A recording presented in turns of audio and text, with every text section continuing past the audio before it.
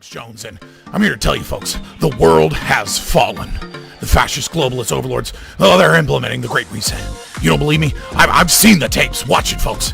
Watch as these pot-bellied Zoomer goblins work with the Illuminati to pit us against each other. I promise I'd be a good boy. Ugh, I'm a good boy. There's only one cure, folks, and that's liberty. And there's no better channel to find freedom than Fabian Liberty. Anarchy is order. Government is civil war. I just got 3 things to say. God bless our troops. God bless America. And gentlemen, start your engine! I got you, sir. I got you, sir. Let me get my shoes. Hold on, your head is bloody. So we gotta move to the top.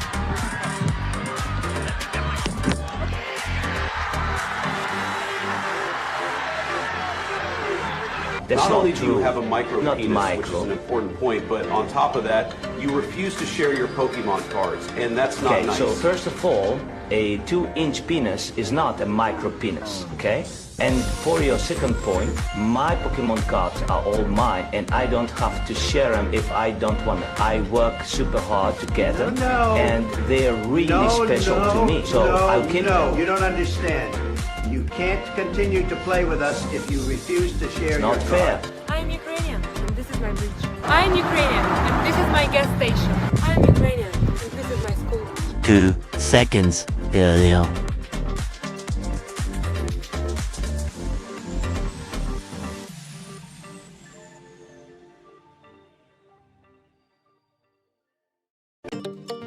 Would you let a Jew work out in your gym without paying if he claimed that the membership was promised to him by God 4,000 years ago? No. Bro, you are fucking... That's a good question. Yo, you're fucking funny. No, I mean, everyone pays. What if he tried bombing you for that? Bro, I mean, that would be like some crazy crime. Some acted, I don't even know, there, I don't know. Are you taking a political stance right now? Just found in my house. That's called a bird grasshopper. I'm gonna eat him. He's not been transparent. I mean, there may be... They are making routine announcements about the things they are finding, and they are inviting questions about the things they are finding every single day. But by definition, he's not being transparent. They're not providing data for the things that they say they have found evidence of. They just aren't. The White House is providing... You can make announcements, and you also did admit that he actually... So you just don't believe it. I mean, they are providing information. You just choose not to believe that it's true. We're seeing about 13 months for these brain and spine MRIs. Cool. Canada, where healthcare is free, but only if you can afford to wait. Step 10, states must publish their own map and allow internal challenges to their own map. So the government has published a map. They have invited the states to challenge the map. Then states have submitted initial proposals, and they then have to publish their own map and allow challenges. Wait, who's challenging it within the state? Well, organized interest groups, environmental groups, like I don't know who specifically, but literally anybody. This is, right. I want to say something because it's very important I say this. This is the Biden administration's process for its own bill. They wanted this to happen. This is how liberal government works now. This is something they instituted for this bill. For their bill. This is a bill passed by Democrats with a regulatory structure written by Democratic administration. Okay. Right. Step 11. Ideological subversion is the slow process which we call either ideological subversion or active measures, активные мероприятия in the language of the KGB, or psychological warfare. What it basically means is to change the perception of reality of every American to such an extent that despite of the abundance of information, no one is able to come to sensible conclusions in the interests of defending themselves, their families, their community, and their country. For our most tricky disagreements, seeking the truth and seeking to convince others of the truth might not be the right place to start. In fact, our reverence for the truth might be a distraction that's getting in the way of finding common ground and getting things done. free fries when you get vaccinated? I got vaccinated. You're saying I could get this? These delicious fries? Wait a minute. But there's also a burger element to this? Let me check with Bill Neathart. Is it too early in the day to eat a burger? Not. This could be breakfast? Okay. I want you to look at this and think about, again, some people love hamburgers, some don't. Really want to respect all ways of life. But if this is appealing to you, just think of this when you think of vaccination. Vaccination. I'm getting a very good feeling about vaccination right this moment. Thank you. When I win, I will immediately bring prices down starting on day one. Men to woman, or woman to men. Man to woman. From penis to vagina. In the shower, on a walk, the Dylan hour. Feeling sweet, feeling sour. I feel nothing. The Dylan hour.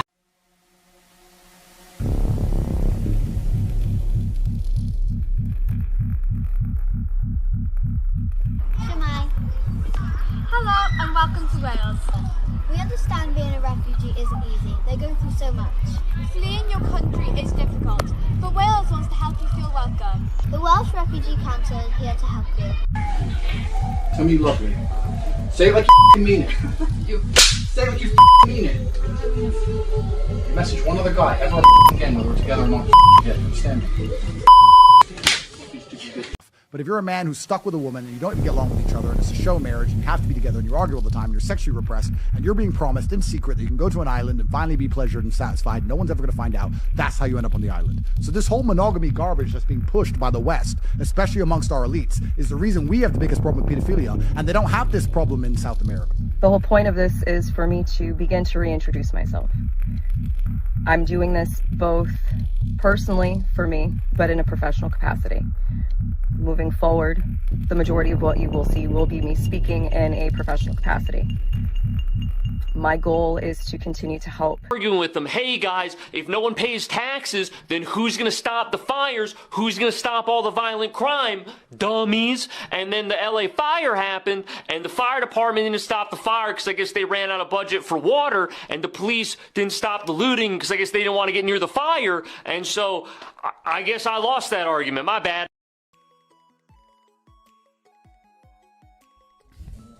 Bro, it is crazy what one day of technical difficulties can do to your stream numbers. I went from starting a stream yesterday to when the intro video was done to having 23 video viewers with some technical difficulties even. To today, they're like, never watching his shit again. 5 viewers. It's like, oh, you're going to lose 75% of your audience in a single day. That is wild, man. Nobody's here. It is what it is. We'll get going and people will come in eventually. What's up? I think I got all the problems solved. I hope I got all the problems solved. I was doing a bunch of test streams earlier, so the green screen still has some issues, but the problem is like fucking daylight savings time kind of fucked me. So like I have these huge windows. I wish I had like a second camera set up so I could switch to it and just show you around. But like I have these huge windows facing the city, and then I have like those I forget what they're called. They're like fog windows or whatever. Frosted windows. They like let in sunlight. And so I just have a fuck ton of sunlight. So like the angling of my studio lights doesn't work when the sun's out. And it's just like just now starting to be a thing that I start stream with the sun out. Let me cut on live chat just in case there's like Vegan Scott.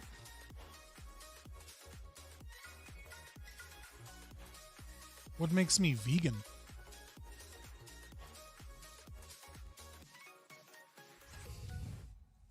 What about my headset? Were you a big Corsair fan or something? My last one's broke, so I had to get new ones. And these are the most, I'm gonna be honest with you, for streaming, I don't pick, because like I'm not doing like audio music editing or anything. Like I'm not doing something like, I'm not hooking up Pro Tools and trying to really balance somebody's music, right?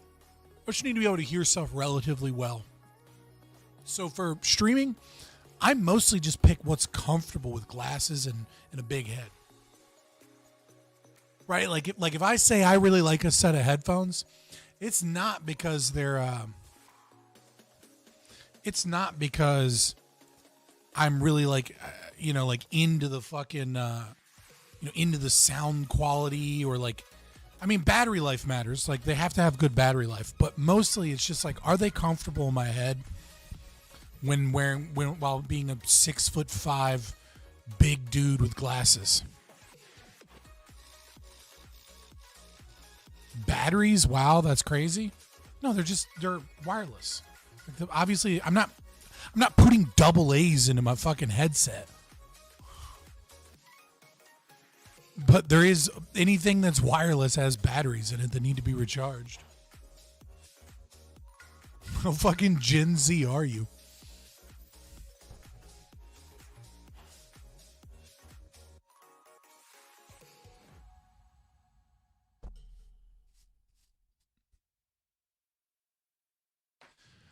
But yeah, it looks like I've got all my issues fixed.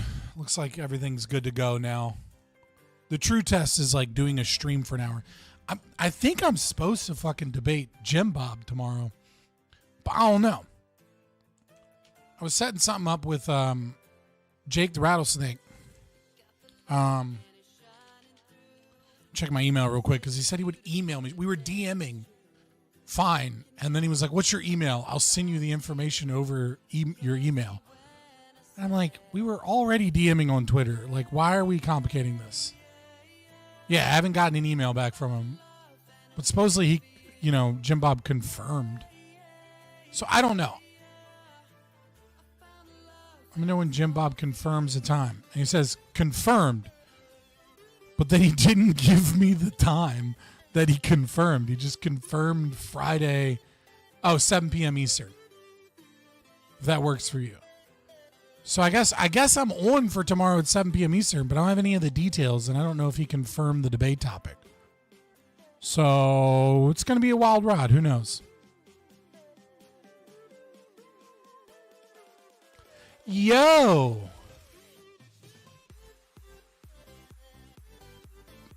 Praxeb on Twitter. What is this?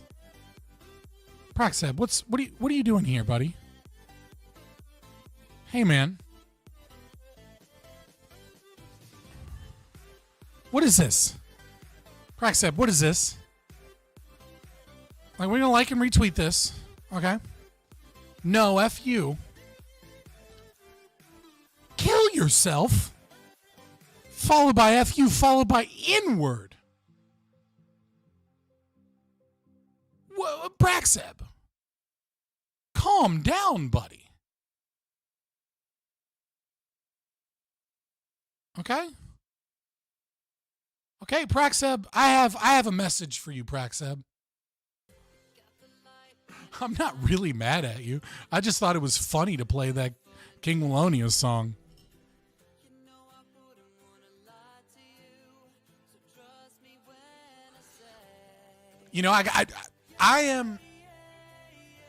I'm not autistic, boys. I'm a different type of neurodivergent ADHD mess of a monster, right? And that is that like I need to dump my craziness onto you guys. And then like every narcissistic, content creator, actor, musician, I need you to then feed this void in my heart that needs attention. And so when I have technical difficulties and stream messes up, it's rough, right, boys? Like I'm just sitting there reading manhwa like a fat fuck. And it's not helping. I got to get it out of my system. That's why I'm here. All right. Number 1, spread libertarianism. Number 2, become famous because I was raised by a narcissist and I probably have some of that in me.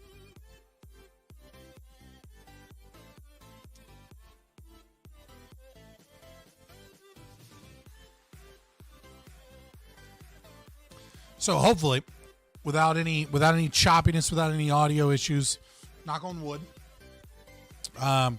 We will get into the debate prep. The debate coaching that I wanted to do last night, so that you guys can do like an AMA.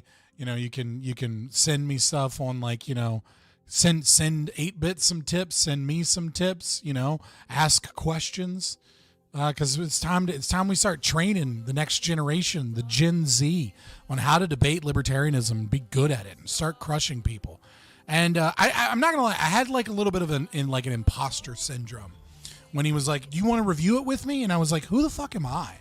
Right? Like, I'm a nobody. Like, who the fuck would want my opinions on like debates? And then I thought about it, and I was like, no, I've been debating this shit for like 3 fucking years. I've won a ton of championships. I've debated a lot of popular people. I'm pretty good at fucking debating our ideas. How far has VeganGains fallen? I haven't heard that name in a while. I don't know. I'll debate him. I'll debate anybody, though, to be honest with you.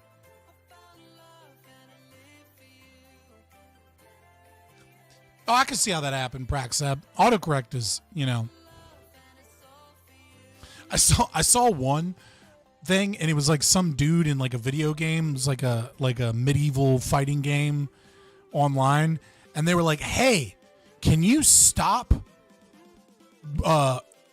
putting asterisks in my name, because my name is Nasser, and you put asterisks on the ass because it's a curse word, and it's way worse now." Because it's just in asterisk ER, and it's like, oh. Every time I see that, I lose it. I'm like, oh my god, that's so much worse. All right, hold on.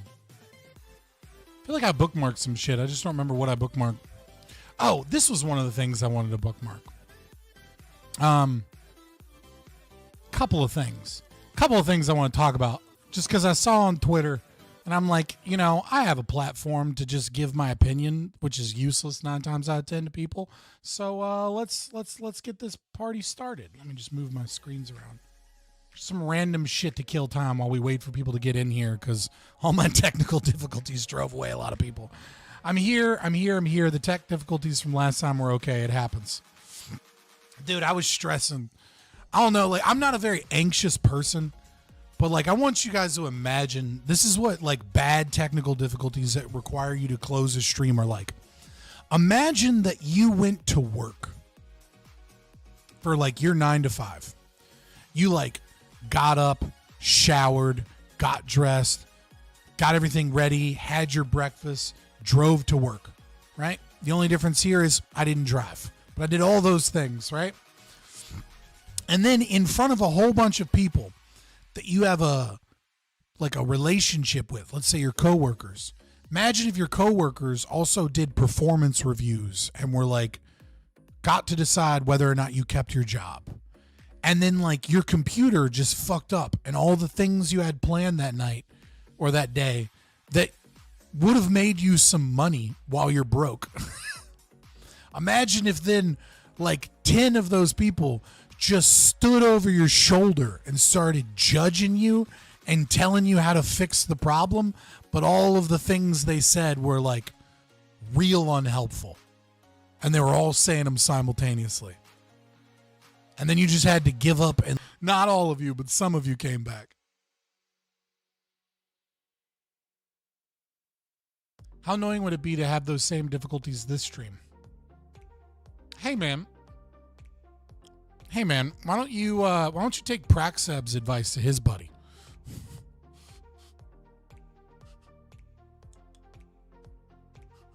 Why would you put that bad voodoo out there for me?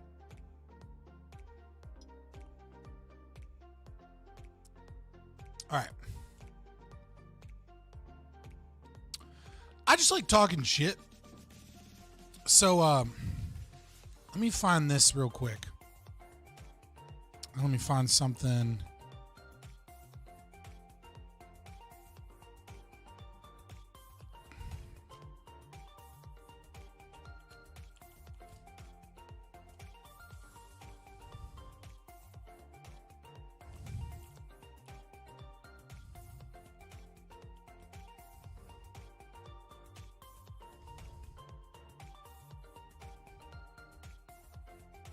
Sorry, I'm just trying to find the Wikipedia for something so I can pull both of these things up together. All right. So, is it working? It's working. So this popped up the other day, and I wanted to talk about it. So Wall Street Journal reports Elon Musk DM'd Tiffany Fong to request she have a baby with him. When she declined, he unfollowed her and cut her Twitter premium payments, which were worth up to $21,000 a fortnight.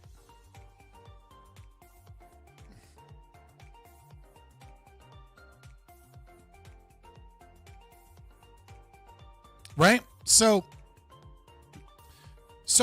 I remember this, and there's this weird part of this story that nobody's talking about. So basically, Tiffany Fong, she's like one of these like e-girl crypto influencers, right? She doesn't really do much. She doesn't really have anything interesting to say. She's just a pretty Asian girl who talks about crypto all the time. And then she was making insane Twitter payouts during the time that Elon Musk was trying to fuck her.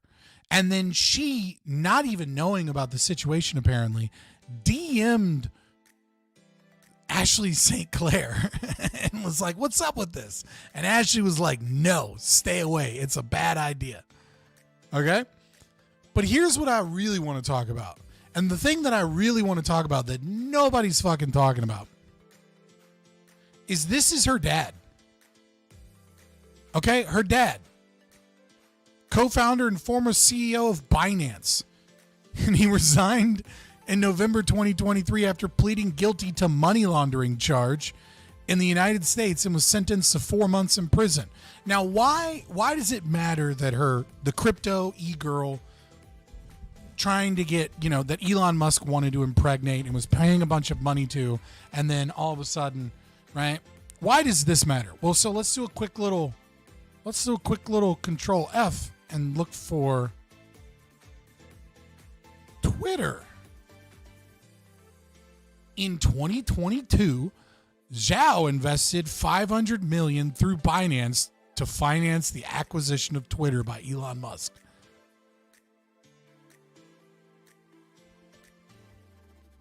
Everyone is talking about how like she got paid, like she's corrupt because like she got paid 20 grand when Elon was trying to bone her, and nobody is talking about the fact that her dad went to jail for money laundering through the same company that he helped Elon Musk buy Twitter with.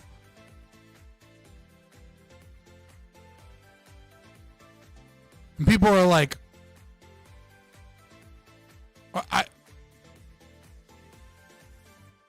people are like, there's no proof of this. Yeah, well, the proof is, Wall Street Journal reporting, a witness, Fong herself and Ashley St. Clair. They all could be lying.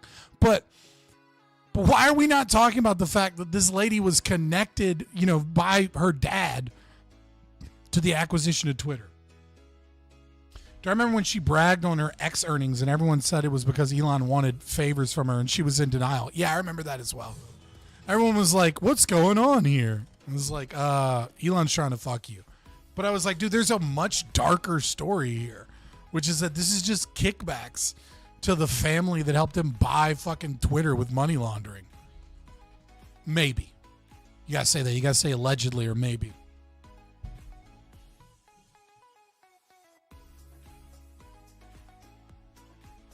There's another one I wanted to talk about.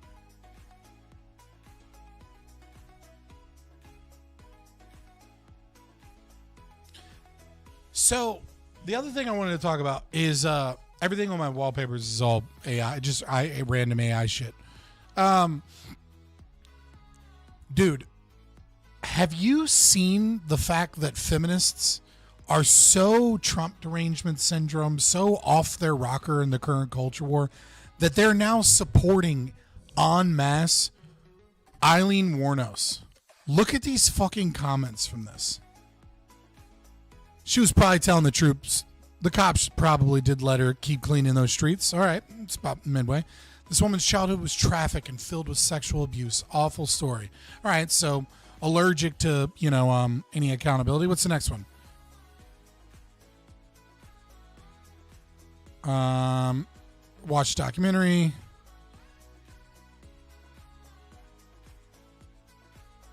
Jim Carrey should have gotten the part over Charlize. My hero.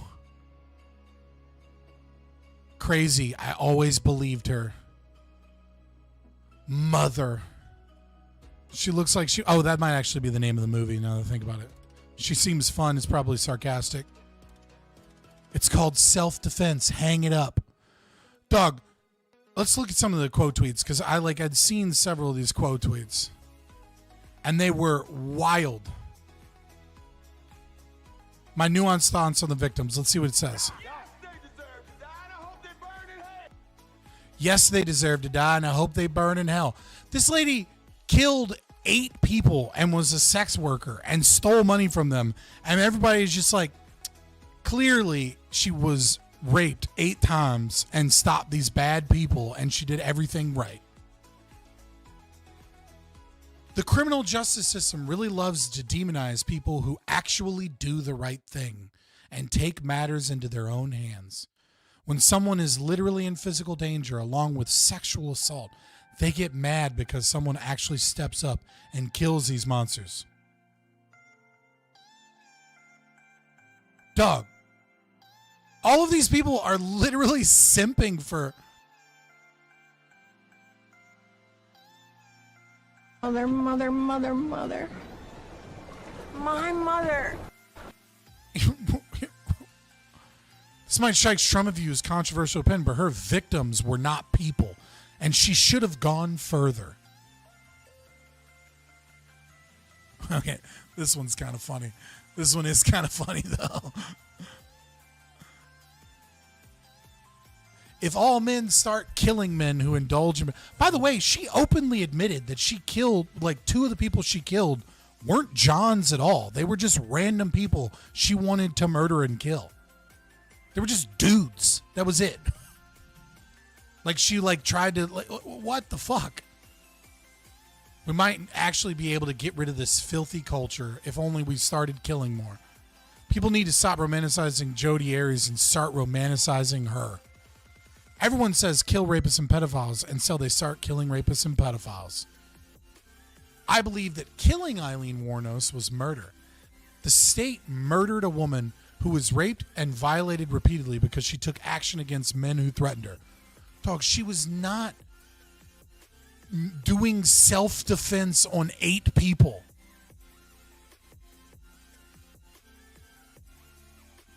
And dude, it's just over and over and over again. People literally simping for Eileen Wuornos now. It's wild to me. I'm just like, oh, we're beginning to go into, we're not beginning. We are now fully in a post-truth left. The right's coming along pretty quickly. Slope-a-Zope is a great example, right? Where he's in a post-truth world because he's too mentally ill to be able to see reality. But the left is fully there. You cannot talk to them about anything. Fucking Carmelo is a fucking hero that should be celebrated. Please buy his merch because his, keeping up the payments on his $150,000 Cadillac and $900,000 mansion after we reduce his bond, to $250,000 is just God, it's too expensive. He only got $500K from that fucking, Gibson Go. We got to buy his merch. We got to help him more to fight white supremacy because whites that criticize blacks just deserve death.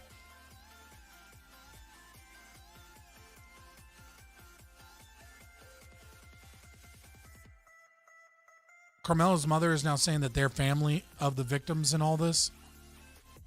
Oh, I was like, of the family? It was they're related? They like cousins? What's going on? Scott, what do you think is Slope's mental illness? Look, mental illness takes on a lot of different forms.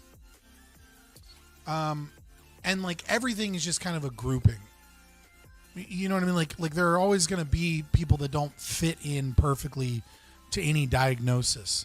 But I would say, from a Jungian perspective, it's probably, from what we see of him, It's just ideological subversion. It's not that complicated.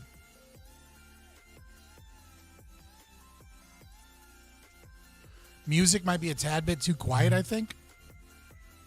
I mean, it's just supposed to be background music. It's not like the background music is there for like if you cut the volume way up, you kind of hear music in the background. Slope is dope. It doesn't matter. You'll just lie. You've told me multiple times you're a libertarian, which is hilarious because you're not. Carmelo's mother. Oh, yeah.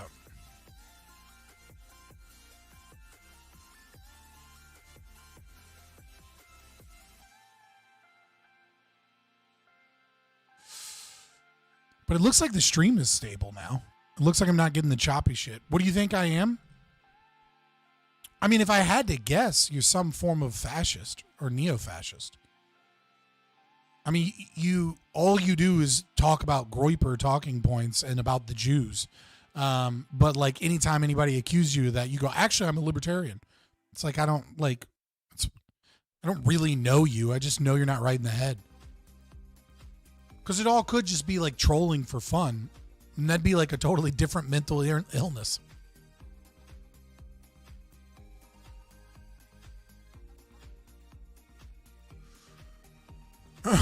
Scott, it's just copyright free music in the background, right? To just like make things a little bit more, so that there's not like dead space if I'm not talking for a second or something. But little bits, I'm not a libertarian. Nobody knows what you are. You're the original troll here, but you've been fun. You're a fun troll. You don't go overboard. Oh my God. I feel like I have like something stuck in my teeth.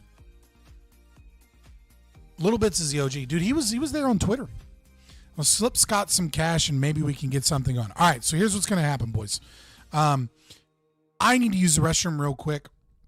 8-Bit is already kind of waiting, which means he's getting prepped and stuff. But I need to use the restroom super quick. And then when we get back, we will get into talking about debating, talking about online debate specifically.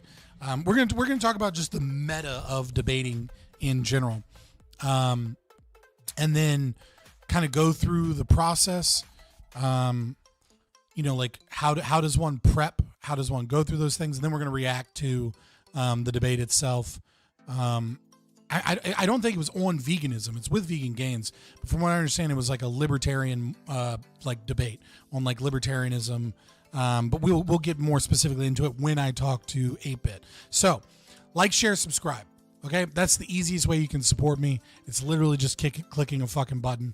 There are 24 people in here. Last time, even with the technical difficulties, we had like 35. But of course, people are like, all right, fuck it, he's got problems. Hopefully we'll get some more people in here. It'll be a fun stream as the night goes on. But there's only 14 likes. So like, share, subscribe. That helps me out. Consider becoming a member for only $3.99. You get a couple of emotes. Once I get enough members and get a little bigger, I'll add more emotes. I have plenty that I made from the Twitch days, and I might make some new ones if I get a bunch more slots. And then, super chat. If you have questions about debates, if you have questions about, the content we're doing, or if you just have general questions about philosophy and things like that in general, super chat, right? I always answer super chats. Might not answer them immediately, but I always get to them at some point in the stream, until I get big enough to where I can't answer them all and I have to do a $1 limit. You know what I mean? I'll answer your super chat. Join the Discord. That's where the go lives go. That's where what's really going on, because you're not going to get the notification bell, just the notifications on YouTube just because you collect them. Join the community, have more of the stuff, and then follow me on X/Twitter if you want to see me be toxic, you want to hear my shower thoughts, etc. I'm going to use the restroom, like I said, and then I'll be right back, and then we'll get this party started.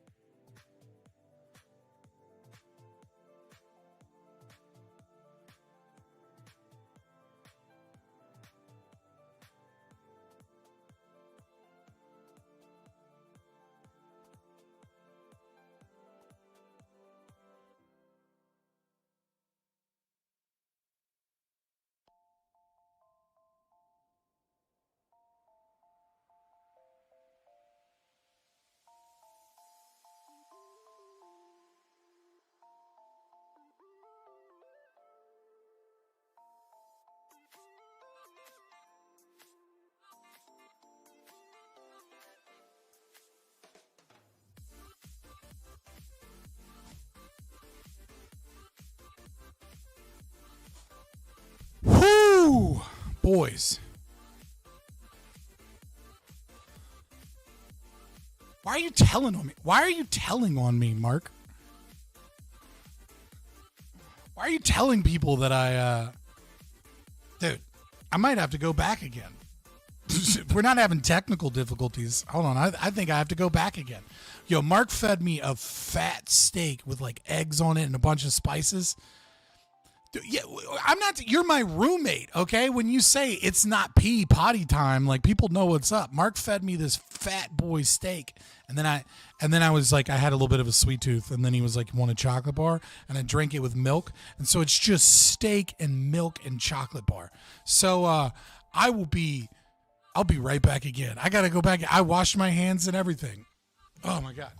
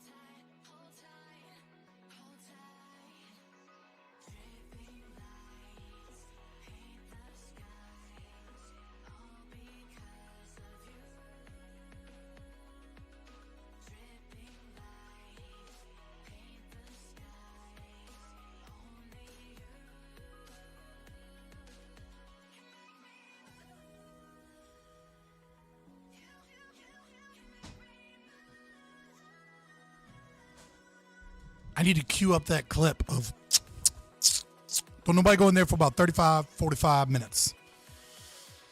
Woo!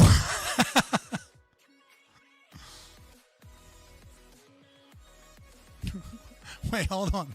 No wonder he fucks black women. That's something only the poor whites do. Nah, dude, interracial relationships are way more common with rich people. The poor whites are obsessed with, are far more likely to be obsessed with race.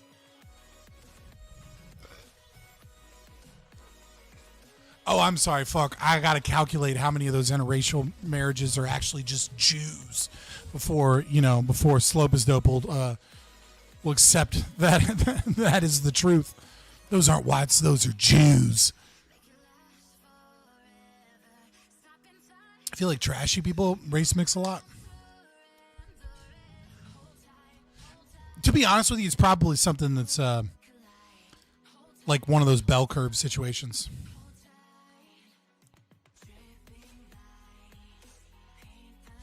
All right, boys. Let me see if 8-Bit is ready to go. Actually, I'll just hop in.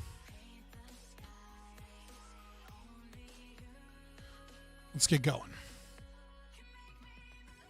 Hey, 8-Bit, are you good to go or you still need a little time? I just saw you already in here.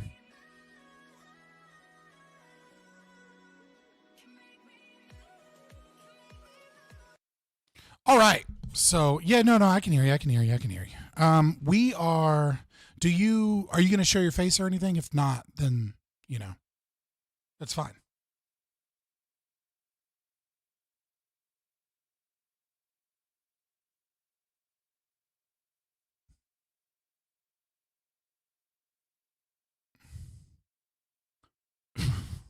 Yeah, it's fine. Hold on, let me just is it this one?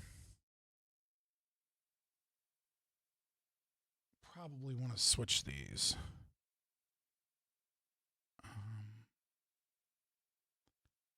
Switch this to that.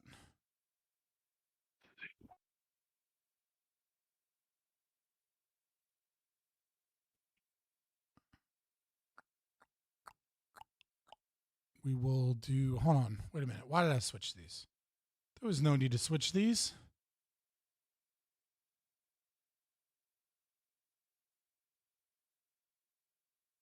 All right, is that working? All right, there we go.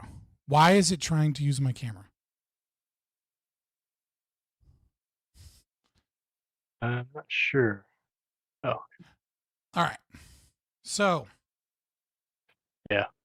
This is what it looks like if I use my... What is going on? What is that? It's a Steam... It's the VR headset. I'm using... the camera shows up under Linux as a webcam, so...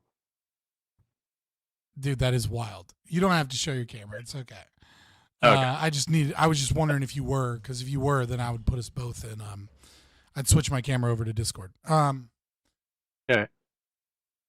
So, you recently had a debate with VeganGains. What was the topic on the debate? Let's see, which is better for society? There we go. Free markets or, I guess, mixed economy.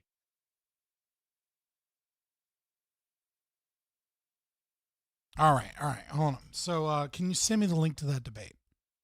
Yeah, let me find it. Let's see.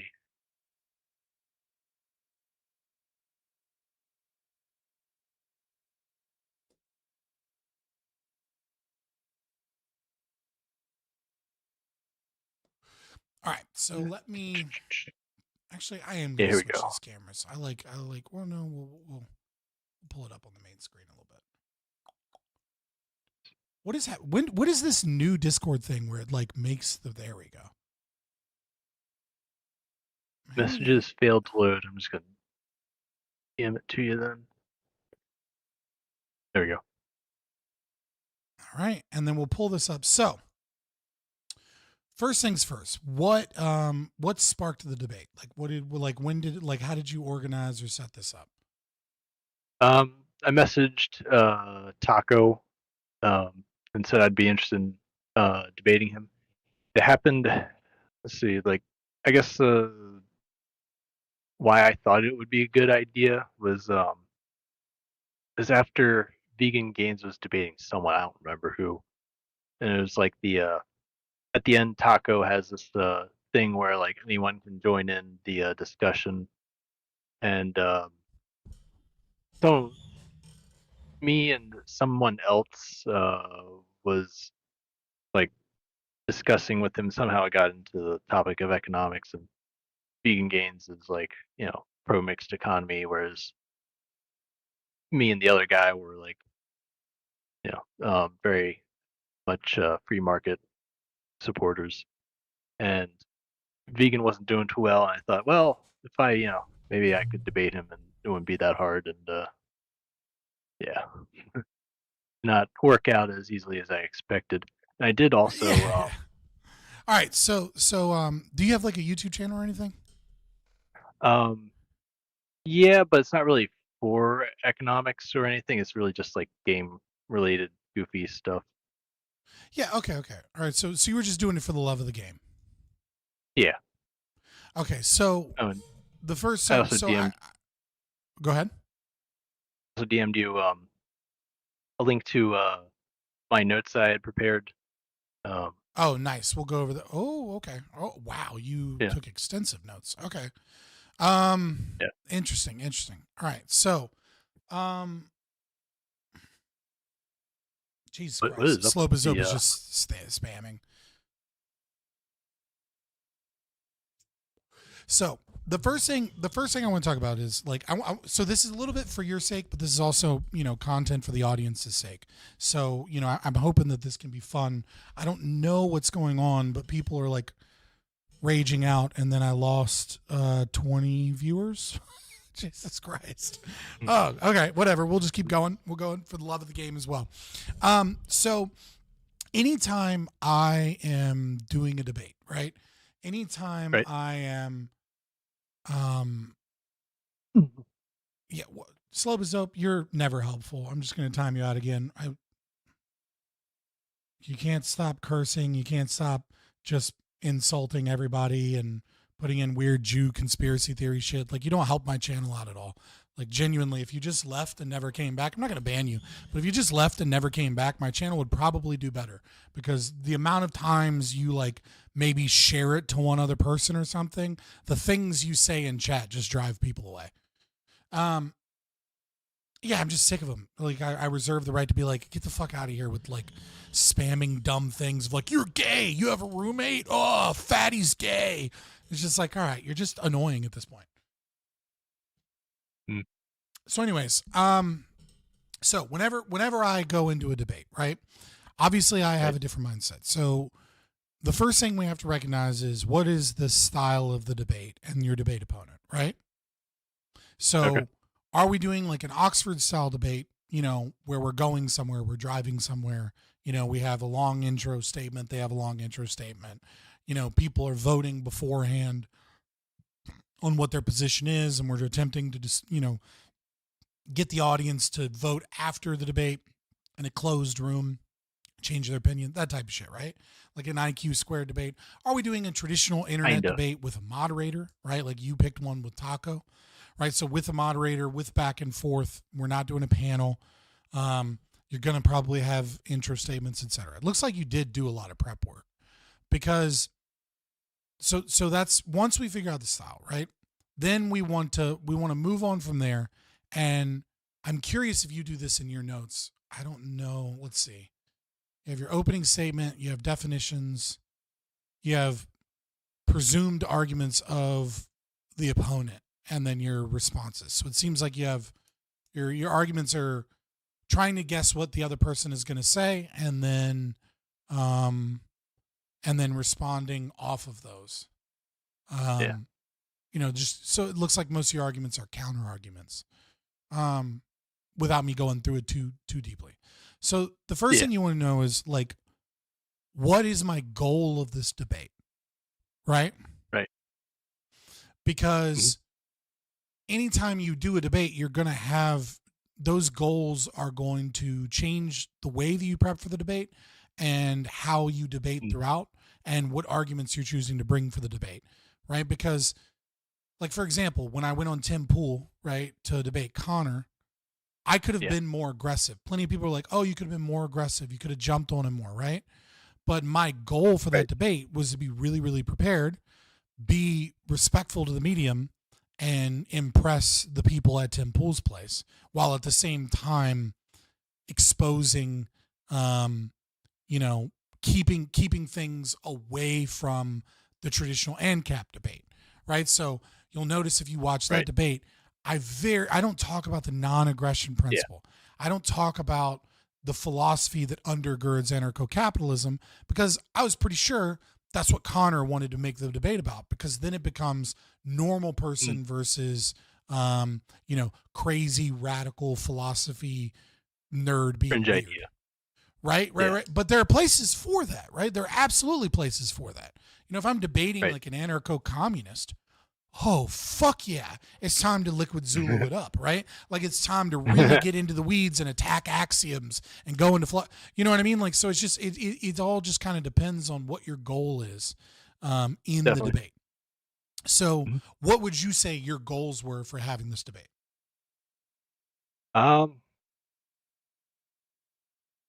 Just, I'm not even sure anymore. So, all right. So you said, like, you gave me this vibe like, oh, I'm in it for the love of the game. Yeah, I more or less. just think that these arguments of this other person I'm seeing are bad. I think I can do a better job. So you kind of got baited into a debate by the other opponent being bad, and then from what I understand, you did poorly. Yeah, he kind of railroaded me. Is very yeah. Go on. No, it's fine. Yeah. Okay. You're good. Say it. Okay, which one? Who's talking now? But yeah, he was very trying to put it nicely. He was a very sore winner the entire time. Let's just put it like that. Well, we'll get into it when we see it. Yeah.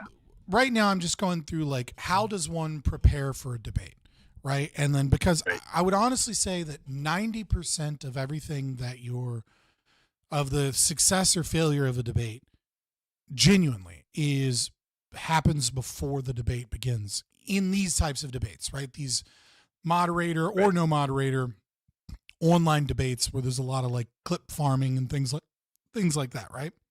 90% of the work is done before you ever show up. And then it's just that extra 10% that occurs in the debate where you can be witty, where you can trap them, where you can call them out on their bullshit, etc. But prep is without a doubt far more important than actual debate performance. Now, when I say prep for this type of debate, what's that? It's like Sun Tzu, the art of war, kind of. Yeah, I mean, sure. You know what I mean? We don't have to get too philosophical with it. I just mean that some of that prep you can't do before debate, right? Because some of that determines it before you go in is experience, you know what I mean? Like, understanding how things work in the debate space, being able to like be quick-witted with certain things. That's not prep you can do the night before or a couple nights before, right? That just takes time. But a big chunk of that is prep. So the first thing we want to know is what are our goals? So your goal, it seems, is love of the game. Sure. This is fine. It's fun, but you're going to lose a debate if that's what you go in with. If you go into debate just to debate the thing, you're probably going to lose. And the reason is because whenever you are making arguments in a debate, you have to align what it is your goal is with the audiences, right? So let's start with audience. So the first thing you need to know kind of what your goals are in the debate is to know your audience. So the first audience for me is my own audience, right? That's the primary audience at the top of the pyramid. Okay. Right? So I know that when I go in, I need my audience. We're getting Scott's Dennis system for debating, right? So I know that what is it that my audience wants, and what is it that I want to grow my audience, right? So my audience is going to be the random people that hop in because they see me, and then maybe they've seen me a couple times, and they see like, oh, I'm debating VeganGains, right? So I'm getting a general audience. So it's like. It's what does my core audience want, and then what am I trying to sell to potential audiences, right? So for that audience, I want to sell competency. Okay.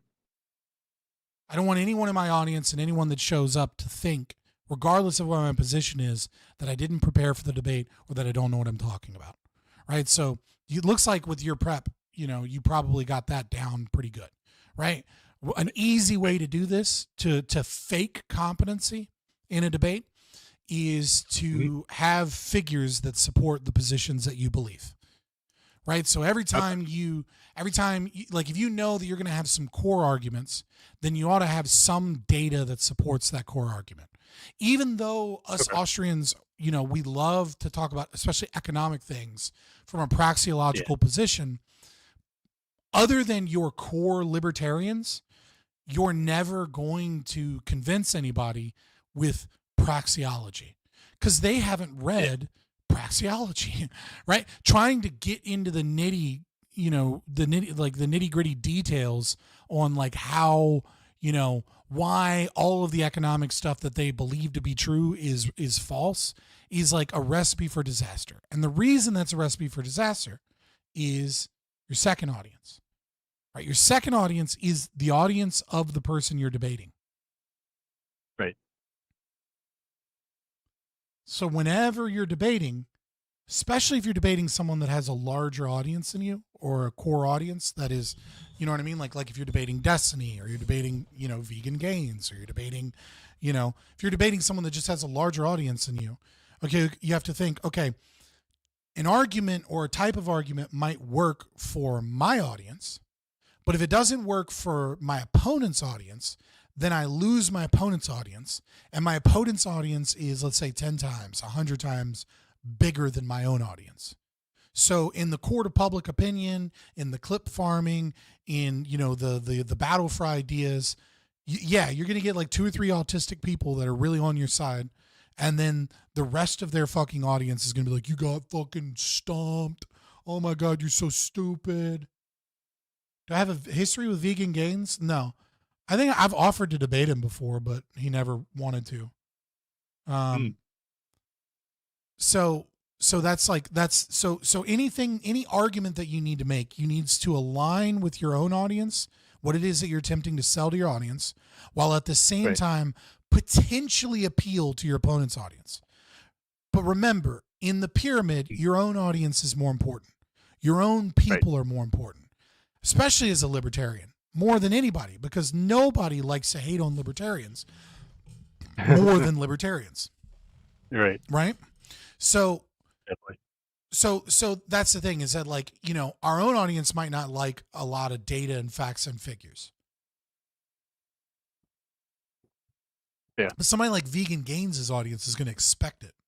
And they're going to think that they're going to assume that you have a bad argument if you don't have data to support your argument, even if you are like a genius at praxeologically, in very easily being able to communicate the downward or upward market incentives of a specific policy and explain why it's a problem. They're going to be like, cool. That sounds well reasoned. Where's your proof? Right? Normal, the overwhelming majority of normal people do not think about things philosophically, logically, or rationally. Like they have very, very, like your typical woman, for example, is stuck at even the most intelligent PhD woman, obviously there are exceptions, but she's stuck at like a middle school boy's level of logic, right? So right off the bat, most women, and you can hate me for this, you can tell me I'm wrong for this all you want, but when it comes to like critical thinking and reasoning, as opposed to rote memorization, like your typical Western woman, they have the logical capacity of like a 12-year-old boy. A 12-year-old boy who's not horny. Let me make that clear. Because the men that are horny have the logical reasoning of like a kindergartner, right? But so long as the male is not horny, right, they blow any woman out of the water in terms of that. And obviously, again, there are exceptions to every rule, but they prove the rule more than anything. So if your argument is purely logical, rational, you're going to lose. And so this brings us to our third audience, the general audience. Yeah, the normies. Well, when I say the normies, it's not that they're normies within the audience. It's that if you're debating and doing an online debate, there are people that will show up into your channel or the other person's channel who have never seen any of these people or who have only like kind of engaged with them a little bit. They're not that person's core audience. They're not necessarily fans. They were just like, oh, this looks interesting. I'll click this, right? So they're your third audience. So in order of importance in the pyramid, there's a fourth one, which is your opponent, right? But like with someone like VeganGains, it doesn't really matter, right? But with someone like, someone you're a little bit more friendly with or something, like if I was to debate Liquid Zulu, right? I would still want to think about his opinion of me, right? Because we have some repertoire. We don't want to ruin that. But yeah, in general, it's your own audience, your opponent's audience, and then the general audience. Now, whatever you do, whenever you make arguments, you want to make sure that your strongest arguments appeal to all three. And you want to make sure that if you have other arguments that are necessary, that those arguments don't clash with the other two unnecessarily, right? Sometimes you have to bite the bullet, right? And when you bite the bullet, you need to make sure that whenever you're being forced to bite the bullet, that you're biting the bullet because it's important for your core audience. It's important for your people, that you don't, become elusive, or that you know what I mean? You get what I'm saying? Like an example of this is like, will you steal a penny to save the world? Okay. Sometimes it's important, more often than not, it's important to bite the bullet on that and say, no, I'm not going to steal a penny to save the world. Let me explain, right? You want to fucking soften the blow, but ultimately biting that bullet is designed to make you unappealable, like unlikable, not appeal to the general audience and to their audience. But it is important to your audience. So your audience does come first if there's a conflict. But most of your arguments shouldn't create a conflict. You should be trying to formulate arguments and ideas that appeal to a general audience, that appeal to your own audience, and appeal to their audience. So then this comes into rhetoric, right? When you are crafting your arguments, right? So let's go into your prep, right?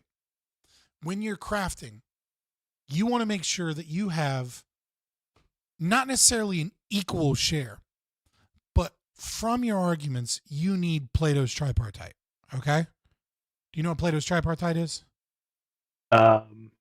Maybe I've heard of it, but it doesn't really ring a bell. So that's logos, pathos, ethos. All right. Okay. Probably heard those, right? Yeah. Right. So whenever you make a debate and you're prepping for a debate and you're making your arguments, if all of your arguments on the economy are, this is logically true, this is why you're wrong. This is logically true, this is why you're wrong.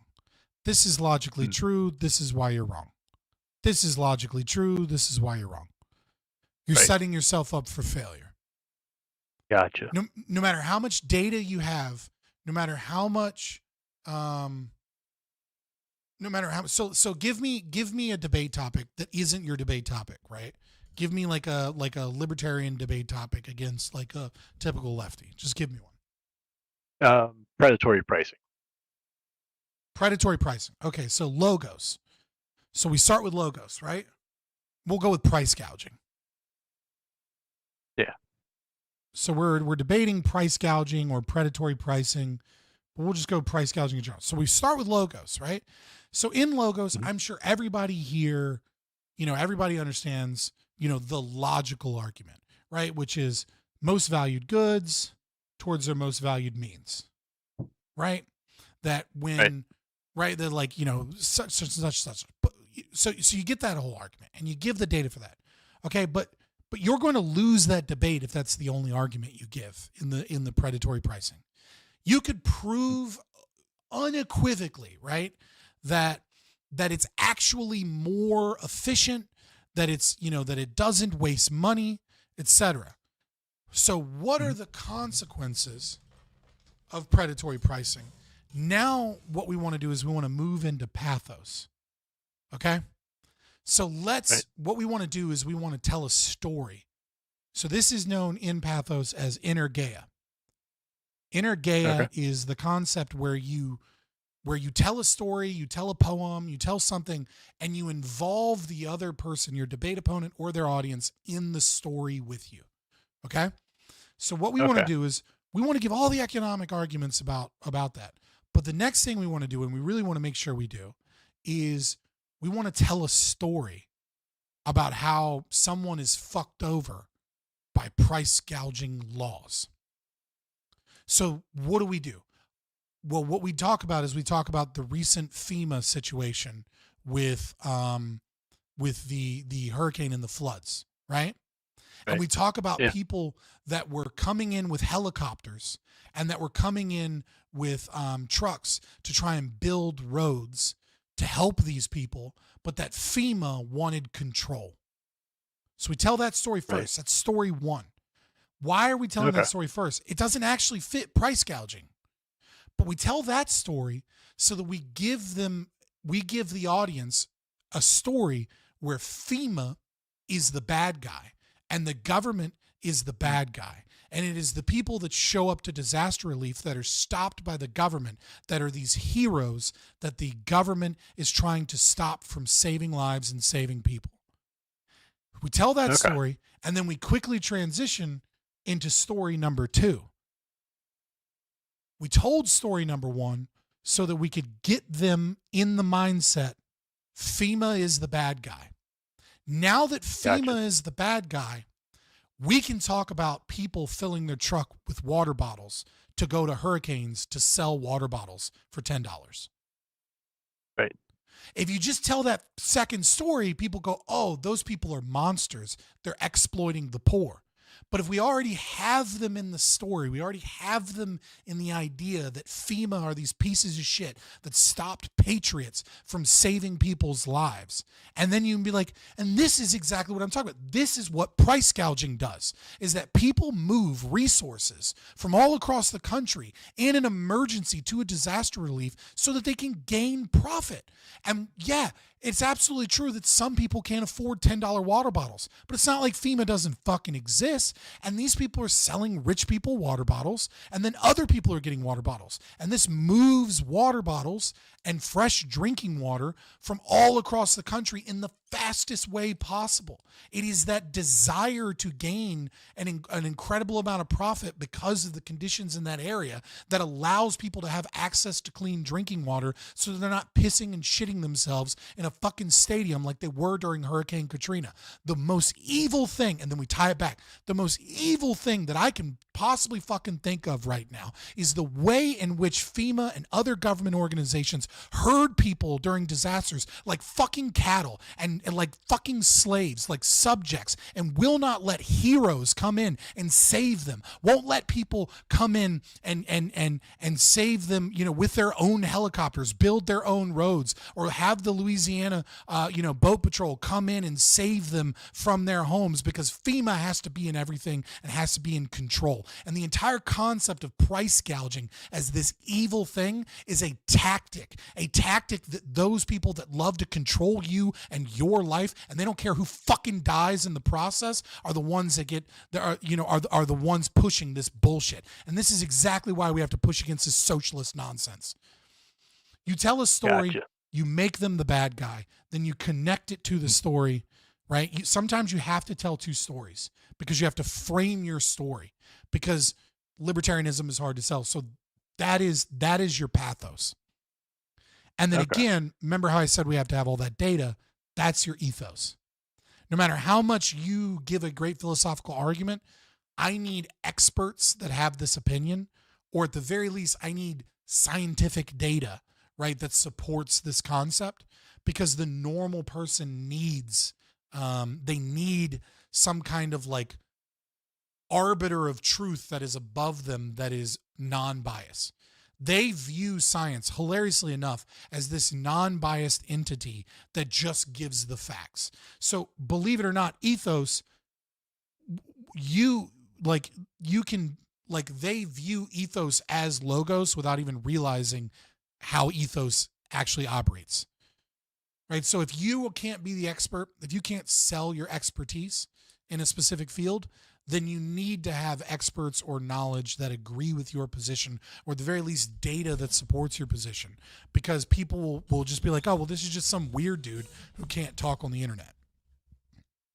Gotcha.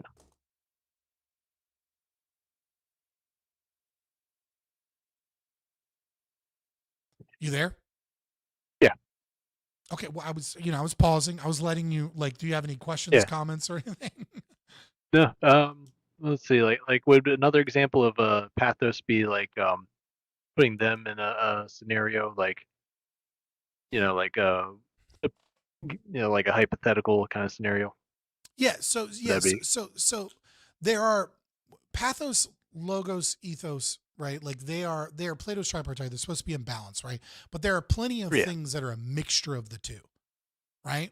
Okay. So hypotheticals are often a mixture of the two, right? So if the hypothetical is designed to showcase their logical inconsistency, then it's logos, right? Like you're attacking their logic. But if you're forcing them to bite a bullet that showcases the natural kind of conclusion of their logic, and that is like patently evil because you've like brought it out all the way to its logical conclusion, then you've kind of done both. Okay. At least for the audience. Okay. Makes sense. And the same thing can be true of logos and ethos and even pathos and ethos, right? Like a good example that we've had famously of pathos and ethos is Douglas Murray versus Dave Smith, right? Like this, like Dave Smith is constantly telling him that he's like appealing to authority, right? But Douglas Murray is utilizing this combination of pathos and ethos, where he's saying like, "Well, have you even fucking been there?" Right? Like, okay, you're talking all about these checkpoints. Have you ever been to a fucking checkpoint? Have you seen what it's like? Right? So by doing that, it is invoking ethos. It's like, you don't know what you're talking about. You're saying all these things. It's a way for him to dodge the fucking question of whether or not those things are true, right? But nevertheless, right? Like he's doing that. And then at the same time, he's letting the audience know, I've been there. So he's establishing ethos and he's attacking the ethos of the opponent, right? And then there can be like an emotional reaction from, you can combine those things as an emotional reaction to like, oh, you're lying. Like most of this is going to be ethos is attacking credibility, but you can do this with the emotion by telling the story of like having been there and what you've seen. Right. And what you actually witnessed yourself. Right. So you're establishing that you've been there, you've talked to the people while simultaneously telling a story of the horrors or, the lies that were told. You know what I mean? And like, you know, how these people are like shifting and they're making up bullshit and they don't even know what's going on. Right. So you're attacking the ethos while at the same time giving what is kind of an emotional argument. Gotcha. Katy Perry has been to space, therefore she knows more about it than Elon Musk. True. Clearly. Yeah, I only found out about that, like, in passing. Like, what the hell happened? Like, I haven't looked into it. Yeah, so I mean, it was Bezos and people up into space. They went into space for like 5 minutes. All right. So the next thing in prep for a debate is what are your, and it looks like you did a good job of this. Again, I haven't read through all of this, right? But it looks like you're doing a good job of like trying to have, counter arguments for what it is that your opponent is arguing. Because that's kind of like my next thing, right? Is what do you think your opponent is going to argue? Learn about your opponent so that you can debate the opponent. Now, this comes from an argument standpoint, but you don't have any notes here on the types of tactics and tricks that your opponent commonly uses. Yeah, I entirely underestimated that. Right. So like whenever you're debating someone, you should have notes both on how they debate and how you're going to, remind you, because in the moment you'll forget, right? Like I'm probably debating Jim Bob tomorrow. And one of the things that's going to be in my notes, right, is it's going to be make him answer the question. Make him answer the question. I'm going to put that in big fucking bold letters. I'm going to underline it. So when I'm looking at my notes, I can constantly remind myself, wait a minute, no, you didn't answer my fucking question. Like you answered my question with your own question and attack on me. Like, are you going to answer the question? Like, yeah, sure, I'll answer your question, but are you going to answer mine, or are you just always going to attack and always going to deflect? I'm like, do you have any fucking answers? Or do you even have a positive position? Or is it just constantly attacking my position? Answer my fucking question. Then I'll answer yours. That's only fair. Right? So so you have to have notes to remind yourself with the types of tactics and the things the person does. And then the other thing you need to do is, which it looks like you did, which is what are their common like arguments?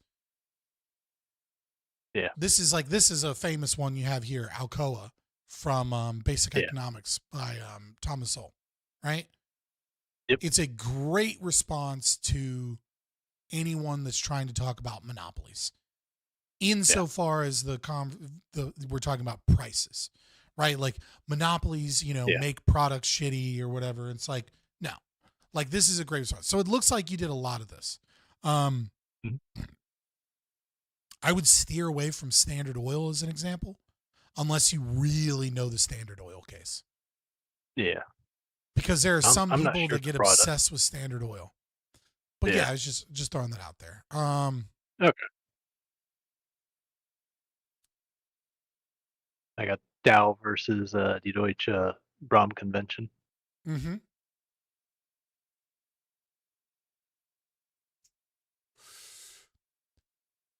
That's probably my favorite economic story. What about buying up all chemicals? Yeah, buying up.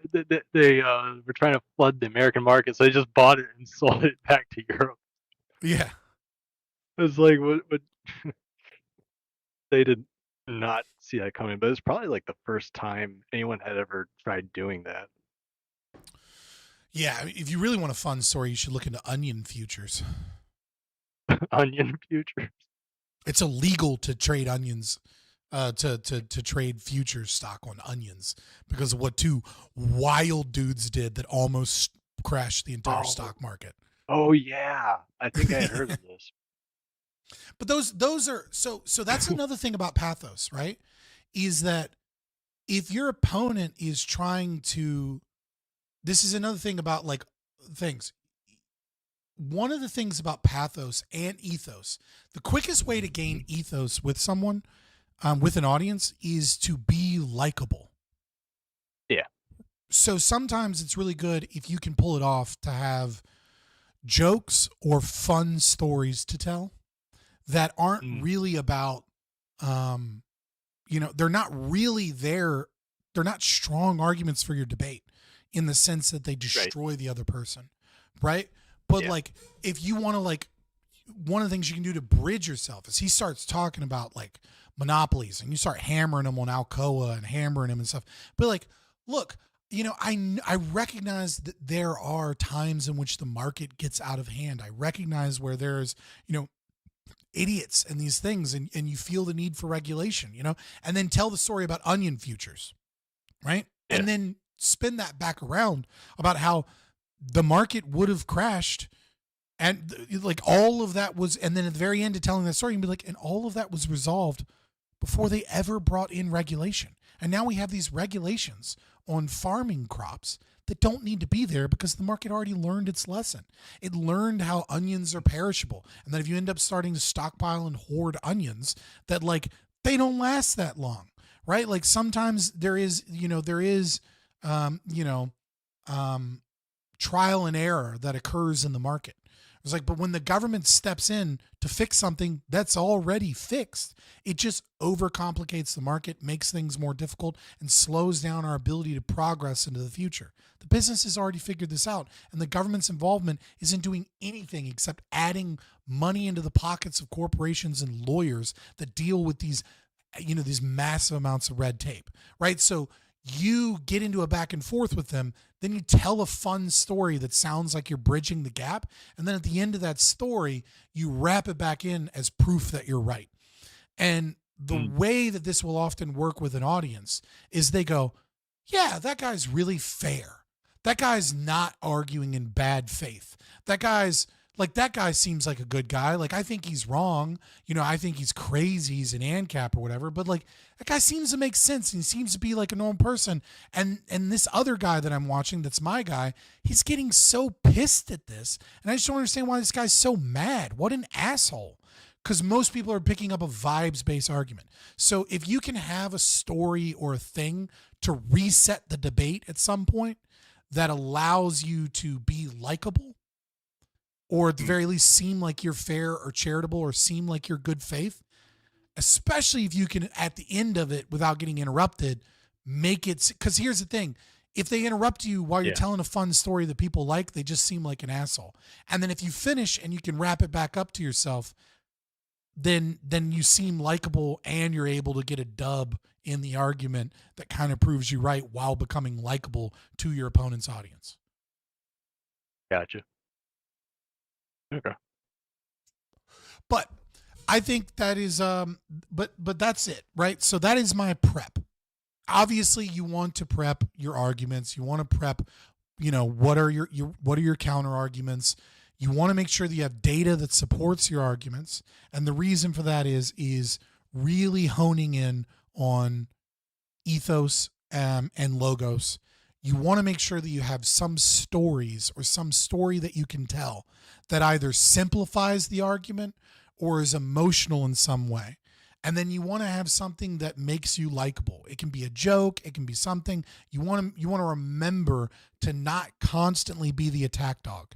You want to, it's like variable ratio, like intermittent reward systems, right? Like if I give you a cookie every time you do something good for me, well, you'll probably continue to do something good for me. But then if I take the cookie away, you start getting pissed. It's not a good training mechanism. But if I give you a cookie every 3 times you do something good for me, right? Well, you're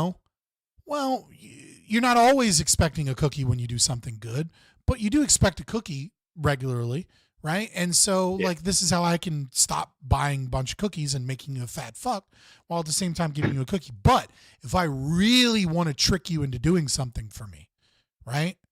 Then what I'll do is I'll give you a cookie randomly when you do something good for me. Sometimes you'll get 2 cookies in a row. Sometimes you'll get 3 or 4 times where you don't get a cookie. And this is how loot boxes work in video games, right? They figured out the variable reward, intermittent, like it doesn't always occur, systems of like loot in video games and loot in loot boxes is like, mwah, it's chef's kiss of like getting you hooked and being like, oh, I'll just buy a couple more. If every 3rd loot box is a guaranteed big winner, right? Then you'll just buy 3 loot boxes. And then you'll be like, I don't want to buy another 3. But if you have no idea what the chances that you'll get something amazing or get trash, you'll just keep buying that one more. And you end up spending a lot more money. Same principle applies in a debate, right? It's like you got to be nice sometimes and you got to dig in hard sometimes, but you got to also make sure that you're giving both at the same time so that you're confusing your opponent and your audience and they don't know when you're going to switch from grilling them and going on the attack to like telling a fun story that everybody can agree to. And if they try and match your energy from like the last thing you said, they end up looking like an asshole. Okay. And like that's really hard to do in the heat of the moment, but that's super easy to do if you just ahead of the debate be like, this is a fun story to talk about when we get into monopolies, right? Like this is a fun story. Right. This is my data that supports my claim. Make sure that my arguments kind of appeal to my opponents as almost as much as they appeal to my own, and then you're good to go. Okay. Never be nice. Well, listen. Like this nice guys finish last, like little joke thing. This is why Chads get girls. It's variable reward. Simps always give girls rewards. Oh, they immediately show up with the flowers. Oh, they're nice to them. Oh, they open the door for them. Oh, they open the car door. Oh, they tell them how beautiful they are. Oh, your makeup looks so lovely. It's constant compliments, constant affirmation. Right. And it doesn't work because you're not actually rewarding. It's not actually a reward for behavior. Right. It's expected. Right. Chads get girls because they randomly act like a fucking asshole. And then they fucking randomly do shit that the girl really likes. And when the girl really likes it, she feels like she must have done something great to deserve it. And she feels like it's a reward. And she gets hope in the relationship. And then she gets another nice thing. And she's like, oh, this is fucking great. I've tamed him. Let me spread my legs for Chad. Give me your baby, Chad. I want it. And then Chad's an asshole again. And then they're like, what is going on with this will they, won't they toxic relationship? And eventually they figure out Chad's game and then they leave and then Chad goes on to the next girl. I always tell the IDF baddies on my whatever FYP is that I love them. That's funny. I'm sorry, boys. I'm not saying you ought do this. I'm just saying that's how that works. Variable rewards is basically the way to get people to do the things that you want to do. But let's get into the debate. Where does the debate start? It's been quite a few weeks, over a month since I had this debate. So let me see. All right, so at 425 it says you have to be trolling. So holy shit, this is a huge panel. I thought it was a 1v1. I think that's like the Q&A afterwards. Okay. Yeah. Let's see. 8-Bit, you were there the entire time. Yeah. Let's see. Did you debate him for 5 hours? Not necessarily 5 hours straight, but like I think the debate portion of the debate went on for like 2-ish hours, and they're like halfway through you get into the audience participation. And it's more audience like participation looks like it starts. Looks like they're bringing in new people around like an hour. Okay, so the debate starts in the beginning. Yeah. Okay. So. Okay. All right. Yeah. First. But you've got audience questions coming in like after like an hour. I was about to say, I was like, dude, if you debated this dude for 5 hours, here's another pro tip: after the debate and you get a little bit of audience, leave. The longer you stay in a larger person's channel or whatever, pardon me, the longer you stay doing that, the longer it will be that that like you start to lose the audience because it's not your vibe, right? They're not your people. Yeah. Does that make sense? Kind of. All right, let's get going. The second I went live, as it does every single time. So I'll get those fixed at some point during the debate, not too long from now. But we have VeganGains and 8-Bit. Since 8-Bit's taking the affirmative, why don't you introduce yourself, the position you're taking today, and then we'll have Vegan. All right, I'm gonna put this at like 1.5, and we'll just kind of go through. I'm probably not going to go through the whole debate. Well, I mean, we'll see what happens. We'll see what happens, boys. Yeah. Gains go after you. Let's see. Can you hear me? All right. Yes, sir. Okay. So I'm 8-Bit. I just realized how hard it's going to be for you to interrupt because you're going to be talking. Yeah. And I'm gonna think it's like you on the debate for a second. So like make sure you speak up if there's questions you have or things you want to go through. I'm gonna say things that I noticed, but like don't be afraid to speak up. You'll be fine. Okay. Also, could you share it to here so that way I can watch it with you? Yeah, because I have the stream YouTube video muted. Yeah.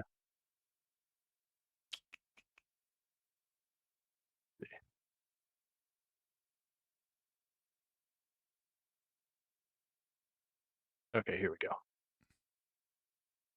An atheist and also an anarcho-capitalist. Let's see. My position is that free markets are best for society, totally unregulated, no government oversight. And I believe that because free markets are the epitome of individual rights and freedom.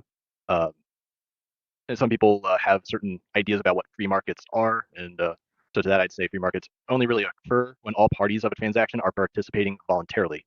And if at any point coercion is involved, as a matter of definition, it ceases to be a free market. It's not a free market. Gotcha. So that's a very quick intro. So they didn't give you like an intro statement. That's a little rough, but so like I don't know that I have a ton of advice on that because it's such I think that there's a I think that actually happens a little later. I got a little confused about the format. I think it was my first debate, so that's fair. That's fair. You've got to like listen. I struggle with this. Yeah. I have a lot of filler words. I say right a lot, which is a technique I probably picked up from humanism. Right. Right. Yeah. Right. Right. Right. Right. Right. Right. You get Right. it. Because Right. it is a way to seek affirmation from the opponent, and disarm the opponent in a certain way. But I use it too much. I use it as a filler word too much because it's become a habit, and that just kind of is what it is. You, on the other hand, if you struggle with knowing what to say next, I would really suggest you start writing things down so that you can be more concise. If you're not, and I'm not trying to be insulting here, but like some of this is about the gift of gab and practice. And if you lack that kind of that ability to flow your sentences into the next place and connect your ideas quickly so that there aren't gaps in what you're saying and there isn't confusion for the audience, then the next best thing you can do is to make sure that you're constantly writing down what it is that you're going to say and then just saying what you've written down. Gotcha. Because this is just going to fuck you. Whether you like it or not, people do not like the validity of your argument is way down on the list of like why people win or lose a debate online. It's unfortunate, but it's just true. If the validity of arguments was all people cared about, then they'd all be like tag Christians and fucking, libertarians and like, full blown commies, right? They would just be obsessed with like, ideas in philosophy and in logic.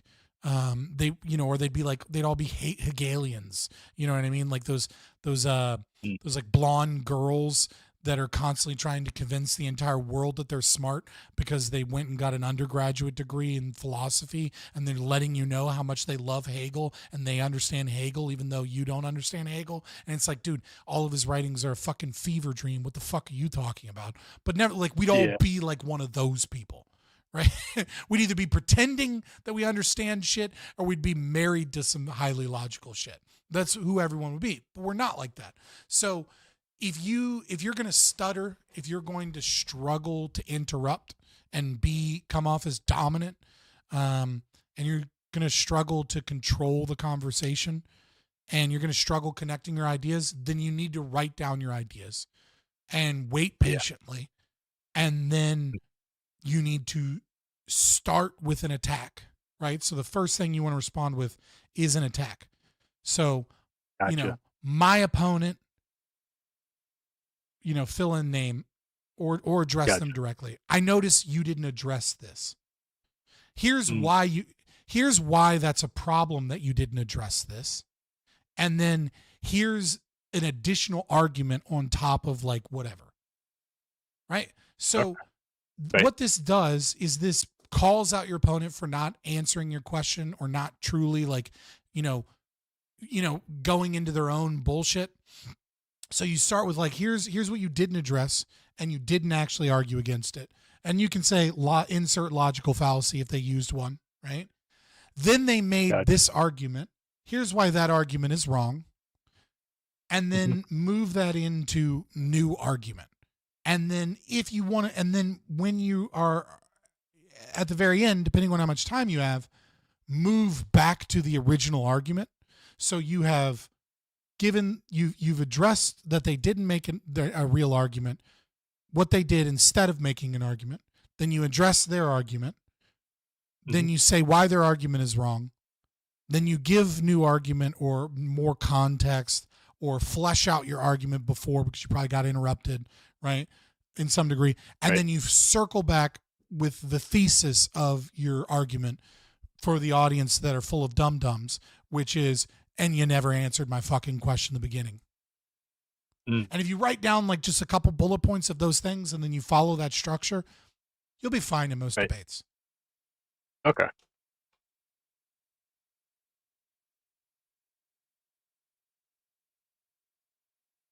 Dude, what is this dude doing in Twitch? Like, you can't, like... Slope, dude, for the love of God, just... Go touch grass, brother. You're just constantly trolling and annoying. You don't help the chat out at all. You just bitch and complain. And you drive people away because you're just such a nasty little fucking twerp.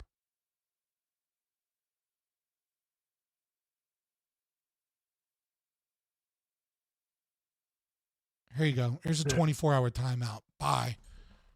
I gave you like 10 fucking warnings. And just pity boner, this fucking piece of shit, blah, blah, blah. You're out. Goodbye. We're going to continue. Remember, this is just stating your position and introducing yourself, so we'll do the actual 10-minute intros here in a moment. Right. Oh, 10 minutes. Okay. Oh, Jesus Christ. And then VeganGains, you want to I'm sure everybody knows who you are, but would like to introduce yourself real quick? Yeah, I'm VeganGains. I'm a vegan activist. I'm VeganGains on YouTube, obviously. I don't know if I could fall into any particular political category. I just say that I'm not retarded.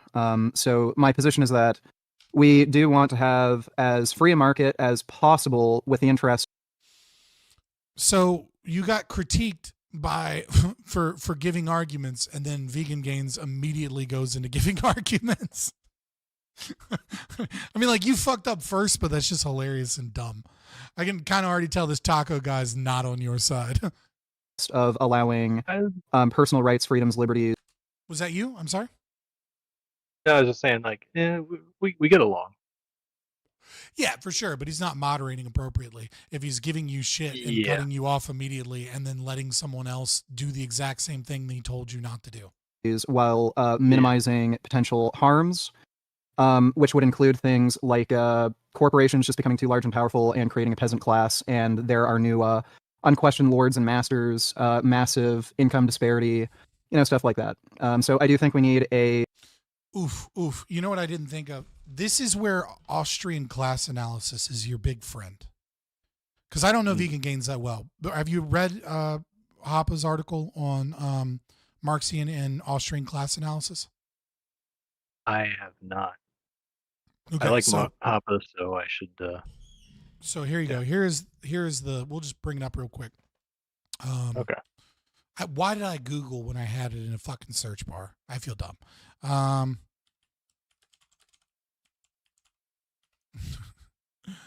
So here it is.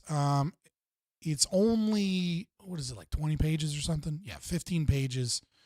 And without citations, it's really just 12 pages. Mises Institute 9250.pdf. I mean, that is the most autistic shit I think I've heard in a long time. And my son is nonverbal autistic.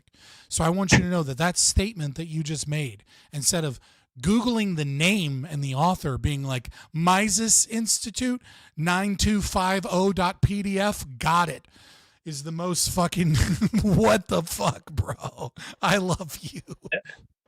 This is how my brain works. I know, like, I know. I'm just teasing. Search Hoppe class analysis, and the first link was the Mises Institute, and then like it says downloads 9250.pdf. So. Right. So just the first paragraph, right? I want to do the following in this paper. First, to present the theses that constitute the hardcore of the Marxist theory of history. I claim that all of them are essentially correct.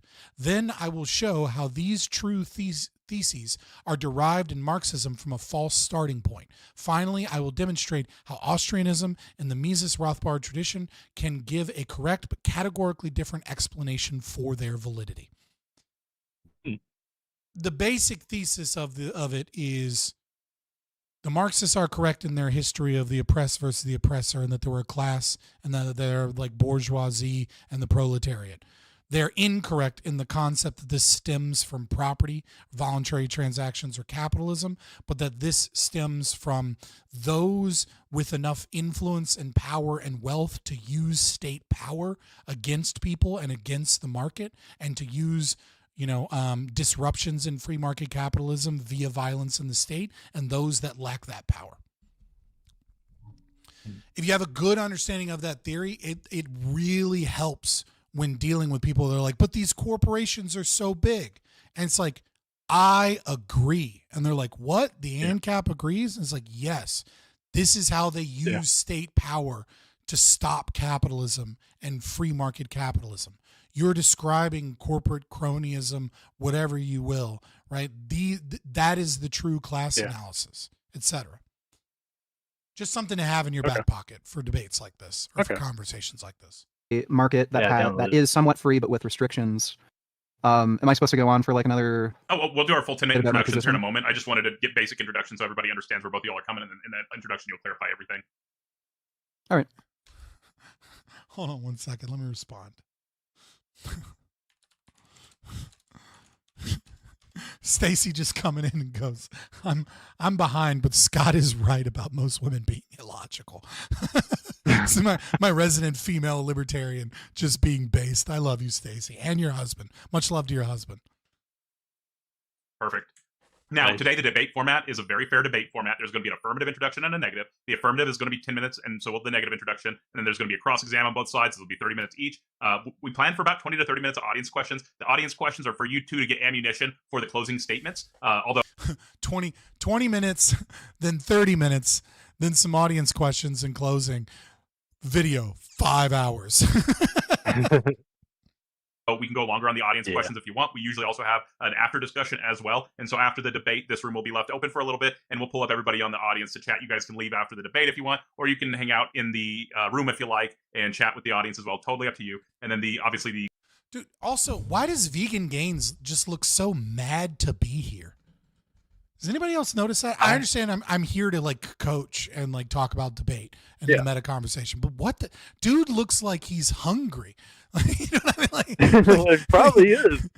Yeah, like he looks like. Honestly, I'd be like, that would be my opening. That would be my opening remark. It's like VeganGains, man. I'm so excited to be here. Like I'm happy. I really appreciate you having me. Why do you look so mad to be here, man? Do you need a steak? Like, do you need a Snickers bar? Like, let's have a good time, all right? And then I'd move in, and I would use that as an insult because he just looks so sour right now. That it would be. That's him the entire debate. He looks so sour, and you should call it out. Yeah. The closings are going to be about 5 minutes each. His cut must be rough for him. Oh, yeah, dude, I can't imagine a vegan cut. That does have to be rough. Cause like is it just tofu? Like, well, actually, you know what? Vegan cut is not that bad. Now that I think about it, because there is a lot of empty calorie vegetables you can eat. Like you can eat a lot of spring rolls, just like rice paper and lettuce and like shredded carrots and shredded onions and tomatoes. And then like some type of like tofu protein or something. Like actually being vegan and cutting is probably not as bad as like carnivore people. Mm. Oh, you talked to him for about 30 days? Yeah. I'm just saying like a vegan cut's probably not actually that bad. The farts suck, but that is what that is. Each, they will be 5 minutes each. The affirmative is going to do the first closing, and then the negative will do the final closing. So the affirmative is going to start the debate, which will be 8-bit, and then the negative will close the debate. The topic, once again, is free market capitalism, best for society. I did message both of you the guidelines. The guidelines are pretty simple. There's no over-talking during the introduction and closing statements. That's 100% their time. The cross-examination rules, you can reclaim your allotted time during the cross-exam if the discussion begins to stray off topic. Just say, I want my time back. I'm reclaiming my time, something like that. And then you regain control. You are in full control over your cross-exam. Please try to keep it on topic. With that being said, if you're the debater that is answering questions in the cross-exam, please don't go off on unrelated topics. Try to answer the questions they're asking pretty directly, that type of thing. Only the debater whose turn it is in the cross-exam should be asking questions. It's okay to ask a clarification question here and there. Just please be respectful of your debater's time. We're not enemies here. We're trying to all figure out everything together, right? And so just remember, we're not enemies. We're having a productive debate. When a question is... This is actually more formal than I thought it would be. I don't know if the debate continues that way, but at least the rules that he's setting out, if he moderates fairly. Right in the openings, he fucked up his moderation, but nevertheless, if he does moderate it, that's actually a fairly controlled environment. I actually like that. Pose, respond directly and concisely. And once again, try not to ask a bunch of questions outside of your designated turn. There are some clarification clock-in rules. I don't think those will have to be used here. The audience questions, although you guys do have those in your DMs if we do have to use those, but I doubt they will be. Audience questions are not time for another cross-exam. It's okay to ask for some additional clarification if you don't understand what they're saying, but let's not have another cross-exam engaged during the audience question portion. That's more for the audience members, and you guys will get some ammo for the closing statements. And let's try to keep the audience questions on topic as well. You can always refuse to answer a question from the audience questions. If a debater is asked a question during this time from an audience member, the other debater wants to jump in and get clarification, that's fine. But once again, not a second cross-exam. Also, if you want me to remove an audience member from the stage during the audience Q&A portion, just say, hey, I don't want to answer that. Let's remove them, that type of thing, right? Totally up to you. This is your time. Interruption etiquette. Let's keep interruptions to a minimum. Or if you do have to interrupt, let's be polite about it. May I interrupt? Do you mind if I jump in? May I provide input? Just be polite, right? Once again, we're not enemies. Let's try to engage respectfully here. Continuous interruptions or over talking may lead to the use of moderation tools to ensure fairness. My goal is to protect the speaking time of both the affirmative and the negative sides. I'm going to try to remain an unbiased moderator throughout this debate. We usually go longer, as I mentioned, on the audience questions, so we'll go by what y'all want to do there. Take them as long as y'all are cool with that. Good God. Okay, we get it. We understand the rules. Y'all are ready? Let me know. I'm with Vegan Gains now. I'm ready to start looking mad. And I'll start the timer for the affirmative. You're going to have 10 minutes for your introduction, and that's going to be you, 8-Bit. Alrighty. Starting your timer right now. You have 10 minutes starting now. All right. So my position is that society is able to best flourish when each individual is free to exercise their will through the pursuit of their own rational self-interest. Since every individual has their own unique set of values, needs, desires, what have you, only they can best determine what actions they can take to best reach their ends. And left to their own devices, without the state or what have you to regulate them, the tendency is for the individual is to pursue. Tip number 2 from Brian TV. Yeah, you do need a better microphone if you want to do stuff like this regularly. Yeah. Yeah. That's yeah. I do have a decent one, Samson, but I'm having issues with it, like getting staticky for some reason. Yeah, you're having to get somebody that knows what they're doing to look at your audio levels or something. Then if you have a decent mic, because it sounds like you're using a headset mic. Yeah, it's probably this headset I'm using right now. Rational self-interest. The individual will seek the path they believe will best lead them to a long-term survival and prosperity, and not necessarily a short-term immediate gratification. Because we have the drive to live and survive, so it's going to be better to try to seek sustainable.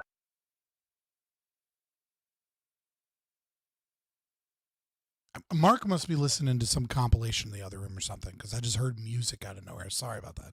Activities, long-term sustainable activities.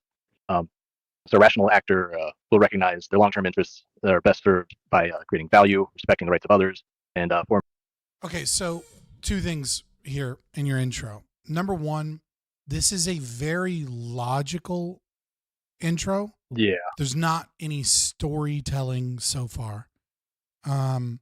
And there isn't any emotion, right?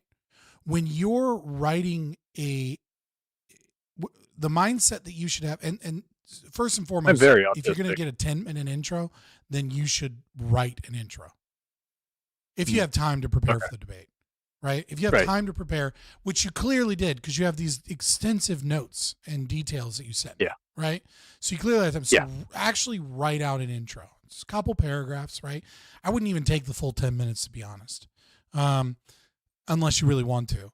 And then the next thing that I would say is that'll cut down on the ums and likes and stuff like that. But the thing is that it's very flat because you kind of already have a monotone voice. So when you write your intro, don't write it like you're making logical arguments. Write it like you're writing a speech. This is your introduction. The time for logical arguments is in the cross-examination. Okay.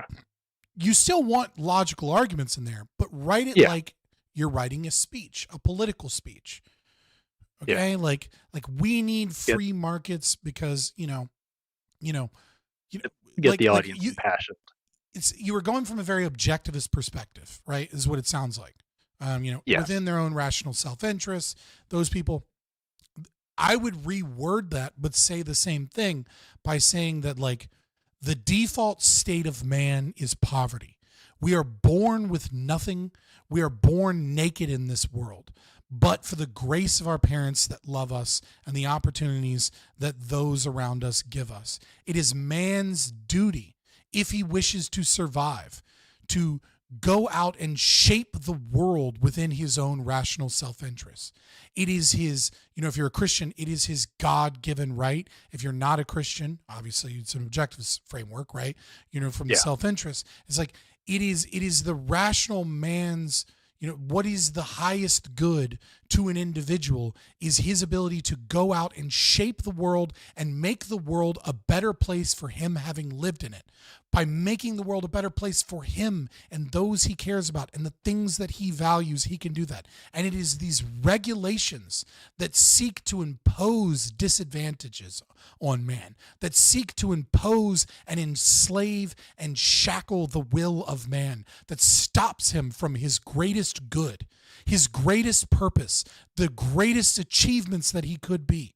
Every regulation is one that stops a man from being able to do all that he could do for himself and for those that he loves. How many cures for cancer have been killed by regulating the market in sensible ways? How many carbon capture technology that would save our planet from utter devastation have been held back for decades because of sensible regulations and the social contract, right?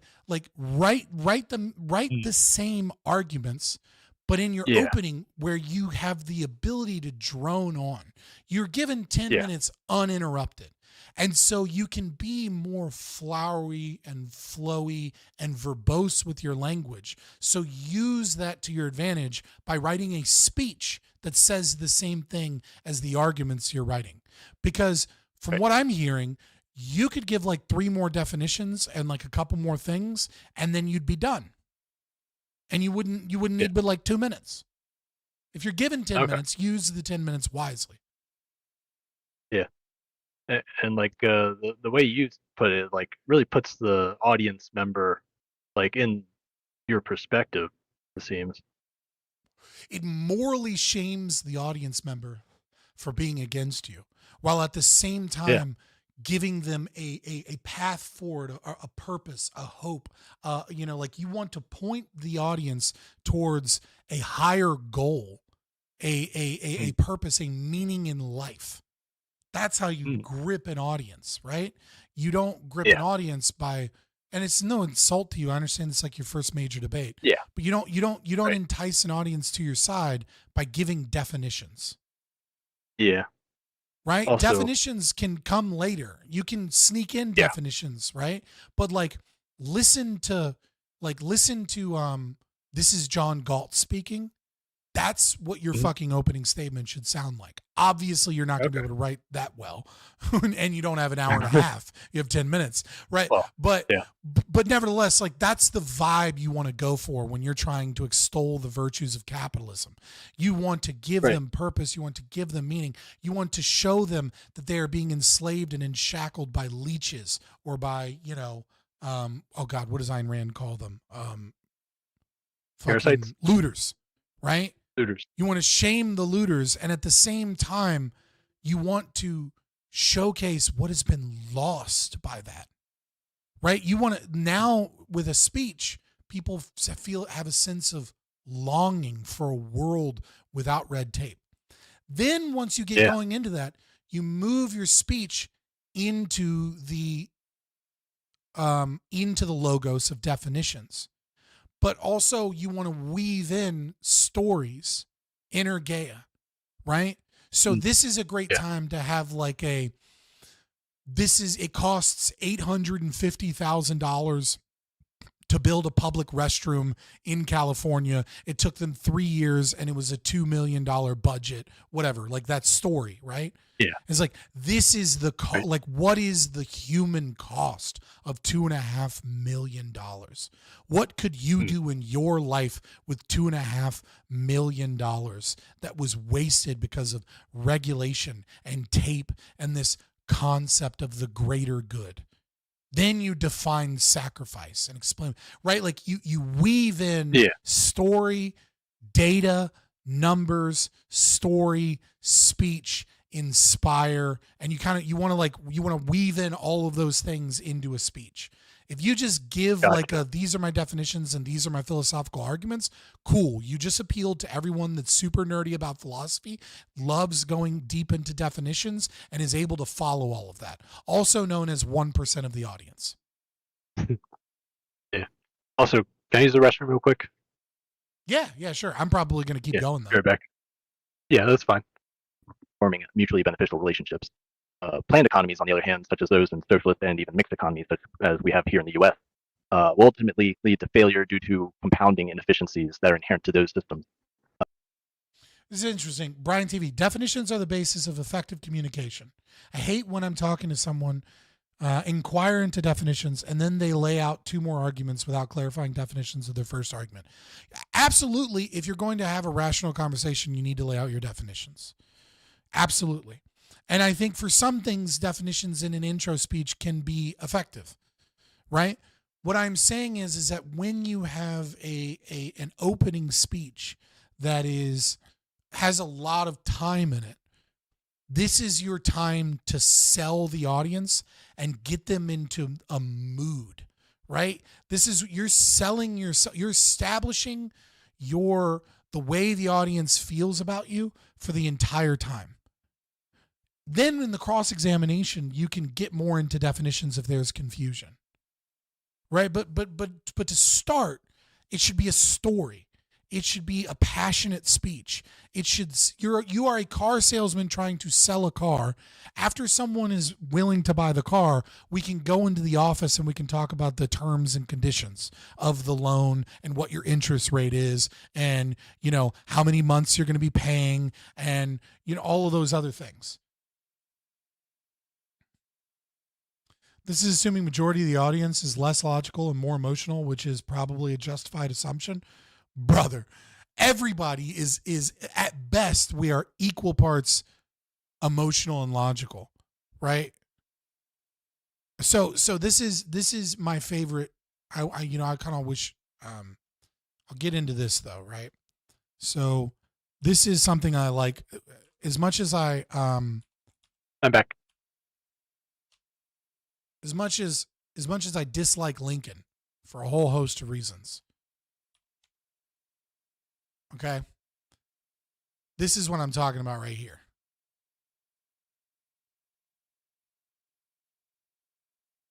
What I miss? Just want to make sure I can get the whole paragraph on the screen. There we go. Right here. So this is Lincoln's temperance address in 1842. Okay? Mm-hmm.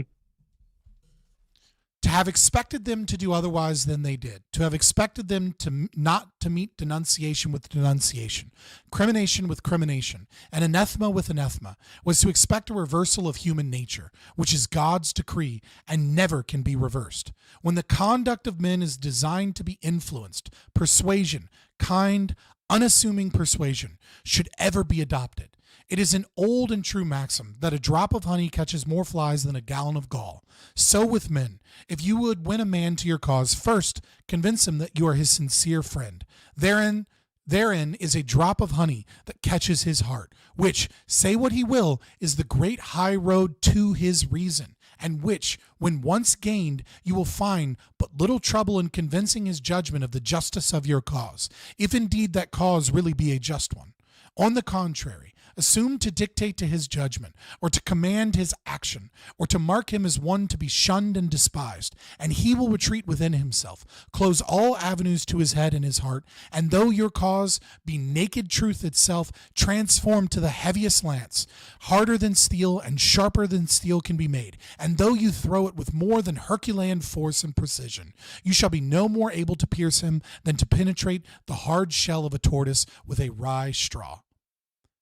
I don't think anybody ever said it better than that, so there's no point in me repeating like my interpretation of that, right? Like that is just a perfect example of what I'm talking about. You need to open up the audience in your intro statement to the fact that you have a passion, that your passion is valid and justified, that you are a good person, that you want to sell prosperity and goodness and project towards a higher goal, and and that these other roadblocks are things that genuinely shackle you, and that the reason you are against these things is not because you're some annoying dweeb. It's because you genuinely want good things and you see these things as barriers to human progress. You have to sell the audience to at least be open to listening to your arguments. If you just sell them definitions, this is my definition, this is this. Doesn't matter how logical you are. They're going to go, this guy's boring. I hate this guy. And then they're going to hate you the whole debate. Okay. Well, you're back. Did you come in during the Lincoln address, Temperance? Yeah. You're pulling it up, and I said, I'm back. Oh, I missed it. Sorry. Yeah. Happens. It's okay to put in a couple definitions in your speech. It's fine. Especially if you're using something or a concept that like people don't understand, right? Like if you If you start talking about sacrifice, you should probably have a definition of sacrifice in your in your opener, because most people don't understand what sacrifice is from an objectivist perspective. They only understand it from a colloquial perspective or a religious perspective. And if you start talking about how sacrifice is evil with no explanation or definition, they're going to fucking hate you. Right. Okay. But like for most things, definitions are better left short and sweet and only when necessary. And then if you get into a conversation with someone and they don't understand your definitions, then you can expand upon them. All right, let's continue. Some of his inefficiencies include the knowledge problem, where central planners, they lack all the localized and specialized knowledge that millions of independent individuals acting of their own accord. Okay, here have, I go like on a local scale. Right. So it's like sometimes like, definitions help. Yeah. Like, like what's if the you go most... to Oh, go ahead. Yeah, if you go to my notes, I go over. You can see what all of them are coming up. Yeah, that is a way to lose the audience for sure. Yeah. Like you start going over all of these definitions, you'll lose the audience. Right? A better and this is, you know what I mean? Like such a great example of an amazing argument is Milton Friedman's I Pencil. Right? You've seen that, right? I think so. Talks about like everything that goes into making a single pencil, like the wood comes from like Argentina or somewhere or wherever. Yeah. I'm gonna watch it on stream, right? Because I think this is a great example of how you can make an argument without definitions that really belabors a point. And gets it across and is like easy for the normal person to understand, and it tells a story and that establishes some level of expertise. I'm going to watch it. Can you see it on yours, or do I got to re-share? Hold on. Yeah, I can see it. Okay, cool. Yeah. So this is the a great basic example. Principles underlying the free market, as Adam Smith taught them to his students in this university, are really very simple. So watch how he prefaces it. The basic arguments that were talked about in capitalism are really simple, right? So it's like it's actually, I'm about to give you a real simple. He prefaces this of like, this story is going to be simple. So he has a preface that tells you what he's about to tell you, right? Like he lets you know, I'm going to give you something simple that everybody can understand so that you can understand free market capitalism. Moving on. Look at this lead pencil. There's not a single person in the world who could make this pencil. Remarkable statement? Yeah, definitely. Not at all. The wood from which it's made, for all I know, comes from a tree that was cut down in the state of Washington. To cut down that tree, it took a saw. To make the saw, it took steel. To make the steel, it took iron ore. This black center, we call it lead, but it's really graphite, compressed graphite. I'm not sure where it comes from, but I think it comes from some mines in South America. I'm not sure where it comes from is such a genius part of this argument. And he repeats it. For all I know, the wood came from Washington. I'm not sure where this comes from, right? He's selling you, he's slipping in that even though I'm an expert on economics and I can explain this in a simple way, central planners could never do this because I don't fucking know where the graphite comes from in this pencil. I don't know where the wood comes from. For all I know, it came from Washington. Right? He is showcasing humility in his argument. And because he's showcasing humility in his argument, you, the audience member, don't feel insulted by him saying that this is a real simple explanation. Because he's not talking down to you. He's not making you feel like an idiot because you don't get what's going on. He's telling you a story that makes a complicated idea very simple in the way that everybody can understand it. And he's an equal with you in his humility. You start getting hardcore in the weeds of definitions and philosophy, people start to lose it and they're left with one of two options. Either you're an idiot or I'm an idiot. Those are the only two options I have right now. Because if you're an idiot, then you're just saying a bunch of dumb shit and you're caught in the weeds and you're boring and I don't like you. But if everything you're saying is valid and super logical and I'm not following it and I'm having difficulty in this monotone kind of like conversation of definition to definition to definition, then I'm the idiot, and fuck that guy, because people will reject that. Gotcha. In this coaching, do you feel more inclined to appeal to 8-Bit's emotion over his reason? I'm just trying to give tips, man. Leave me alone. And it's also for you guys, the audience, too. I mean, This red top. Go ahead. I was gonna say, it's all good reasons to like really win the audience over, Mm-hmm. or But ways, I should say. Yeah. Graphite, compressed graphite. I'm not sure where it comes from, but I think it comes from some mines in South America. This red top up here, the eraser, bit of rubber, probably comes from Malaya, where the rubber tree isn't even native. It was imported from South America by some businessmen with the help of the British government. This brass ferrule, Notice he transitions. So now he starts to establish ethos. He goes, I'm not sure where this red rubber comes from. It probably comes from here. And then tells you how where it comes from is not even native to it and gives you some historical references, right? So he starts off going, this is simple. Then he starts off really humble. Then he starts giving you facts and details and historical context of things that occurred in the beauty of capitalism, and starts to sell you, oh, this guy really knows what he's talking about, right? And notice he did that vein in the very beginning. For all I know, it came from Washington.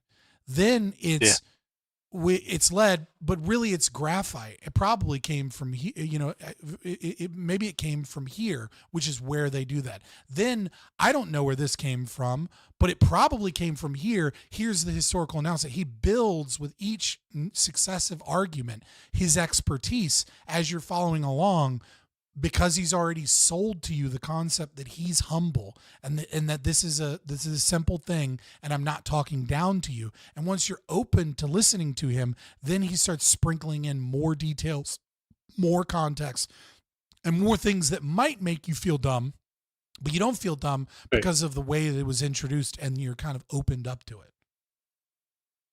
Gotcha. I haven't the slightest idea where it came from, or the yellow paint, or the paint that made the black lines, or the glue that holds it together. Literally thousands of people cooperated to make this pencil. People who don't speak the same language, who practice different religions, who might hate one another if they ever met. When you go down to the store and buy this pencil, you are in effect trading a few minutes of your time for a few seconds of the time of all those thousands of people. What brought them together and induced them to cooperate to make this pencil?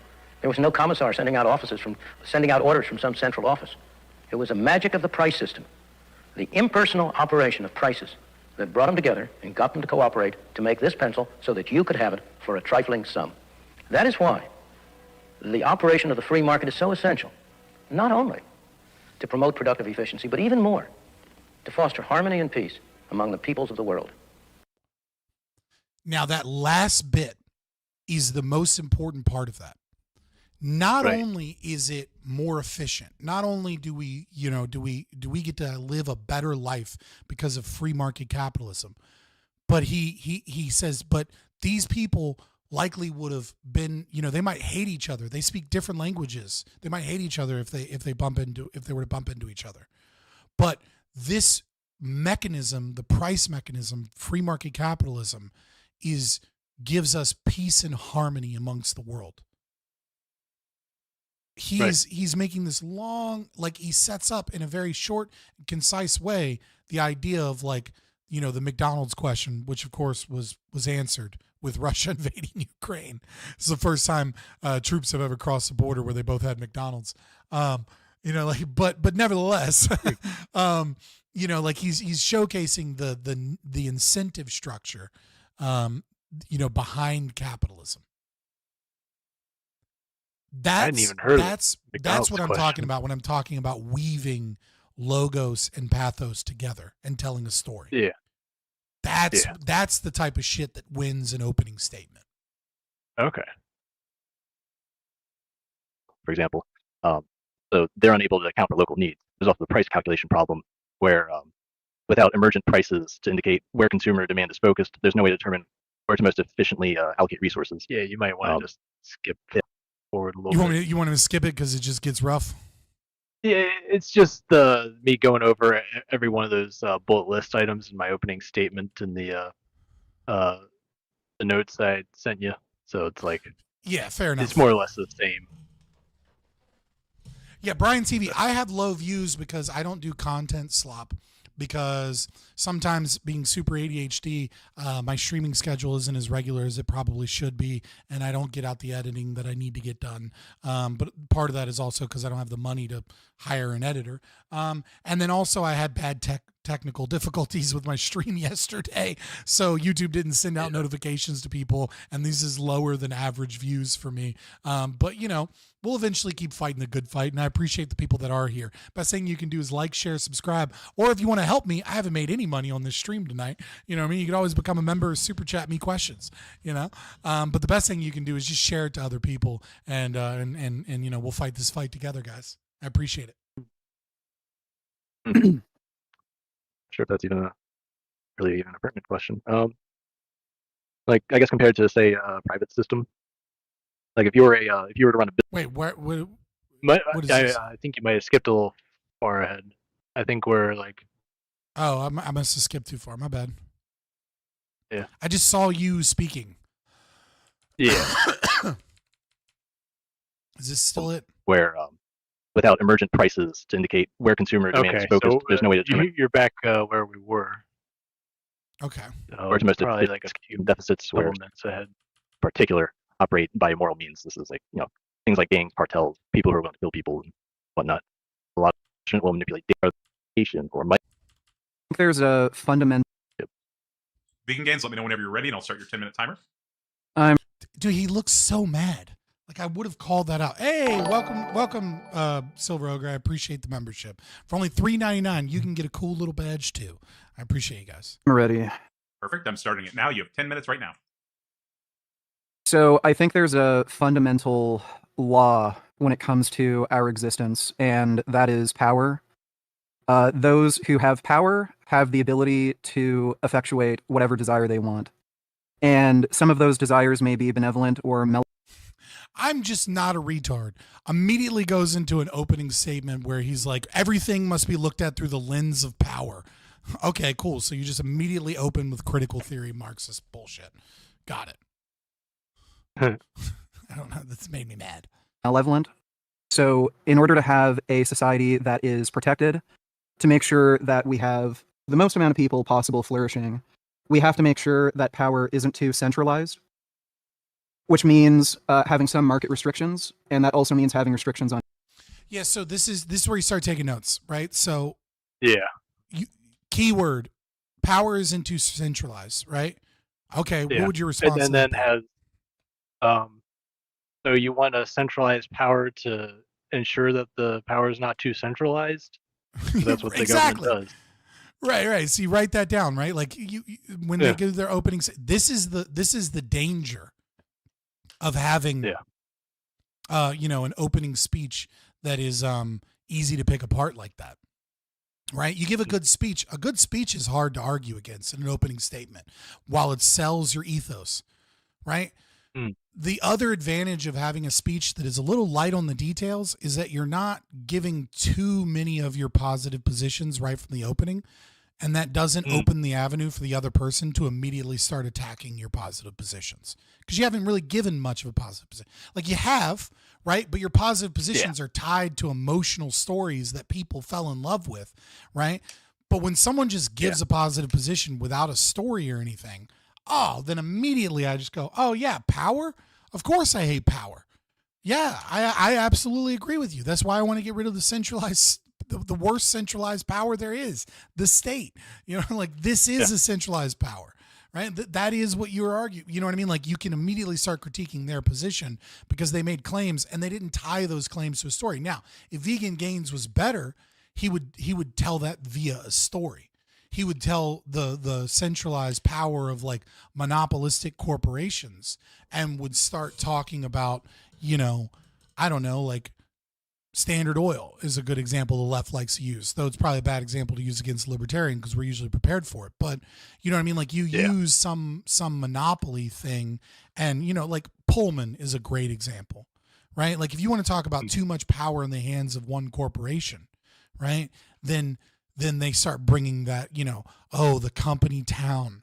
And I would absolutely have that quote, right? So what is that quote? Is I mean, he does bring up company towns much later on in the debate. I think it's like in the audience participation portion. Okay. Pullman Town quote, I'll be buried in a Pullman coffin. The quote, I'll be buried in Pullman coffin reflects Pullman striking. Where's the whole fucking quote? Whatever. There's I'll be buried in a Pullman coffin. Yeah. It's part of a larger quote. I would find that quote and have that in my intro. Right? And then you could have some back and forth about Pullman, but it's harder to critique that position when it's tied to a story that people go, yeah, on government. So that's why we have laws where not only is each individual citizen required to abide by the law, but so are the powers that be. The president is not above the law. Secretary of State is not above the law. Police are not above the law, so forth. And same goes for corporations. We have to make sure that there are restrictions in place for businesses, corporations, where they cannot have things like monopolies, where they're going to have complete control over a certain market or multiple markets or many markets or every market. Like God, this is such an easy thing to fucking go against too. Yeah. Like the monopolies. Well, it's like the government, but also like what the fuck is a monopoly? Yeah. It's leftist nonsense. Like monopolies can only be granted by the state. Even fucking Adam Smith recognized this. Now you can talk about natural monopolies, and you had examples for all of that. Like this is an L fucking intro by him as well. No offense to you. Nah, that will. Autistic. Well, I mean, autism can be a superpower in a lot of ways. You just got to learn the game. Once you start seeing it as a game and you understand all the pieces of the game, and it's just a puzzle that you have to put the pieces together, then you'll you'll be a king, man. Once you go, okay, I'm going to take notes. I need an L versus my logos arguments, a P versus my pathos arguments, an E versus my ethos arguments. You know, I have an EN for energeia, right? And then you just start cataloging those and putting them in structure and think of it like a puzzle piece, right? Your brain will totally get it. You'll get it and you'll be like, fuck yeah. And you'll crush. Because, you know, I'm the exact, like, I get all that shit naturally, but I'm ADHD as fuck. So I just end up, like, going all over the place and going on tangents and shit. Autistic people don't do that. You know what I mean? So you have, you know, it's just about figuring out how your brain works and then figuring out how to apply it to the situation. And for you, I'm giving you the puzzle pieces, right? You just need to color them in. Right. Will just give them the power to do as they please. And again, they may not be benevolent actors, and oftentimes they're not. They're going to do things like price gouging, where just because they can, they will charge everyone ridiculous amounts of money for essential services like housing, food, electricity, and steal up all the wealth and create a monarchy, essentially. Yeah, so this is where in my notes I go, okay, what is an essential service? Yeah. How is food at the restaurant not essential, but housing is, right? Like, oh, we're just like, you're gonna create some bullshit idea of like Maslow's hierarchy of needs or some shit. You know what I mean? Like, it's at the bottom of the pyramid in my arbitrary calculations. It's like, okay, going to Applebee's is an essential service because that fucking is the way that the waitress at Applebee's pays her fucking rent. So if housing is an essential service, so is everything in the economy. Because everything in the economy is tied to housing. Because people work jobs that allow them to afford housing. Price gouging thing. Luckily, you had a section on price gouging. I mean, he's just giving he's just setting you up for a lot of home runs here. Yeah.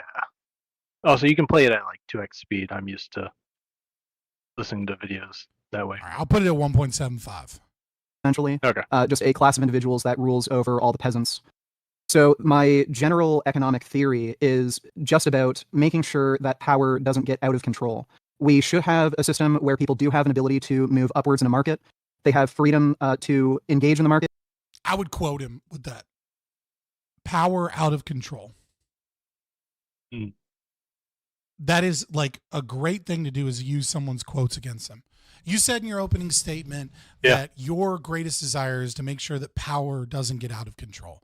I 100% agree. And I think we currently living in a system where power is out of control, where the nation state has all of this power to regulate, and that they are not beholden to the people in any way, shape, or form, but that instead, they create the rules of the game that we all have to play. And I want to get rid of, this centralized power that is stopping us from innovation and freedom in our lives. And you want to maintain this and say that you're the good guy. It's contradictory.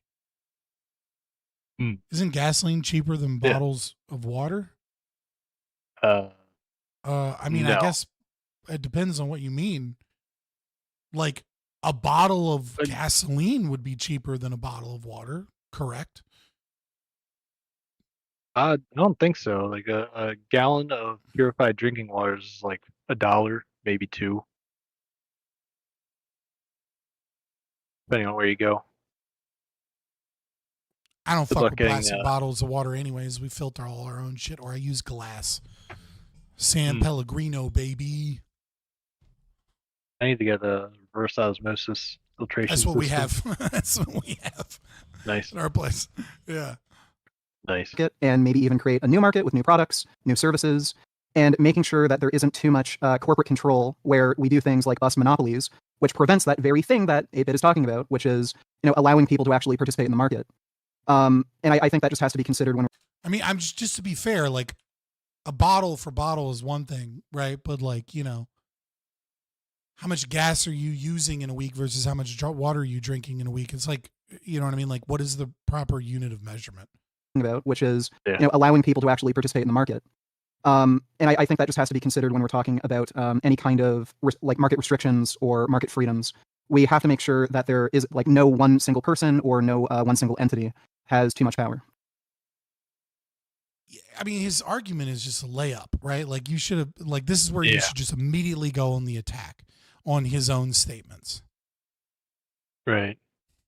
Because I mean, his own statements are, fucking essential goods.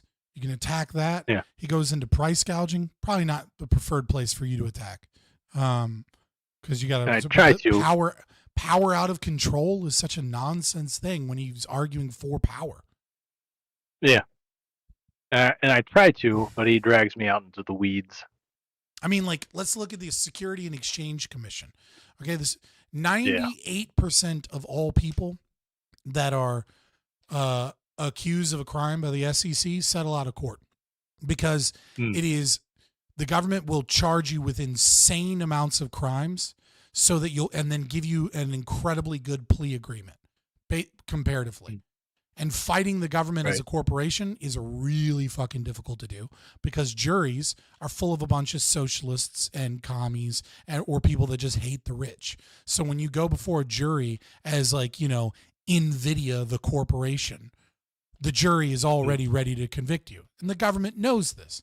Well, funny thing is that if you take a plea agreement from the Security and Exchange Commission, it's like the only federal regulatory agency that if you take pleas against them, you're gagged from defending yourself in public. So they will charge you with a fuck ton of crimes, and then they'll give you a plea agreement that's like 1/10 of as much damages. And so you won't risk going to a jury that you have to uphill battle against. And then the government makes it illegal for you to say that you're innocent in any way or defend your accusations throughout any of the process. It's insane. Yeah. That is an absurdity. No, Brian, I'm not doing a mock debate in real time. I appreciate it, but that might get too meta. Like we're already meta. And that is my, statement. Perfect. Let me move to the next timer. So the affirmative is going to have 30 minutes on the cross-exam. 8-Bit, let me know when you're ready, and I'll start your timer. Once again, just engage, do your best to engage in good faith here. I think y'all are going to have a wonderful conversation. But let me know when you're ready, 8-Bit, and I'll go ahead and start your timer. All righty. Starting it now. You have 30 minutes. All right. So, so you brought up price gouging. Or wait, no, I'm supposed to be questioning, right? Yes, and Okay. you're doing the questions. question. Okay. Yeah. Okay. So do I get 30 minutes to cross-examine him, or are we both going back and forth? So it'll be 8-bit, and then you'll have 30 minutes to do a cross-exam as well. Okay. So it's okay to ask Okay. for some clarification, and I'll add on like Sure. 45 seconds for this clarification here. Okay, sure. Okay. Sweet. So from the sound of it, you believe that Yo, hold on. What do we got? We got a $50 donation here. I appreciate it. I've been fucking after the stream went down yesterday and fucking not that many people came back. I could use the boost. I appreciate it. On the topic, when vegan speaks about power and centralization, an opposed response could be power is best left with the smallest minority where it belongs, in the hands of the individual, which is what libertarians argue for. Absolutely. That's kind of exactly what we're talking about, right? The counter argument is like, you say you want power to not be centralized and you don't want power to get out of control, but the nation state is the most powerful entity and it is the most centralized entity. Like, at the very least, you should be arguing for like state regulatory agencies, and then moving into localization and things of that nature. But the best way to ensure that power is not centralized is the competition of the free market. The individual having power over their own property. At the very least, you know what I mean? Like, you could be a minarchist and argue that the state have, some level to, to go out against fraud or things like that, but, obviously we'd both argue against that, but. Yeah. But yeah, I was only in minarchist for like 6 months. 6 months? Yeah. Dude, that's hilarious. That's the joke. It's the joke I said 3 years ago. Because I became an ANCAP when I started streaming, maybe like 3.5 years ago. I was a minarchist, and then once I became an anarchist, I was like, "What?" I would constantly tell people like, "What's the difference between an anarchist and a minarchist?" And they'd go, "What? 6 months?" Yeah. Okay, so that was your joke. Nice. It might be my joke. I don't know. I haven't heard anybody else say it before me, but that doesn't mean it wasn't floating around there. It's low hanging fruit, so it could be parallel thinking. Government is necessary to regulate the market on a certain level because people cannot be trusted, correct? Both individuals and businesses or corporate entities. Well, I mean, businesses and corporate entities are run by people, right? Right.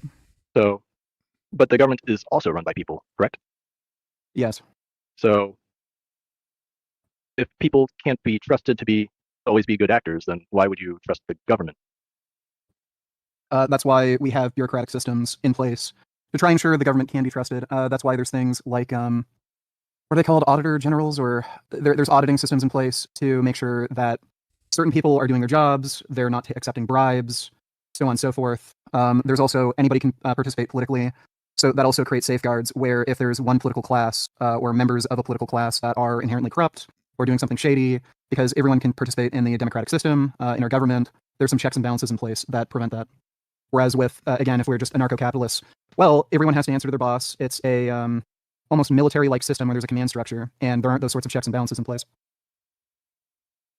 Let's see. I'm actually really interested in your answer here to that. So, how efficient is this system of checks and balances? How effective is it? I don't know how to answer that question. Wait, hold on. So you're not allowed to make arguments back and forth in the cross-exam. You can only ask questions, correct? I'm not sure. Okay, but you're cross-examining him, so yeah. If I'm so assuming, it really should be me asking him questions. Right. So I assume if all you can do is ask questions, then you need to kind of jeopardy it, right? So you need to make a statement with your question while asking the question, because the next thing you said is, "How effective is it?" Okay. Well, what did he leave you with? He left you with, our system has checks and balances, and your system is, doesn't have any forms of checks and balances, etc. Right? So you need to formulate some type of question that like forces him to admit that what he just said is wrong. Gotcha. So rewatching it, I would have been like, and this checks and balances system is also run by people who can't be trusted, correct? Exactly. That's like, and this checks and balances are run by people that can't be trusted, correct? Yeah. Right. It's like, right. And then see how he responds. So that's one way to do it, right? Is to just kind of like repeat the question and showcase that he didn't answer the question. Right. Yeah, dig the screwdriver in and twist it a little. Right. Or you can defensively ask the question, right? So instead of doing that, you can go, actually, that's just the best way to do it. I like there are other ways to do it, but yours is the one you just came up with is without a doubt the best way to do it. Is to just repeat the question in a new form, because he didn't answer the question. Right. Okay. Well, I mean, how good is it keeping corruption out of the government? I don't know, compared to what? Versus sure if that's even really even a pertinent question. Like I guess compared to say a private system, like if you were to run a business, you would make sure that everyone in your business was operating smoothly. You would want to make sure that any corruption, nepotism, whatever, is nipped in the bud. Correct? Nope. A lot. Yeah. So what you did is you opened the door for him with his question, with your question, Asked to him just to put talk on shit the on glove. businesses even more. Right. Yeah, I asked him to put on the glove. Right. So if I would double down and then see what he does. And if he gives you kind of the same scenario, the way that I would move the conversation forward, right, is to then talk about incentive structures and ask him about incentive structures. Right. So like, okay, so the government, like why do you believe that checks and balances, companies have checks and balances, and under anarcho-capitalism, you cannot commit fraud, you cannot commit violations of the non-aggression principle. There are a lot of things that you can't do, and the market competition has all forms of regulation and checks and balances in it.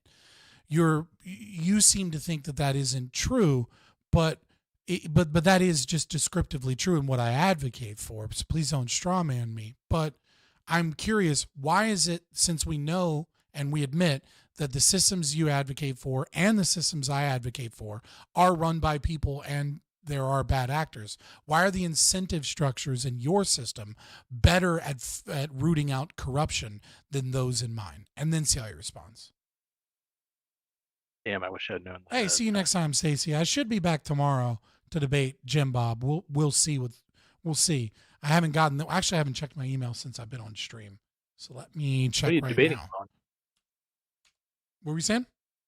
What are you debating him on?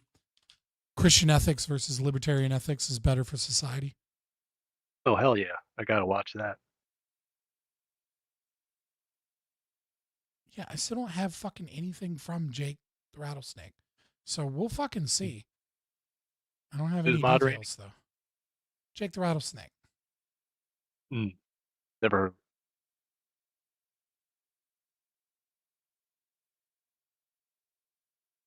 Who is...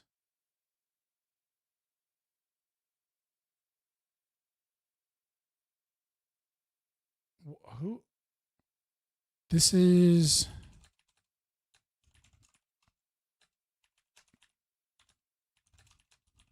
Oh, Rattlesnake TV. I might have forgot that I booked with somebody, but they're DMing me over Twitter for the first time. So, and I didn't schedule any debates over email. Maybe I did over Discord at some point. I don't know. I might have fucked up. Double booked. I was having technical difficulties, so then I just redid this stream.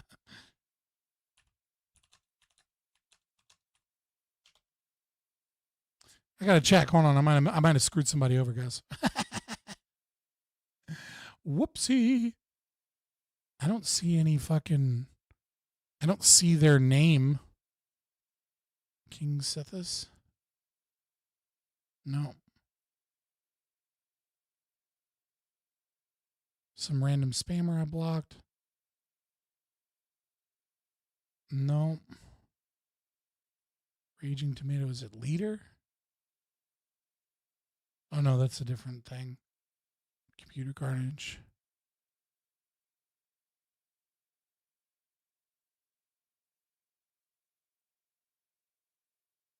Brother, somebody DM me that I scheduled something with them, but I don't see fucking anything from them, so I don't know. All right, I'm going to get back into this, boys. I was just checking my email to see if I got updates on the Jim Bob debate, and I do not have any updates. And it's like, okay, well, I don't like going into a debate fucking blind. Like, I'm trying to prepare. Like, what's up? Of these companies, nepotism runs rampant. People aren't necessarily purely rational actors. So if you have somebody who's made their own business, they're not necessarily going to retire and have the best possible person replace them. If they have a son that they love a lot and want to ensure a future to, they're going to be biased towards getting their son that position, or somebody they like, or some woman who will suck their cock. There's also issues with things like racism, which we've seen historically for many. Why does that fucking matter? Like, why, how dare you hire your son in your own business? Like, what?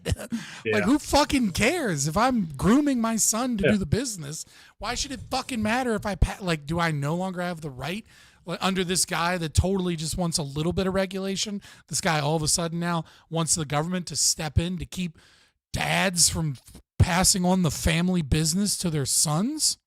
What? Yeah. Years. People just have inherent biases, and they might not want to hire black people just because they don't like black people, even though there may be black people who are better than the people they're hiring. Like, one of the best examples of this would be sports teams. Black people were. So what you're saying is that they would hire people that are less efficient, and then they would somehow dominate in the market despite being less efficient as a business? That'd be my question, right? So without the government regulation to step in, people that run businesses will hire through nepotism and through racism, and thus make their company less efficient. And by making their company less efficient, they will then dominate the market against those people that don't have those inefficiencies. Damn, I wish I had thought of that at the time. But you like, that would be my next question, right? Like he's just speaking in contradictions. Like, I totally understand that you're against a company, right? But VeganGains, I understand you're against a company being racist, or you're against parents passing on their property to their children because apparently that's morally wrong somehow. But if they do that in a business, why would they outcompete people that are hiring the black people that are qualified and better? Or they're hiring a secretary that actually works instead of sucking dick. Yeah. One of two things has occurred here. Either A, sucking dick is very valuable to my efficiency as a boss, and getting my dick sucked allows me to be far more productive with my labor. Or B, the other company is going to outcompete me because I'm more worried about getting my dick sucked than I am about getting the job done. And you know what? That's for every boss to decide themselves, whether or not they need a blowjob to get back to work and get on the grind and get some shit done, or whether or not that's a distraction. But either way, what's your problem? Yeah.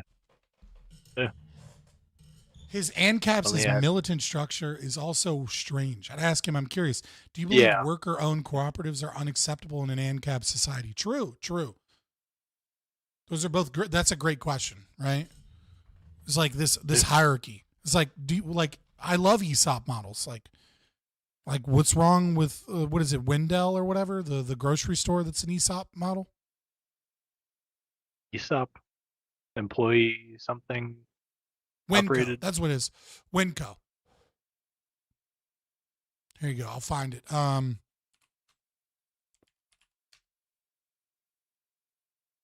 Winco Foods.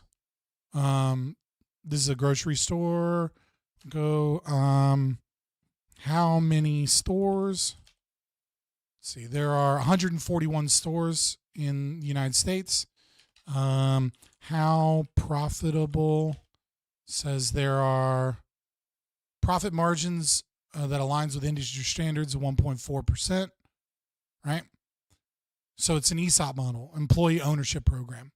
So basically, like, the way Winco works is instead of like a pure worker co-op, when you get a job at Winco, you get like voting shares, and depending on your job, you might get more voting shares, and then the longer you work there, you get more voting shares. Gotcha. So like if you're the CFO of the company, you get more voting shares than like a cashier. But if you've been a cashier for 20 years, you'll have just as many voting shares to determine what the company does as like upper management. Gotcha. So like it's not a pure co-op because they understand that the janitor doesn't understand whether or not we ought open up a new business in Oklahoma or not. Right? Like, you know, like that's really something like the board of directors and people up there have a better understanding of. But if all of the janitors are like, this is a bad idea, then you're not going to be able to open a new store because it was unanimous amongst the actual workers that this was a problem. And this allows them to see problems that like exist in the market that like maybe people at the top don't notice. ESOPs fall apart the moment they go outside of a country, though. The moment they go to a place where the culture is different, the ESOP like starts to fall apart. So like when you try and open a store in Italy and all of a sudden a bunch of Americans are making decisions about what happens in Italy, they're making bad decisions. They just don't know what the fuck they're talking about. So they're voting on dumb shit. Yeah, I think at that point they would have to be basically just a franchise of the original, you know, company. Yeah, well that's what ends up happening. A lot of times, you know, ESOPs and co-ops will end up like shipping a company part of their production or something overseas, and then that part is just purely privatized. Yeah. Or they go out of business. Makes sense. Yeah. Makes sense. All right, let's continue. We're banned from. There's people in the waiting room. I don't know if I should bring them in or not. I feel 50-50 on it. What do you think, 8-Bit? Because like I don't know if it'll get too complicated. Of course, you fucking passive. You know these. Fuck. This is why you lost. I could go either way. Is what I'm saying. All right, I'll bring him in. Behave, boys. If you have some, if you have some debate tips or things you want to talk about as we react to this stream. What are you guys up to? Both of y'all have your mics. Don't tell me that you fuckers came in here and then I'm here. Okay. How do I do the grid view again on the new heroes? Yo. What up, Scott? Howdy. What's up? You guys were in the live stream waiting room, almost like you were waiting to say something. Yeah, we're bored and we want to engage. Well, then fucking engage. Yeah. All right, I'm going to continue, and then if you guys have something to add on as we get going, like I got content to make. I'm going to be a fly on the wall. Your advice has actually been pretty good. Mentioning, you know, the appeal to the emotions. You know, you can't. I rely way too heavily on pointing out contradictions and hypocrisy in a debate, which is actually kind of tapping into, you know, defensive. You know, you're going to make someone defensive when you do that, and it's not good. So yeah, I'd follow his advice for the most part. You do have to do that, right? So anytime you do a debate, like a perfect debate, in a perfect debate, you would be, at least according to Plato, right?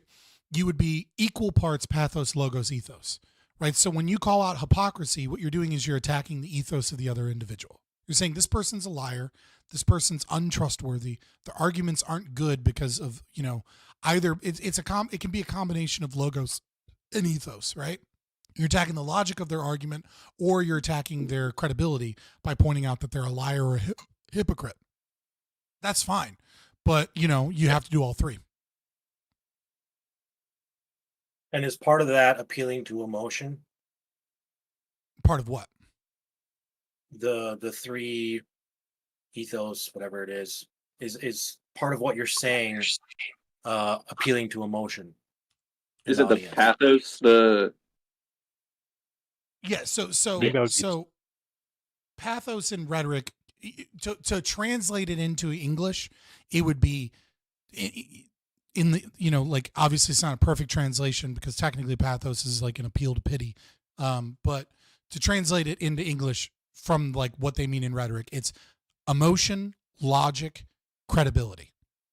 That's so it is your job to sell your arguments logically, to make people feel either pity or sadness about the injustices of the world as part of your argument, or to make people feel hope and inspired by the goals that you're setting forward. And then the last one would be establish yourself as credible. So, if you're an expert, or credentials is an easy way to kind of like skip ahead on that, right? It's like a cheat code. It's like, yeah, I have a doctorate in this, right? But if you don't have a doctorate in this or whatever, you don't have the credentials, right? It's to showcase that you aren't arguing in bad faith, that you are, that you're fair when dealing with other people, that your arguments are coming from a place of honesty. And then the inverse of that is showcasing the opposition to be making logical statements, having contradictions, which go, logical fallacies and contradictions are a combination kind of ethos and logos. The two are not always perfectly like separated, right?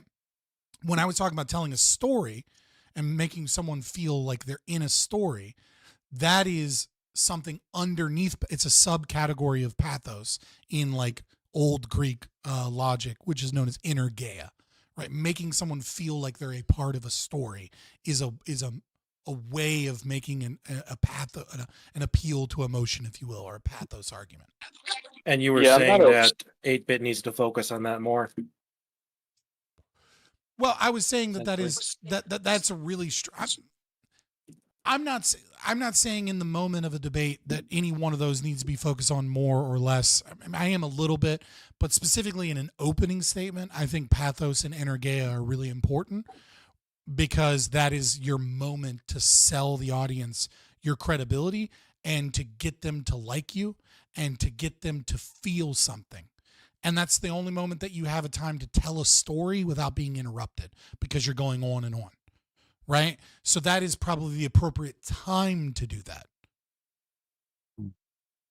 Whereas so if you put yourself in the position of like a student in a college class and the professor is teaching you a new concept, do you want him to appeal to your emotion first or appeal to your logic and lay out the logical argument?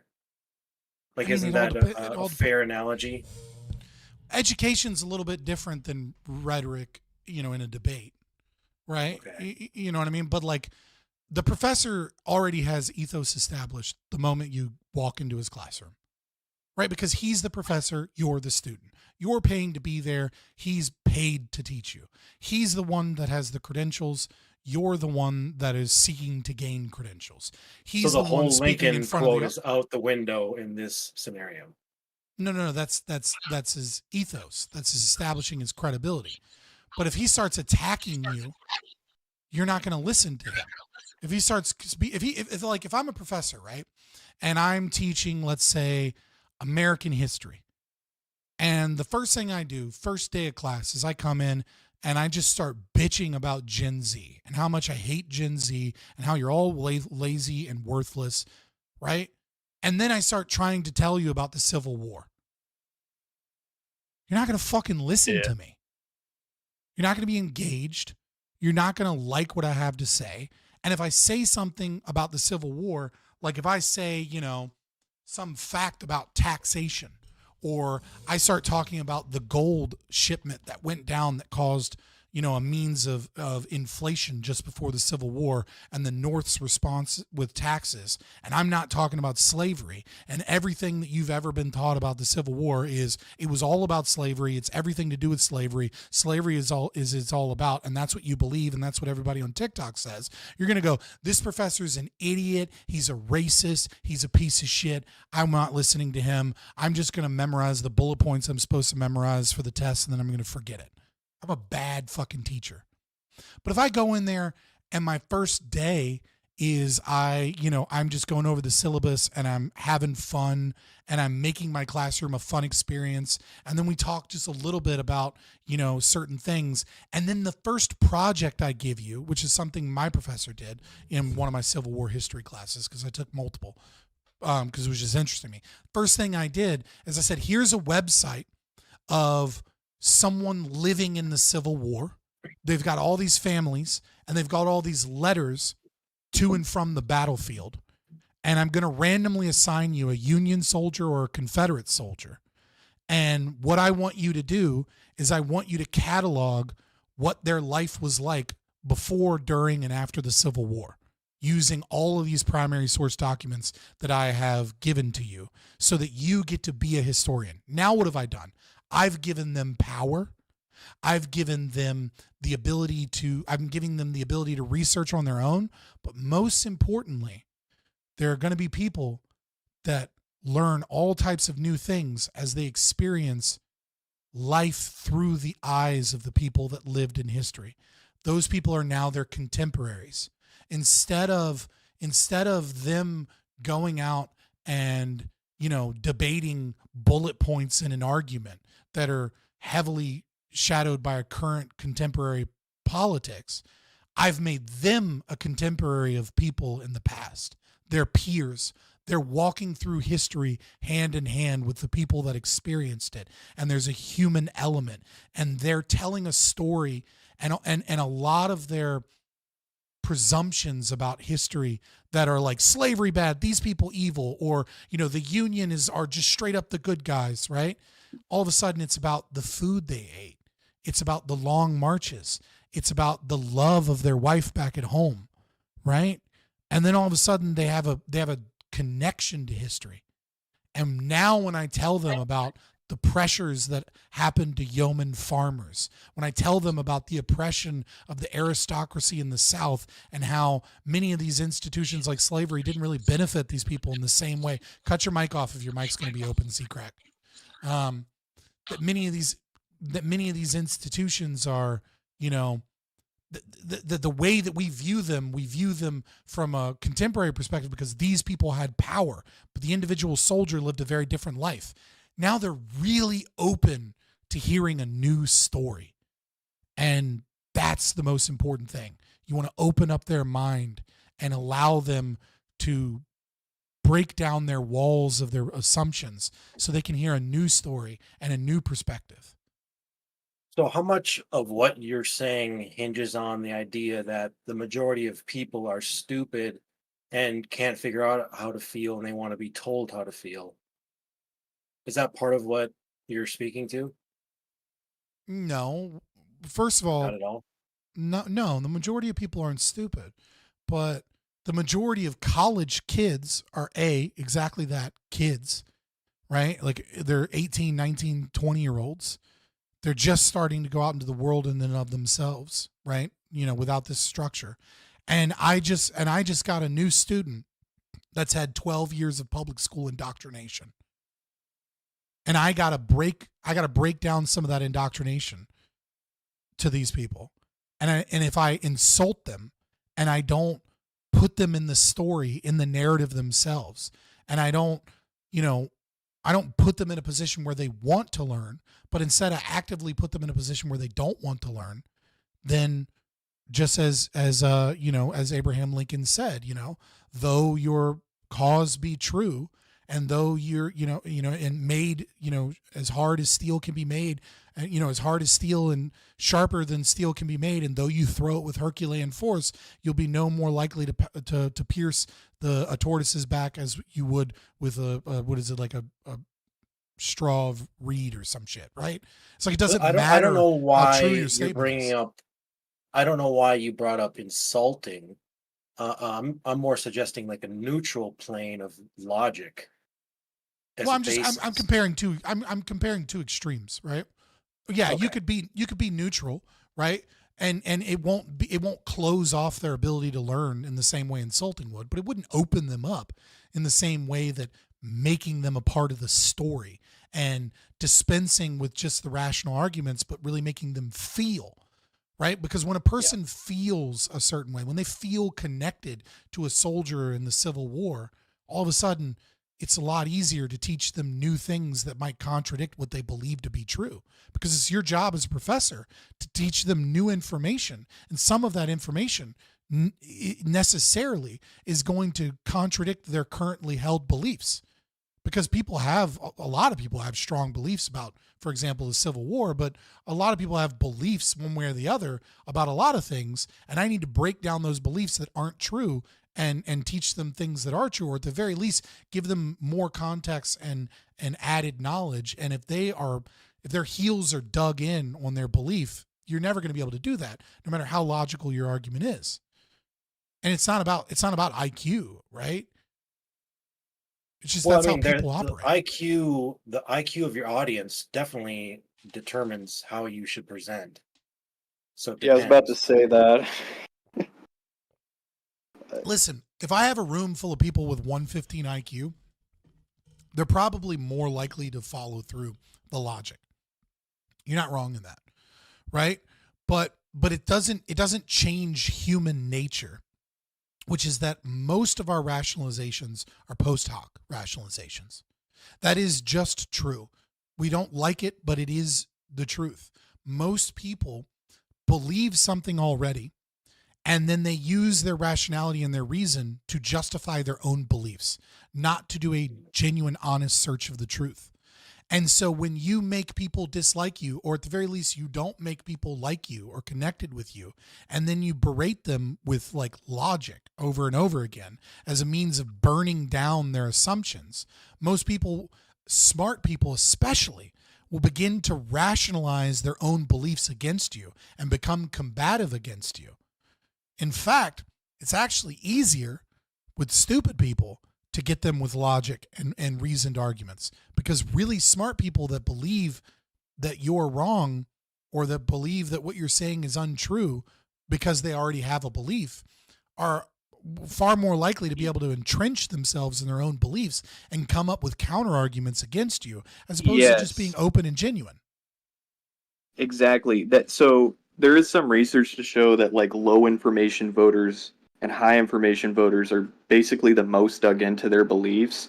And it is actually, yes, those swing voters in the middle, the people that don't really tap themselves into politics, that actually are more persuadable.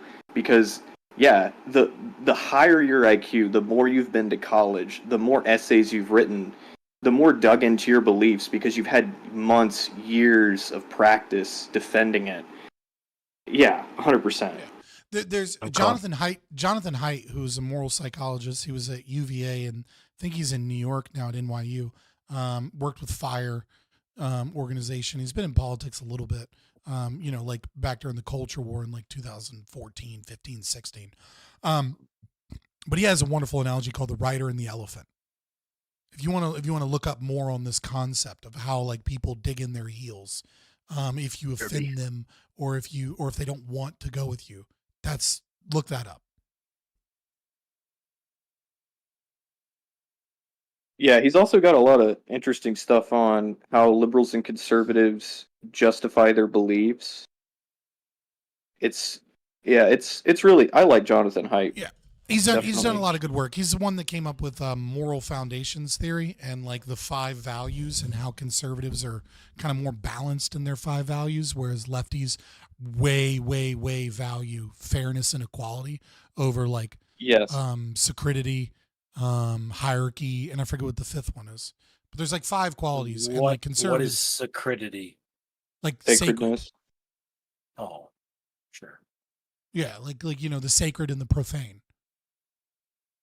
But if you go far left enough, you'll find that on the left, even amongst atheists, right? Yeah. Black Lives Matter. Just go to the George Floyd monument in Minneapolis, man. It's literally a religious shrine. Yeah. I mean, the entire George Floyd situation showcased the religiosity of the left, right? So they have it as well. It's just that fairness and equality are higher values than sacredity, hierarchy, and I can't remember what the 5th one is off the top of my head, but yeah. All right, I'm going to go for a little bit more in this back and forth 8-bit. 8-bit is muted, but I'm going to go a little bit further, and then and we'll just kind of see what happens. Playing baseball, football, soccer, you name it. When, if you look at today, black people are absolutely dominating almost every sport, aside from hockey and swimming. As soon as they make a heated skating rink, that might change. And if black people didn't sink in water...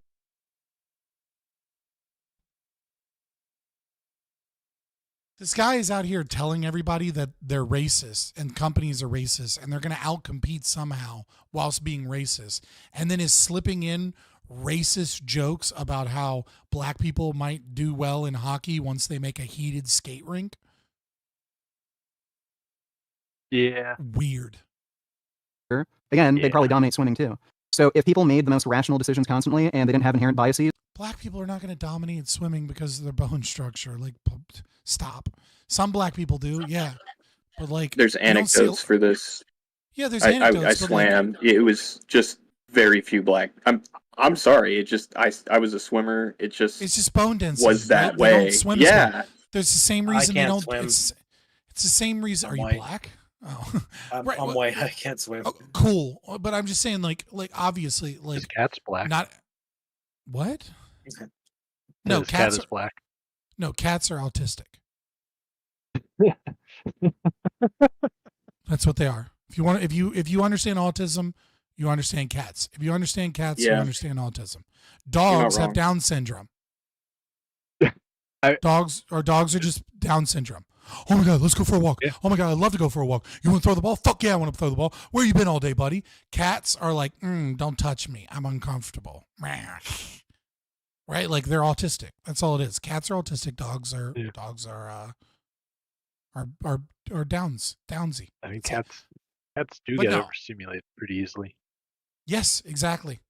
And they need to map their environment or they're uncomfortable, right? So they need to my know where every God. nook and cranny is. So then that way they can finally be comfortable, right? They don't like loud sounds. They don't like certain things. But like if they trust you, they can get hyper fixated. They're fucking autistic, bro. Dominating almost every sport aside from hockey and That swimming. sounds pretty As soon as well. they make a heated skating rink, that might change. And if black people didn't sink in water, again, they'd probably dominate swimming too. So if people made the most rational decisions constantly and they didn't have inherent biases or weren't prone to corruption, you probably would have seen black people playing sports a lot. I just want to point out that when I brought you guys in, we went from 27 to 20 viewers. I just want to point that out, that you guys suck. Way to go. We just so suck you know. again. Yeah, you're fucking terrible. Sooner. You probably would have seen a black Your president viewers are a lot terrible. sooner. I want You that. probably would have seen They a want lot us to, more like, tear each other apart, racial and call each other gay and whatever. All right, don't talk over the video we're reacting to on stream. Yeah, come on. Show some gender decorum. and whatever integration in the workplace a lot sooner. Well, the question was, would you want more merit-based systems? So you basically These say, aren't necessarily merit-based systems, and you'd have to provide evidence that, like an anarcho-capitalist system, even necessarily biases merit-based systems. What? So this is merit is a conservative lie, and it's really bad for the libertarian to tie themselves to it. Okay, so let me pull up something real quick. My response, at least Go ahead, now, yeah. would be, my response at least now would be, the more meritocratic system would succeed, at least in a purely free market, whereas the less meritocratic business would, fold under its own weight, under its own inefficiency, and that's why we see so many businesses now moving away from the DEI stuff. So is Yeah. meritocracy the antithesis of equity? I'm trying to find yeah. fucking where the fuck. I've never used Or open egalitarianism. document drawing. I'm just trying to find like the little paint brush. The fuck is the paintbrush? Microsoft Paint. I don't have Microsoft Paint, I don't think. Do I have Microsoft Paint? Publisher, PowerPoint, Access. You still Access use database. OpenOffice? I don't know. I just cringe every time Destiny pulls that crap out. I'm like, bro, like you're literally. It's never. It's fine. You can do it. It's just like when Destiny does it, it's like he's like drawing like the most autistic circles or like Yeah, a line that speaking doesn't of even like autism. scale. Oh my god, you guys are so fucking. You guys are so autistic. I love you. I'm more caught up on the fact that he's using OpenOffice and not LibreOffice. Oh, shut up. You need Okay, to. so Oh. Speaking of I have autism, 3 points on a triangle. Okay. So this is. Oh my god, there's got to be a way to type. There we go. There we go. So, what the fuck? Why would you start with 11? Okay, so this is merit. What? Why would you do this to me? All right, so we have merit, and then we have Is this one of those 2 out of 3 quality circles? of Or triangles. God, I can't even. Opportunity, right? And then we have here, we will have parental rights. Can't exactly see all three on screen, by the way. Yeah, your head's What? coming one. Oh my God. Wait, oh, well, whatever. I'm not fucking with it right now. Let me just.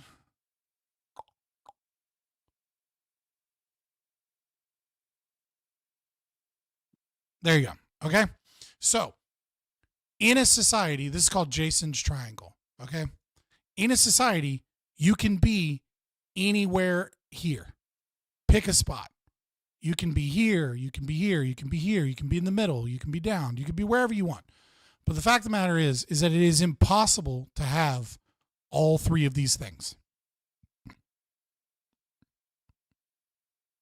If you have a society that is purely meritocratic and has all of the parental rights, all private property rights, everything, and you can train your children in any way, there are no public schools, right? There's no welfare, etc.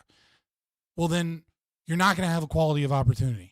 There's going to be a whole bunch of people that don't get, this is what we argue for, right? There's going to be a whole bunch of people that don't get access to certain types of education, etc. If you want to have pure equality of opportunity and still have a meritocracy, well, then you have to get rid of all parental rights. You're not allowed to pass on property to your children. You're not allowed to have nepotism towards your children. You're not allowed to educate your children in a way that's better than other people. And you're not allowed to raise your own children, because if you raise your own children, then you would give them values that other people wouldn't have, etc. Right? Or you can have perfect equality of opportunity and you can have perfect parental rights. Right? You're allowed to raise your children. You're allowed to teach them whatever you want, and everybody has the same outcomes and the same things. This is equity, right? Where this is where everybody gets to give their children whatever they want to give them. And the way that we solve this is that you don't actually get any property, and you're not allowed to have any property, and nobody is able to get a job based off of merit in any way, shape, or form, because the government or some other violent authoritative structure is going to keep you from, is going to force you to be in whatever job we decide, etc.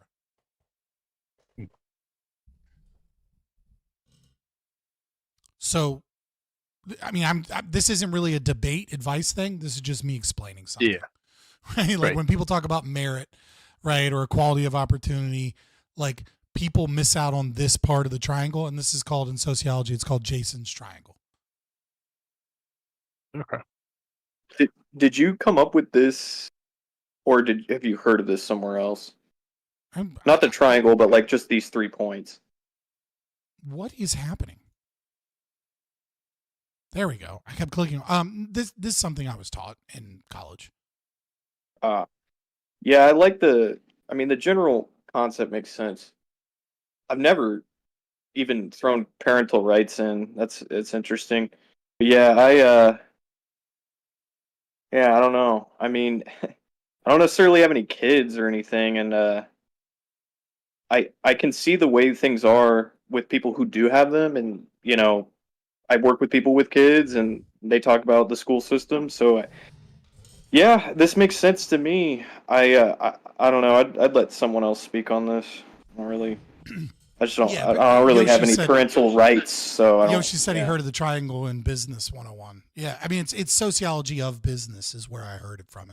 I had a good professor that we were mostly the class was mostly about the differences between the auto industry in North America versus Canada, and how the financial crisis affected the auto industry, and looking at it from a sociological scale in terms of like auto manufacturers, their attitudes, unions, the culture of unions and how they changed, things of that nature. It's a fun class.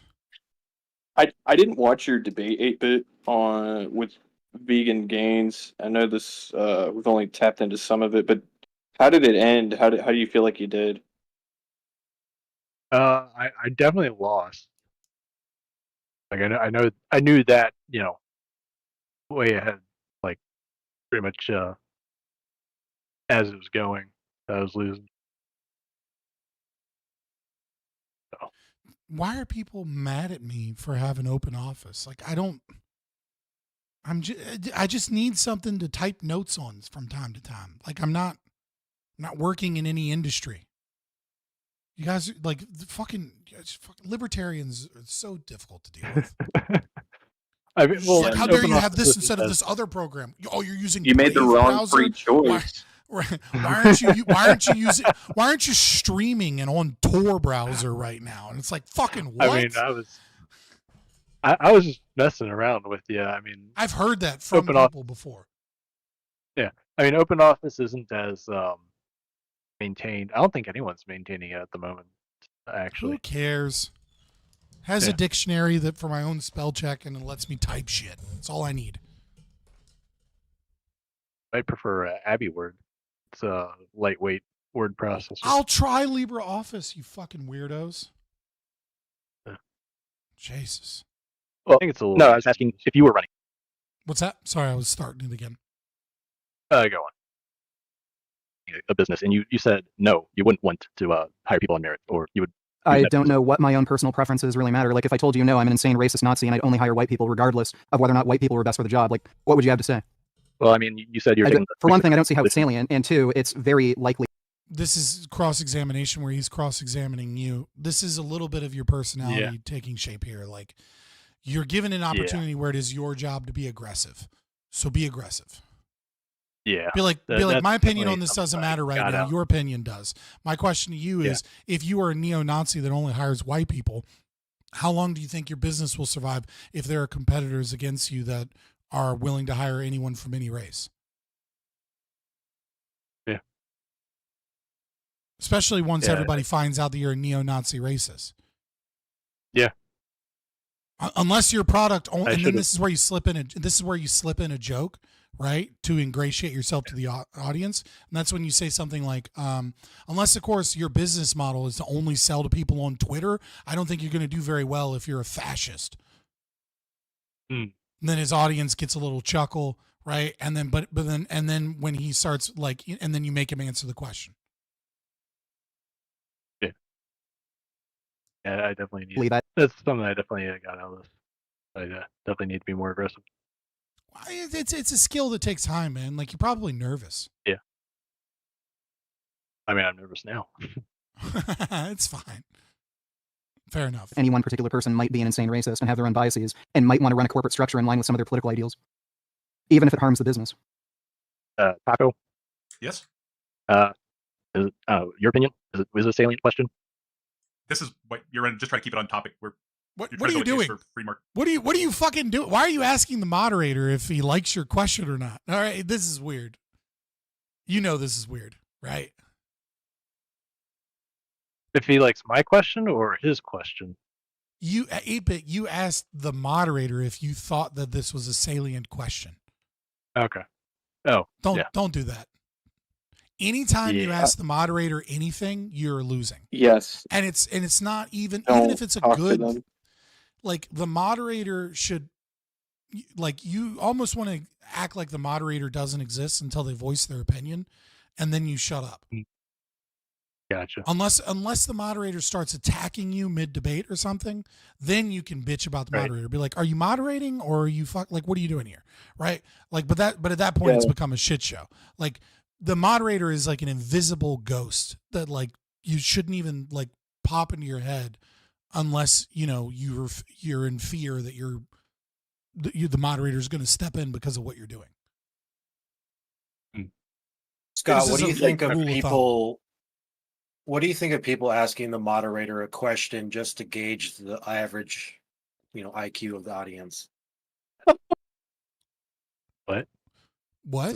Exactly, right? Like, you know how people will do you know how people ask the moderator a question in a debate just to see if they have the common sense to answer it, and they usually do, and that's what they assume, and they use them as like a demonstration to prove a point. Oh, you mean like if someone is being like elusive, right? And they're just not answering the question, right? And then you appeal to the moderator to be like, is this a crazy fucking question? Like, I asked this X yada yada yada, and then they go, Well, yeah, you appeal yeah, to sure. the moderator's common sense by asking them questions. Yeah. If you have somebody that is so bad faith and just like won't answer questions, and then the moderator won't step in, sure, that's fine. I've seen that a lot. I would still say that it's better to just do it to the audience instead of the moderator. I would still say that just ask it's like if someone refuses to engage to that degree and the moderator's not stepping in and they're not on your side, trying to force the moderator into the discussion makes it look like you're losing, even when done well. It still looks like you're losing a little bit.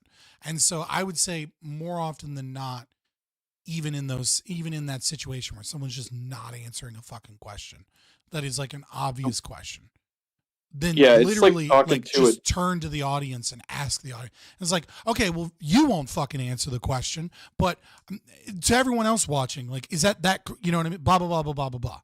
It's a simple fucking yes or no question, and show your frustration and like share your frustration with the audience. Then the audience can share your frustration. Right? Like because if it's frustrating you, it's going to frustrate some portion of the audience. It's like, you won't answer. Anybody in chat want to answer? Anybody else want to answer? Right? Then let the moderator step in and answer the question or divert, right? But I wouldn't appeal to the moderator directly. I would appeal to the audience. Okay. Oh yeah. Because you're trying to win over the audience, not the moderator. 100%. It's like the jury versus the judge. Like, treat the moderator like a judge. You don't appeal to them unless you have a legitimate objection. But Brian's not too far off here, right? If someone is being extremely elusive, it is a tactic to ask the question of the moderator. The idea is to ask an unbiased observer what they think about what is being talked about, so as to get a non-judgmental perspective on it. I mean, sure. The other problem is I don't trust moderators to be unbiased, because it can backfire on you. If the moderator starts to side with your opponent because you invited them into the debate to do that, it can really fuck you over. Like if you're attempting to appeal to reason and then the moderator is also unreasonable, which is very often in these types of debates where like you're the smaller entity or whatever, then you can really screw yourself over if you invite them in and then they decide to use that opportunity to then support your opponent. You're going to look like a complete idiot. Well, maybe not look like a complete idiot, but you're going to have that go in your face. Yeah. So it's just context dependent. Normally, I go to the audience, and I think that's probably more true for an anarcho-capitalist if you're debating in the realm of anarcho-capitalism. Because a lot of times the moderator is going to be heavily biased against you, even if they're not, even if they're on your political team, or what you think sounds normal and reasonable and should be is going to be seen as wacky, just by the virtue of what it is that you're arguing.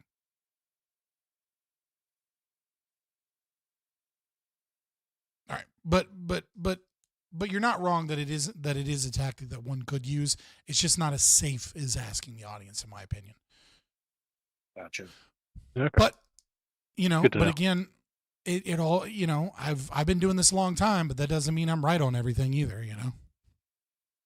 Capitalism being best for society, right? Moderate skepticism is always good. Okay. So let's see. Where am I? I remember where I was. So.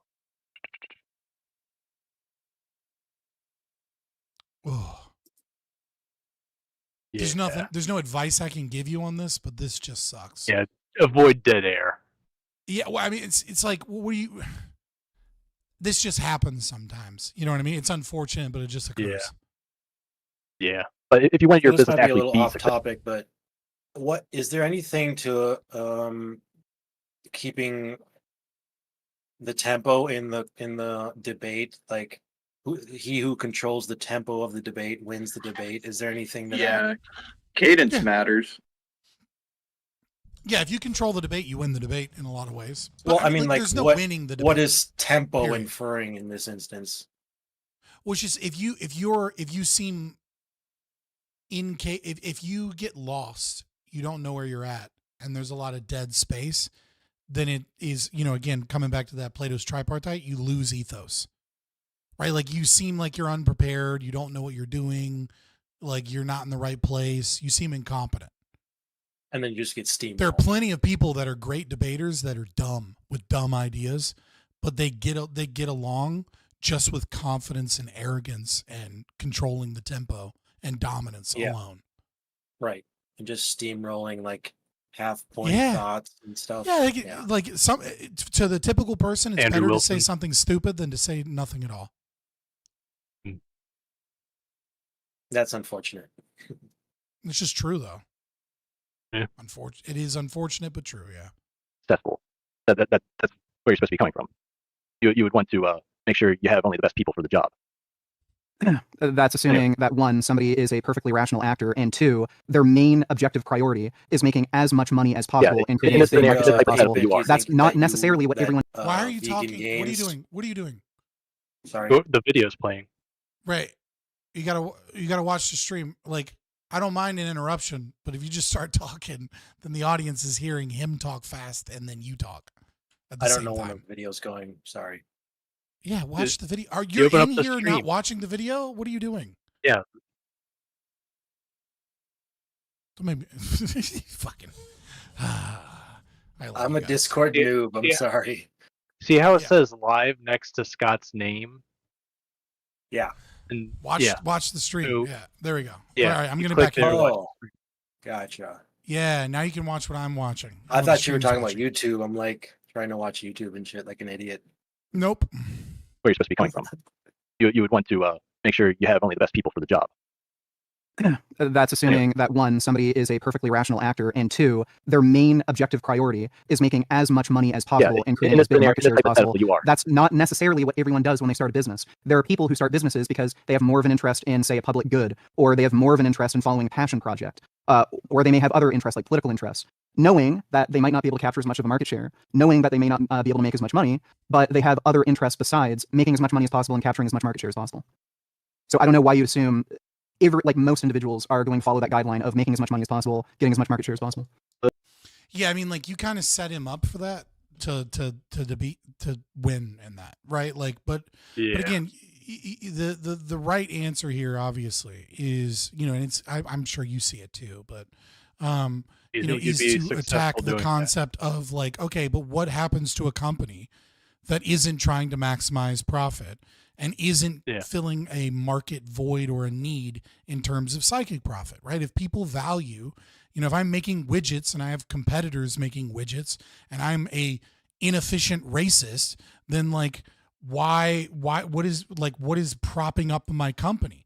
I know what does it I understand what does that in our current market, which is, they appeal to the government and they get regulations put in favor that allow them to use their market share to control the economy. I know that, they get they get certain things, they get tax breaks and incentives, and I understand how they do it in our current market, right? That's why corporations are such a problem in our current economy, because of the very socialism that you're pushing.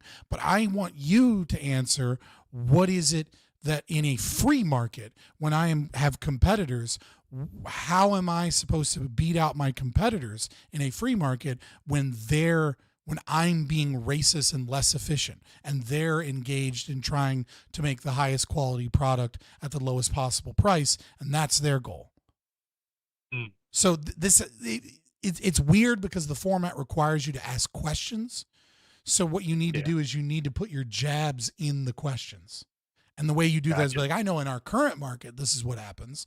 But like, I'm asking you, in a free market, because you're doing an internal critique of a free market, like, what are these incentives? Those incentives exist because of the socialism you push now, but like, I'm trying to get rid of those things. So, I'm trying to fight racism. I'm trying to fight inequality. You're trying to keep them in power, keep those people in power that push for those things so that those things can be used. So I just don't understand, like, you said earlier, your example was that you're a neo-Nazi. Like, are you just a racist? Like, I don't get it. If you really want to go hard, that's how you go. Yeah. You don't accuse him of being a racist on his own channel. Yeah. I don't know that in the current format that'd be the way to go, because you're probably not that talented on the follow up of it after the attack when he comes at you. So I'd keep it nice for you. But when you get a little better at it, you can get a little riskier. Well, it's not even necessarily that. It's that in an unregulated system, there's no safety nets to make sure they don't fail like we have under the government. Under the government, if you're big enough, you can pay off politicians, make sure you get corporate welfare, bailout. So just like that. just to clarify, are you talking about a system where government doesn't exist? Yes, I just said that. Okay, so if government doesn't exist and your business fails, quote unquote, like let's say you become cash insolvent. This is one of those things where definitions do matter. This might have been a good opportunity to bring up, where state doesn't exist. A corporation is a form of government. Covenant communities are a form of government. Voluntary societies will likely set up forms of voluntary governments, right? It's just not imposed. It's not imposed, and it's not some social contract theory bullshit where, a majority gets to bully the minority. Okay. That's when I would bring in like logos. That's when I would bring in definitions. Be like, no, there are governments. A corporation is a form of government. It's a hierarchy with a shared goal, and where people have to obey, the dictates of other people, or they're expelled from the property and they lose their job. Okay. Who the fuck is going to force you to say pay employees or not pay contractors, pay employees or pay contractors or pay any of your expenses? Like, if there's no government, then presumably you can do really horrendous shit to get out of a big problem. Also, so if you own a building company and you pay this is like libertarian he's 101 shit. And he's cross-examining you. Me in my cross-examining him time, which I should not have allowed him to do. I should not have, Well, no. I mean, yes, you shouldn't have allowed him to do that, but Taco shouldn't have allowed him to do that. Taco is obviously a biased moderator in this instance. Because, I mean, what I've seen so far... Well, no, I'd say biased when he calls you out when you're introducing yourself for giving an opening statement because you made a mistake on the format. And then immediately VeganGains introduces himself and gives a short opening statement. And then he just lets him do it. And then here he's cross-examining you during your cross-examination. And there's nothing he's doing here. Right? So don't appeal to the moderator in this instance, but what you do is go, excuse me, sorry, it's my cross-examination. And I'd like you to actually answer the question. I don't think you answered the question, and here's why. Yeah, I should have done that. Mm-hmm. And you know what I mean? Like, but don't bring in the moderator, because if you do that, then the audience will be like, oh, pussy. Yeah. Contractors to build. Yeah, that's how a lot of my reactions are, especially when I bring in 3 other people. But it's not really about getting the whole debate in, right? It's about seeing how you debate, what's going on, and then just trying to talk about the concept of debate in general to the audience. Shit to get out of a big problem. So if you own a building company and you pay contractors to build a building, you become cash insolvent, you can't pay the contractors. Well, you don't have to pay them. There's no government, there's no court system that they can go to. The only thing they can do is maybe try and kill you and get some sort of retribution.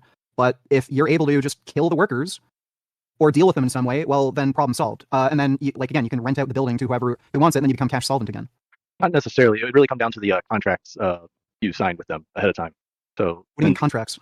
Well, I mean, like, what good is a contract? What do you mean what good is a contract? It's a proof of an agreement. So when you sign a contract, you're agreeing to certain terms and conditions. So and without a government, are you going to complain to your mom about it? Hey, mom, they didn't honor my agreement. Can you do something? Can you tell his dad that he didn't honor the agreement? It's written down right here. So this is where this is what I was alluding to earlier about his attitude. This is where you kind of have to do the toxic masculinity thing, right? This is what I like to call it. Yeah. Like this is where it's time for you to match his energy and go a step above, right? And like, oh, what are you going to do, mommy and daddy? This is where you interrupt him and go, no, if you steal my property and violate the contract, I'm going to blow your fucking brains out. Yeah. Oh, you don't like that? Okay, well, that's the rule we live under now. America has the largest prison population in the fucking world per capita, What are you talking about? Like, plenty of people, like we already live in a system where if you violate rules and rights, you end up in jail, you end up shot, you end up that. Well, like you violate the contract, the same thing happens to you. Like, what is your critique? You're arguing against a straw man, and it's my fucking time to cross-examine you, do an internal conflict of what you have going on. So why is it that you believe that a government does a better job of, since you want to bring up policing, since you want to bring up all these things, I have a question. Given that our current police state system has multiple Supreme Court cases where the police do not have a duty to protect and serve, that's all bullshit. Like, we saw famously, a woman being burned alive by an immigrant in a New York City subway while a cop casually walked away, where they have qualified immunity, where we have laws that are arbitrary, where they, do civil asset forfeiture, where the supposed rights in the Constitution clearly don't fucking matter, where we have to have riots on the streets every time some random person gets killed by the police. Why is it that you think that your system of policing has better incentives than one in which people are hired to protect property, and if they fail to do so, and if they violate other people's rights, they go out of business? Why is your system better? Checks and balances? Since he did the mommy thing. Or are you going to cry your mommy for your checks and balances? You're going to cry the government? Right. Yeah. You gotta shut that shit down. Yeah. These fucking these weird AI looking images on the side are fucking so strange. Oh, yeah. Yeah. Sure. If we sign an agreement saying, you're going to provide me with 50 bananas, or I take your shoes from you, and you voluntarily sign that. If you don't provide those 50 bananas, I'm entitled to take those shoes from you, one way or another. No, you're not. Yeah, you are. The only entitlement you have is based on whatever force you can apply to somebody. Okay, so I pull out a gun and shoot you. What are you going to do? That's assuming, that I shoot you first. That you're quick enough Yeah, on the draw. well, that's what happens. That's what happens without a government. Yeah, and then let's suppose you do kill me. Then you have that. Yeah, then I have 50 bananas and you can get fucked. Yeah, but then you also have to deal with everyone else in society who knows that you're. Yeah, he went there before you had the opportunity to go there. Yeah. Like he got that claim. It's like that's what happens without a government. This is another problem with, this is I saw this kind of coming when you were like, yeah, there's no government. This is why the state versus government thing is important when debating libertarianism. Yeah. So well, there's no government. It's like, no, there's government. There's private police. There's private courts. There's insurance companies that agree to enforce contracts. There's institutions that will absolutely, come onto your property and kill you if you violate other people's rights and you try and fight and defend yourself, after violating other people's rights, right? Like, there are covenant communities. It depends upon the system, but, governance, establishing order is a mechanism that is absolutely, necessary. But you argue for establishing tyrannical order. I am arguing for an ethical form of order. My system is the only system in which, conflict resolution exists. Yours is one where it requires aggression. It requires initiating conflict, which creates all of the problems and disorder and disharmony that we see in our society today. Like, you're the one arguing might makes right, and you're using that as a justification for doing whatever evil you think you want. Right. All he has is preferences. It's like, this is time to go into your Andrew Wilson bag. I know you fucking, made fun of him. It's like, all you have is preferences. You don't have any fucking system of ethics. Yeah. You're not really a trustworthy person, or well, that wouldn't really matter. Again, that wouldn't necessarily matter, and that being violent might actually be a benefit to you because now people are less likely to fuck with you. They're afraid of you, and you can also apply force and pressure to make sure that they give you business. So that's not necessarily true. That's how the mob worked. How do you think the mob made money? Yeah, now he's just the entire pretense of cross-examination has gone away. Like, he's just grilling you in your cross-examination of him. Which is, this feels like a very, I don't like this debate format with this moderator. This would be a fine debate format if you had a heavy-handed moderator that stopped the other person, but this seems like he's just letting him do a back and forth with you, and it wouldn't surprise me if he stopped you later on when it's VeganGains' turn from being able to ask questions against VeganGains. Yeah. I don't remember if that happened, but yeah. I think Isn't he may that a just be a theist very argument? passive moderator. The preferences one? Yeah, that's why Brian TV, that's why I said go in your Andrew Wilson bag, right? That is their argument. You just have preferences. But their argument of you just have preferences stems from the belief that they have an objective morality based in logic. That is a false belief. It's one we have. They have preferences because they just have whatever God says. Yeah. And why should we follow what God says? Oh, because he'll burn you in a lake of fire if you don't? Well, what's so bad about that? Oh, you don't like being burned in a lake of fire for all of eternity? Well, that's just a preference. Right. Like that? Yeah, this is you prefer to behave so that you don't burn in a lake of fire.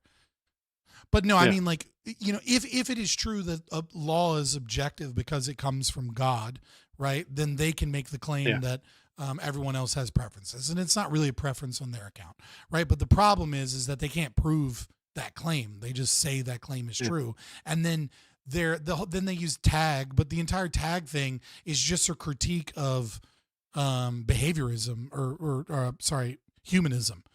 And because they think everyone that isn't a Christian is humanist. It's a retarded argument. Like objectivism, for example, and libertarianism both have rooted systems of ethics that can claim objective morality. They just deny that anyone has anything other than those that believe in God. Because they need that because, you know, because if someone else has something that is able to derive objective ethics without, depending upon a belief, a circular belief, and then they go, existence exists is circular. And it's like, no, it's an unavoidable axiom. So let me catch up. I've been kind of like tuning in and out because I've been distracted, but Andrew's argument is a theist argument where it's really more Jay Dyer and Jim Bob thing than it is Andrew, but yeah. The non-theist's morals are preferences, whereas the theist's morals are objective. That's Andrew's argument. Yeah, they come from God, therefore they're objective. But you don't believe that, but you suggest taking that stance? I'm saying that I don't believe that their objectives actually come from God because I have no reason to believe that God's real, and that their argument that an objective morality must exist, you know, and to prove God tag is just a critique of, you know, consequentialism and humanism. It's not actually a critique, but it is a fine critique for the most part if you have a system of objective morality. Theirs is a system of objective morality. It's just based upon a belief, which is God exists. Yeah, ours, like objectivism and libertarianism, you know, stems from existence exists. And then from there, we have the law of identity and the law of excluded middle and the law of non-contradiction. And then we go into Habermas's performative contradiction. And then we go into what is a system What is that of chain ethics. right there? What do you call that chain that you just laid out? This is a much longer conversation, but it's argumentation ethics. I mean, argumentation ethics. Okay, I'm going to write that down. Right. So you have the law of non-contradiction, the law of excluded middle, and the law of identity, right? Then from there you have Habermas's performative contradiction. Then from there you have argumentation, and argumentation establishes an ethical norm, right? Which is that you recognize bodily autonomy of the other person and that you're attempting to change their mind, and that is your moral preference as opposed to violence and slavery. Then you have establishing what conflict is, and that ethical systems must be, by their very nature, to be called a system of ethics. They can't be conflict inducing because the entire point of ethics is to, you know, resolve conflict. So if the system is conflict inducing, then it can't be a system of ethics because that's a contradiction in terms, right? And then once you have that, then you get to the first user principle of establishing property, and you get to the fact that any form of arguing for the law of the jungle is an argument against ethics itself. When you say, well, I have the power to do it, so I'll make you do it. Or when you say pay your taxes or else, right? Like then you are arguing against ethics. So I'm not saying that you are objectively wrong. I'm just saying that you cannot claim to be objectively right, because it would be a contradiction to claim that you are right. The only systems of ethics that are possible to be right are those that are not conflict inducing, and therefore they must establish the non-aggression principle and the right of bodily autonomy, and things like taxation is theft, and that you can't aggress upon others, et cetera, et cetera. Those are the only systems that are possible to be ethical. I totally. I would actually really like to tap in, not now, another time, on the sort of might makes right notion that you kind of tapped into towards the end. But yeah, it definitely makes sense. I'll just let you continue. Yeah, I'll probably in the future do some stream on argumentation ethics. I've done them before, but as we get new people and old people leave, it becomes a thing where it's like, okay, a large portion of the audience needs to hear this again because it's a heady conversation. But that's it's also not something good to bring up in a debate. Yeah. And that's another reason why people are like not very, it's just because it's like, it's a lot of steps. It's a lot. And it requires people to be very good faith. And if someone is bad faith and looking to subvert, you're going to have like 7 arguments on each of those steps in the process. But that's the thing about... And since it's like a 10-step process, you're going to have like 70 arguments before you finally get to the end where you establish it. I think that's when 3 hours. Appealing to emotion really comes in handy when the conversation does get out in the weeds and the majority of the audience doesn't understand, and rather they're just getting informed off of whatever each commentator is emoting. Yeah, I mean, like this, like in a debate, you just skip straight to bodily autonomy, right? So in most debates, you just go, can I rape you? Is it wrong to rape you? Yeah. Oh, well, might makes right? Like I'm more powerful than you. I'm 6'5", 265 pounds. Pretty sure I can hold you down and fuck you, and there's nothing you can do about it. So taking why is that wrong? To its extreme, it should still be logical, is what you're saying. Well, I'm just saying you can skip a lot of steps because most people will admit that they have a right to their own body. There's very few people that will go, I don't have any rights. If you have the strength to do it, then I guess it's okay.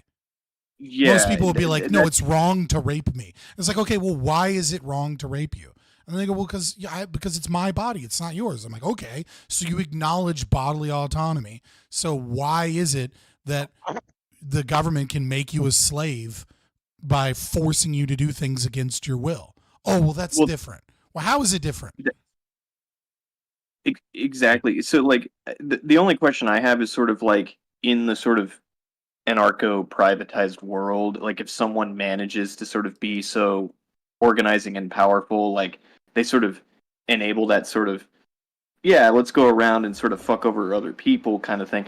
But again, like, I think that's a discussion for another time about, sort of where things can go wrong. Not necessarily argumentation ethics themselves. It's sort of like, what if someone just decides to be a fucking asshole? And it's like, well, that's more the dispute resolution thing.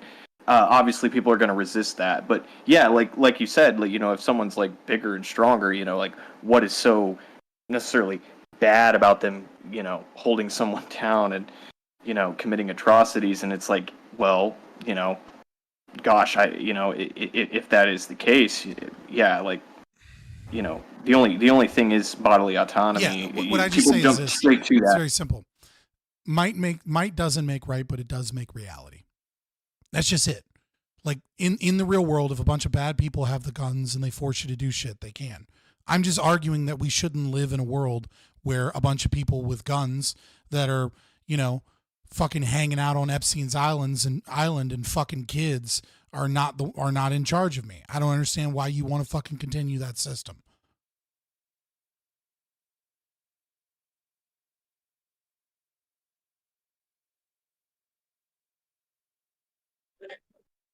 For sure. There you Yeah, go. no, it's It's like no, just cut through all the crap. You know what I mean? It's just like, yeah, I get it. Might makes reality. It doesn't make it right. You have no yeah, I've basis never of heard saying that it's someone- right or wrong. Yeah, Yeah, if no, me and I've- 100 people fucking, there's a wonderful article I think every libertarian should read, and it's by a gay, jacked, Nazi, fascist that goes in the woods, the fuck dudes. Wait, what? Yep. And it's called "Violence is Golden" by Jack Donovan. Is And it it a is true story? and it's an What the fuck? amazing, it's an amazing article. Oh, this one's in his native tongue. I'm trying to find the one in English. No, I've never heard the expression "might makes reality," but yeah, that's a great way to kind of just succinctly say it. The fuck is this?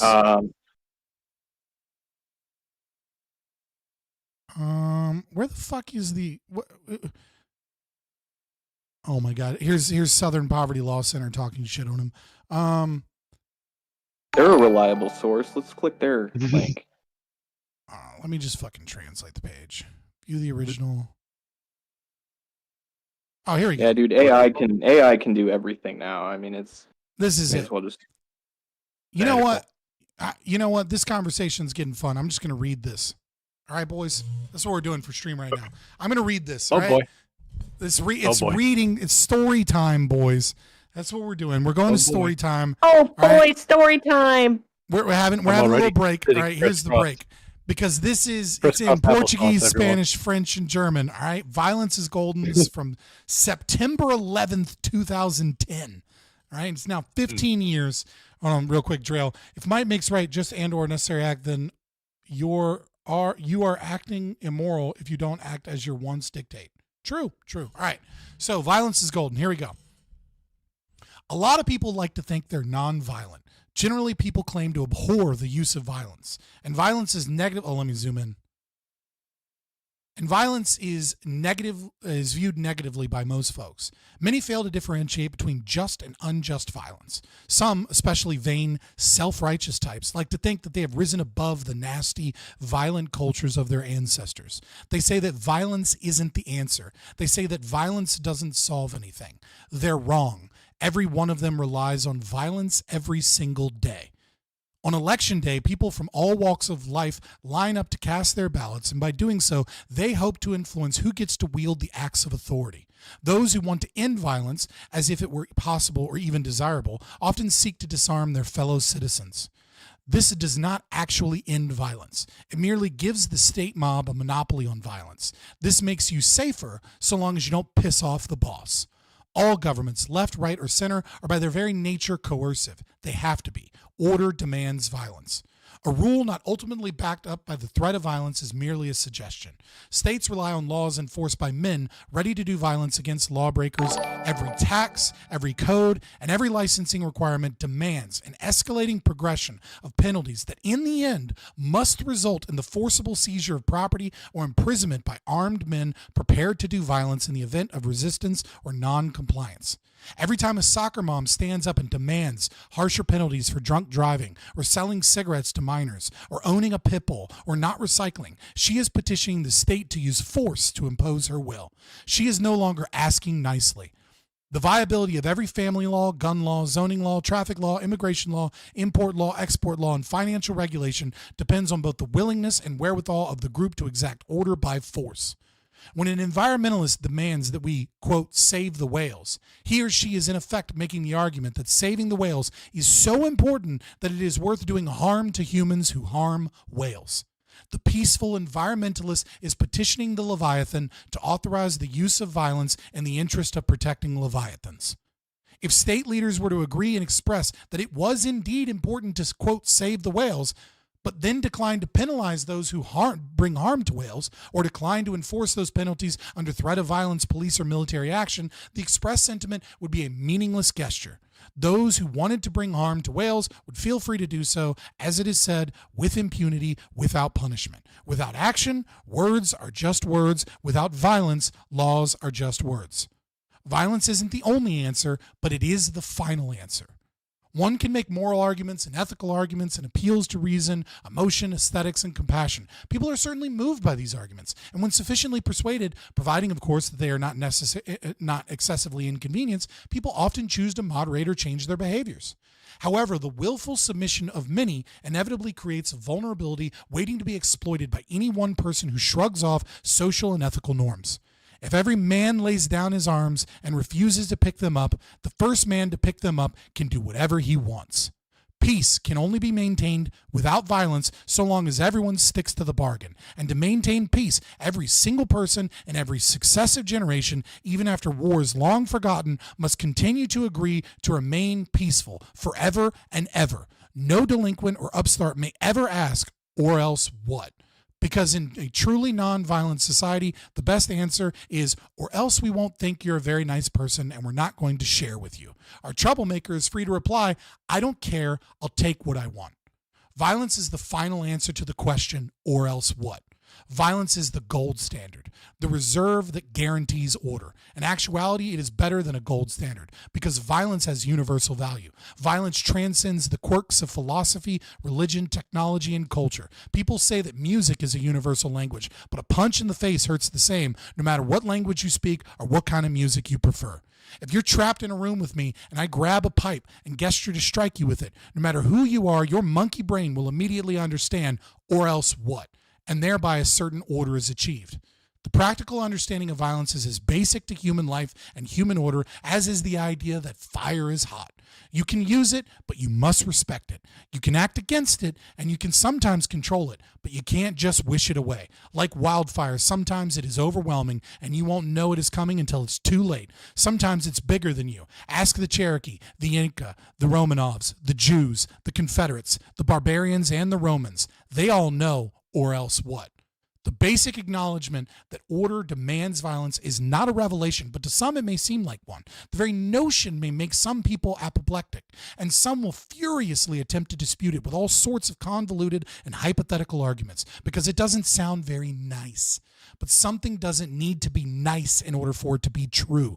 Reality doesn't bend over to accommodate fantasy or sentimentality. Our complex society relies on proxy violence to the extent that many average people in the private sector can wander through life without really having to understand or think deeply about violence because we are removed from it. We can afford to perceive it as distant, abstract problem to be solved through high-minded strategy and social programming.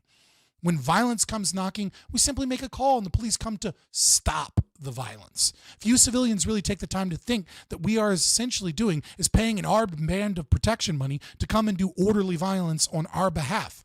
When those who do violence to us are taken peacefully, most of us don't really make the connection. We don't even assert to ourselves that the reason a perpetrator allows himself to be arrested is because of the gun on the officer's hip or the implicit understanding that he will eventually be hunted down by more officers who have the authority to kill him if he is deemed a threat. That is if he is deemed a threat to order.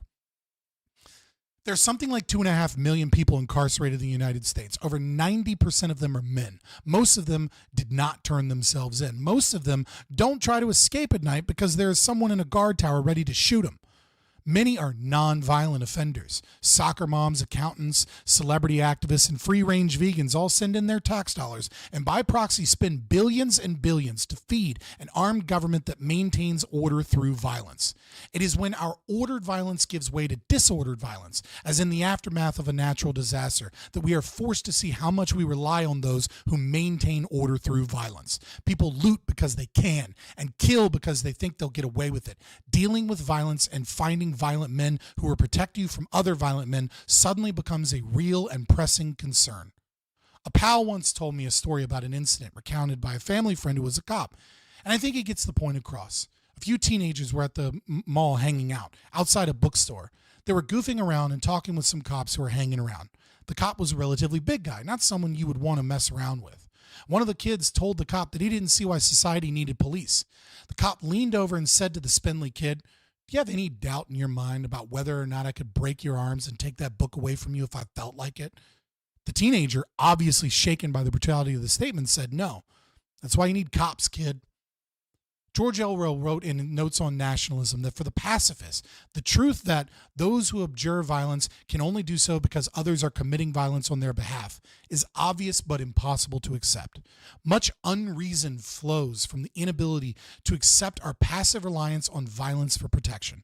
Escapist fantasies of the John Lennon Imagine variety corrupt our ability to see the world as it is and be honest with ourselves about the naturalness of violence to the human animal. There is no evidence to support the idea that man is an inherently peaceful creature. There is substantial evidence to support the notion that violence has always been a part of human life. Every day, archaeologists unearth another primitive skull with damage from weapons or blunt force trauma. The very first legal codes were shockingly grisly. If we feel less threatened today, if we feel as though we live in a non-violent society, it is only because we have ceded so much power over our daily lives to the state. Some call this reason, but we might just as well call it laziness, a dangerous laziness, it would seem, given how little most people say they trust politicians. Violence doesn't come from movies or video games or music. Violence comes from people. It's about time we woke up from their 1960s haze and started being honest about violence again. People are violent, and that's okay. You can't legislate it away or talk your way around it. Based on the available evidence, there's no reason to believe that world peace will ever be achieved or that violence can ever be stopped. It's time to quit worrying and learn to love the battle axe. History teaches us that if we don't, someone else will.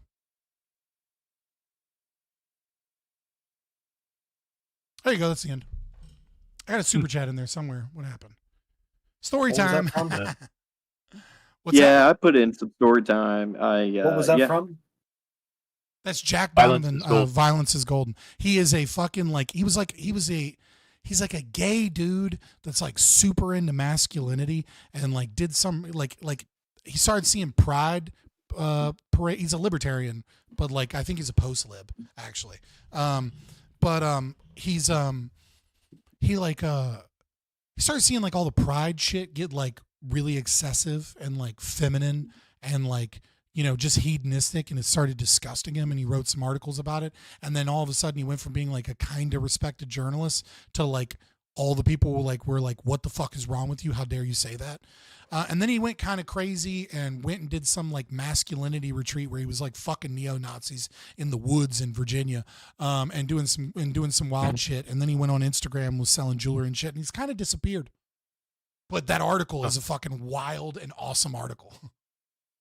Yeah, it's.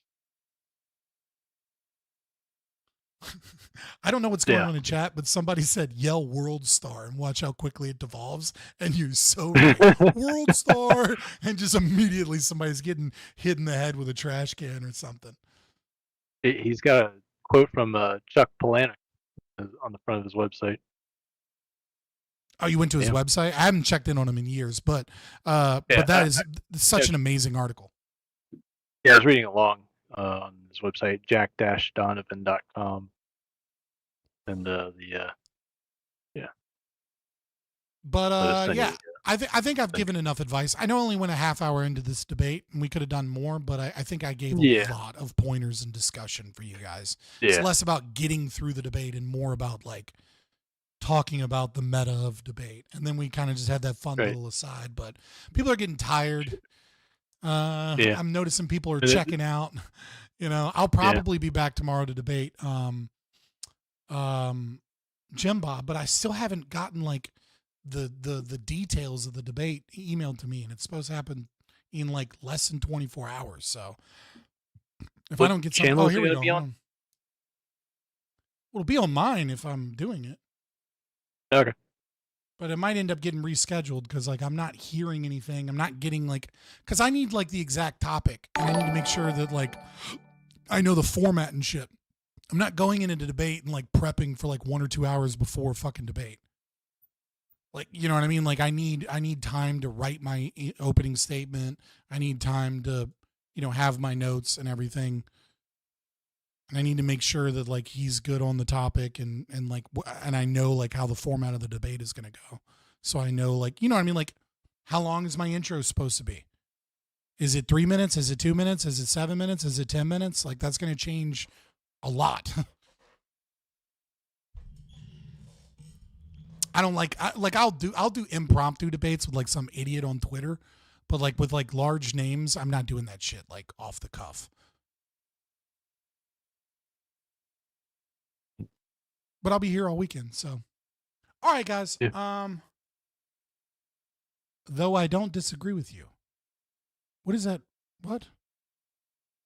Brian, are you I was just in giving. chat? I was just giving more argument to appealing to someone's reason in a debate. That's all.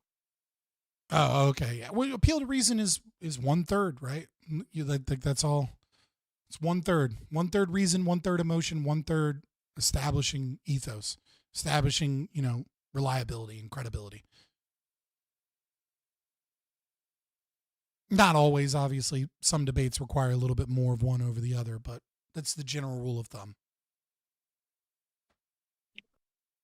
All right, guys. I could like switch everything and kick you. Actually, I'm gonna hop out of here and then say goodbye to stream.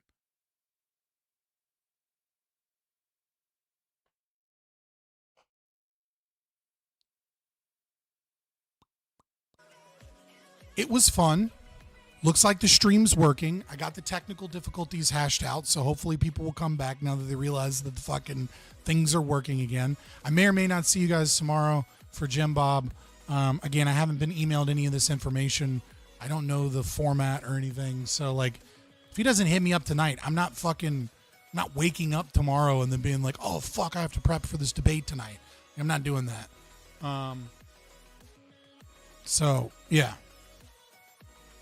But nevertheless, we'll see what's up. I might stream. I got to reinstall it, but I might stream the new patch 8 from Baldur's Gate this weekend, just to have fun with you guys and fuck around, because they just came out with like the new subclasses. So I might make like a full evil campaign, but I was having a bunch of issues with my mods, so I'm gonna have to do like a full fresh install and see if I can get it doing. But yeah, I might do like a full blown like Drow Dark Urge, Drow Dark Urge, Shadow Sorcerer with like, Starion, just go full blown evil, kill fucking everybody, should be fun. But nevertheless, I will probably see you guys tomorrow, or at the very least Saturday. We'll just, the best way to know what's going on is to be in the Discord. Join the Discord. You'll get all the notifications. You don't have to worry about whether or not YouTube is actually going to notify you. That's the best way to do it. And be a part of the community and just hang out and argue more of the shit. And you'll be able to talk to me when I'm off stream if you at me. I usually get back to you sometime that day. Scott, I saw Jim Bob stream, and he seems to think the topic is about Christian ethics versus libertarian ethics. The exact quote I have, but from Jake Rattlesnake, is, I want it to be a debate on libertarianism versus Christian ethics. What is better for society? So, I mean, he's not wrong, but it's not libertarian ethics versus Christian ethics, right? It's libertarianism is better for society or purely Christian ethics.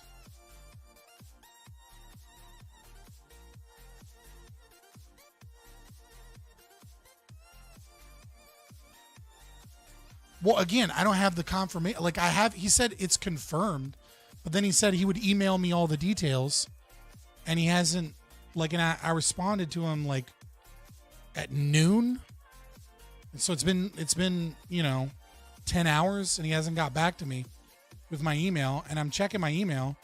Actually, let me make sure it didn't accidentally end up in spam or something. Because maybe he did email me and it ended up in a trash folder, and I'm just like,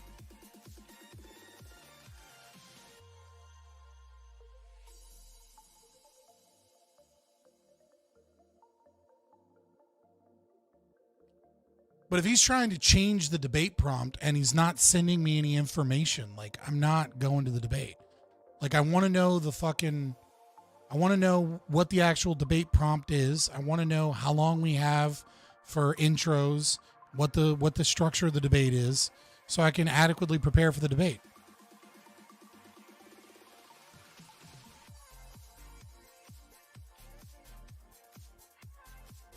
Yeah, I don't have anything from him. I don't know why he wanted to switch to my email. Casimir, what do you mean?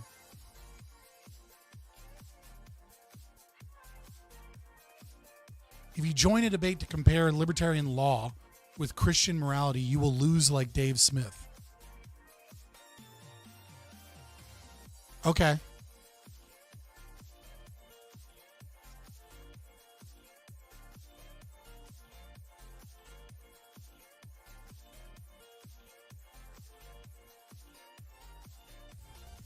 Where's the trap? Number one, that wasn't the debate prompt. The debate prompt is libertarianism versus Christian ethics. What is better for society? So what's better for society? What is your definition of better? Right? Christian ethics is perfectly allowed unless his argument is we must violate the NAP, we must take over the state, and we must purge all sin from the world with armies, right? Then yeah, well, that's what I'm saying, Casimir. If he changes the debate to Christian ethics versus libertarian ethics, then this is apples versus oranges. Libertarianism has nothing to say on whether or not the only thing it says is you can't violate the non-aggression principle. Go be a Christian. Go be a Christian in a Christian voluntary society. I'm not being trapped if I'm saying I'm not showing up unless he gives me the details of what we put forward. If he wants to change the debate, right, and not give me not send me the information on what it is, I'm not being trapped because I'm not doing it. I'll reschedule when we have a debate prompt that makes sense, and when he tells me what the prompt is and what the structure is, so I can adequately prepare. Like, it's supposed to happen tomorrow at 7, and he still hasn't sent me anything.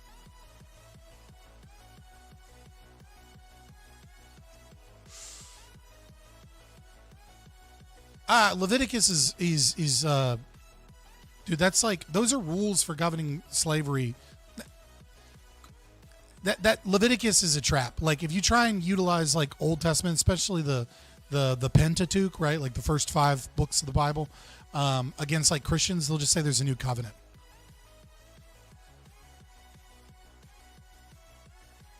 I'm going to bet you $100 one-way bet.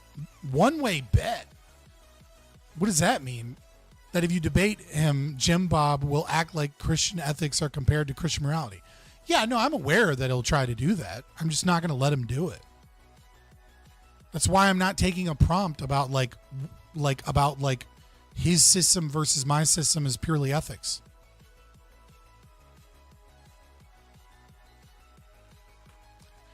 Yeah, but like, I already know that, Casimir. That's why I'm not fucking doing libertarian ethics versus Christian ethics. If you want to say what's better for society, Christian, his form of Christian political stances or whatever he wants to call it versus libertarianism, I'll have that debate.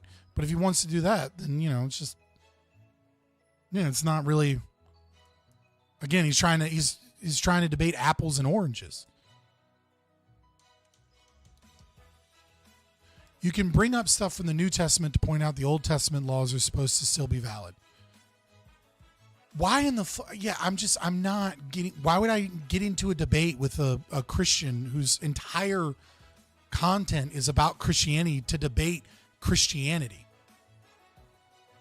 Oh, you said something the thing didn't like. You are doing that. Yes, you are. He will debate that in his opening and you will be whining bitch complaining about it. That's the trap.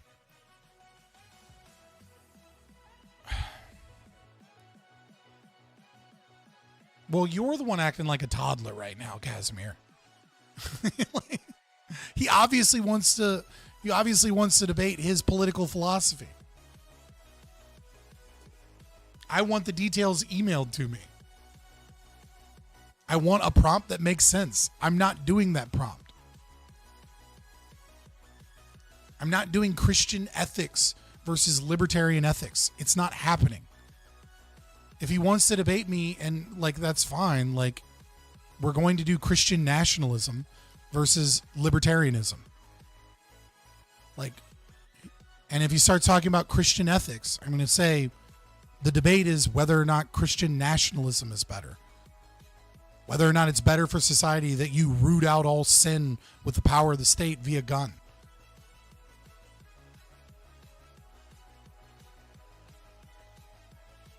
No, Jim Bob does not debate political philosophy. He dunks on libertarians that walk into traps. I debate him twice on his open streams. He didn't change anything each time. What do you mean, no? Like, the way you talk is so rude. You're so rude. No. I'm telling you that I'm not fucking debating libertarian ethics versus Christian ethics. If he seems to think that's what the debate is, and it's fucking 10:15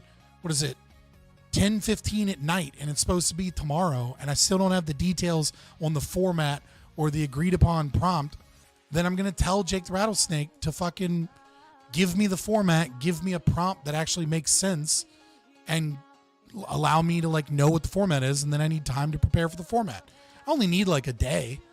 You know what I mean? I don't need like a week or two or anything to prepare for the format, but I'm not waking up and preparing for a format I find out that's like foisted upon me, and that there's like no negotiation on the format before. To be clear, you're saying that if the prompt remains as is, you will not debate. I haven't been given an actual prompt. So if he has a prompt, then he, like, all I have is we're going to debate in some way libertarianism and his Christian ethics. So if he has a prompt and I don't have a prompt, you know what I mean? Like, that the prompt that you're saying he's saying is not something that makes sense. Jim Bob will talk past you to his audience, using you as a scarecrow while ignoring the debate prompt. You made it easier for him by making it one word away. Jake the Rattlesnake DM'd me about what he wanted.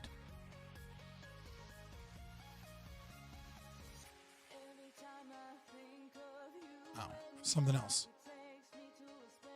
This was like a general idea of like what he's trying to debate.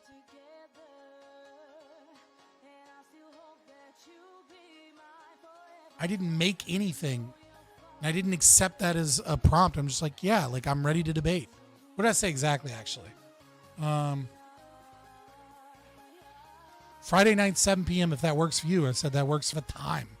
And then he said that he'd email me the information. And he hasn't emailed me any information. And it's the night before. No, I know he's not a neutral party.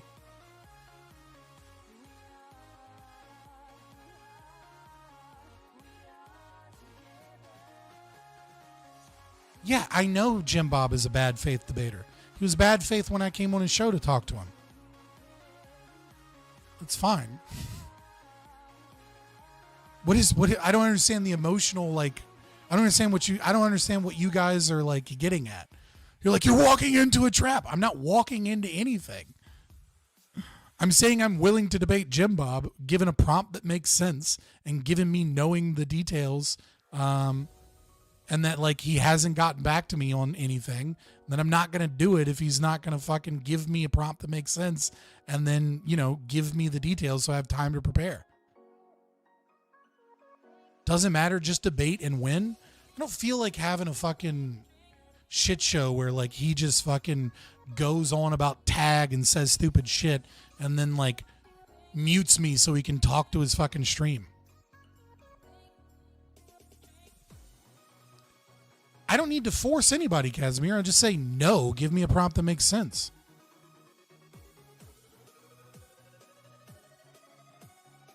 But that's how you make money? You don't make money by making a fool of yourself and letting someone else use you as a chess piece to dunk on libertarianism.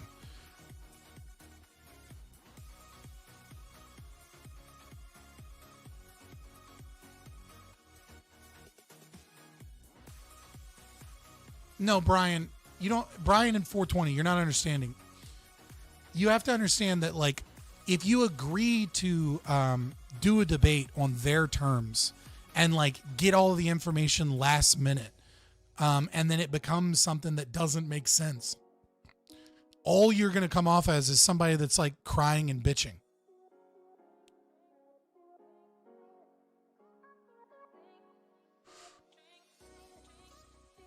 Yeah, let me DM again since he hasn't gotten back to me.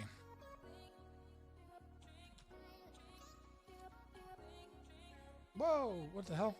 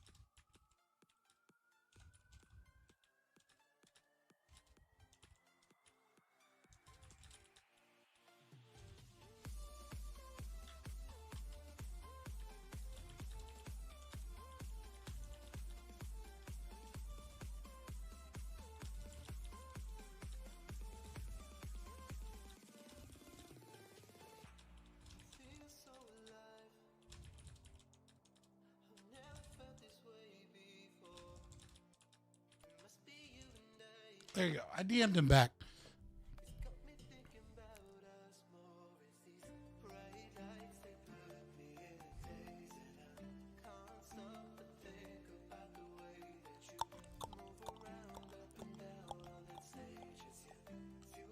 And that prompt is consistent with the gist you were told? Yeah, I don't know.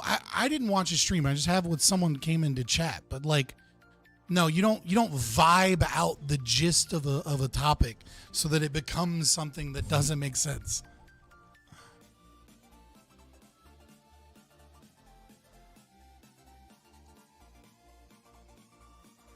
Yeah, I mean, like Casimir's right. Like it wouldn't be libertarianism at that point. We'd have to change it to objectivism versus Christian morality or Christian ethics.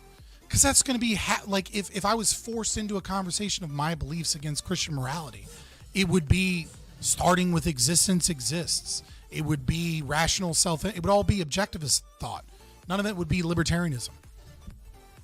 Because the only portion of it that would be libertarianism is the non-aggression principle. Everything else would be objectivism. So like the idea of like libertarianism versus Christian ethics or libertarian ethics. There are no libertarian ethics. There's just libertarian natural law philosophy that entails that ethical systems need to follow the non-aggression principle. Well, I might be missing the context of it. I don't see everything in chat. That's fair. All I saw was no. He gave me a suggestion, which was like libertarianism versus Christian ethics. And what is better for society? And it's like, well, they don't really make that much sense, but like I'm fine debating as a libertarian against his Christian beliefs. But if we're talking about law, then it has to be Christian national. It has to be his political thing. Or it's just going to be like, it's either going to be me just doing objectivism, or it's just going to be me being like, libertarianism doesn't say anything about that. You can have that under libertarianism. Yeah, libertarianism allows for that. What are you talking about? Yeah, that's completely commiserate with libertarianism. Like, it's just gonna be, you know what I mean? Like, it's gonna be like, what do you mean?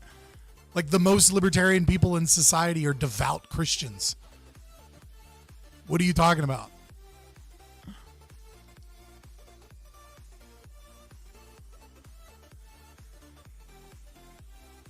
Comparing law, rules descriptive with morals, odds prescriptive is a baseline logical fallacy outside of a narrow objectivist application. Yeah. The intimation he gave you gives me a reason to believe that the prompt will not make sense.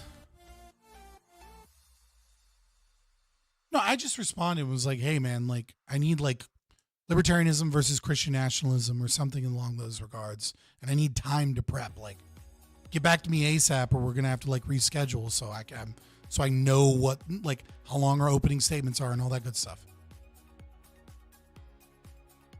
People who set traps don't win arguments. You either have good arguments or you don't.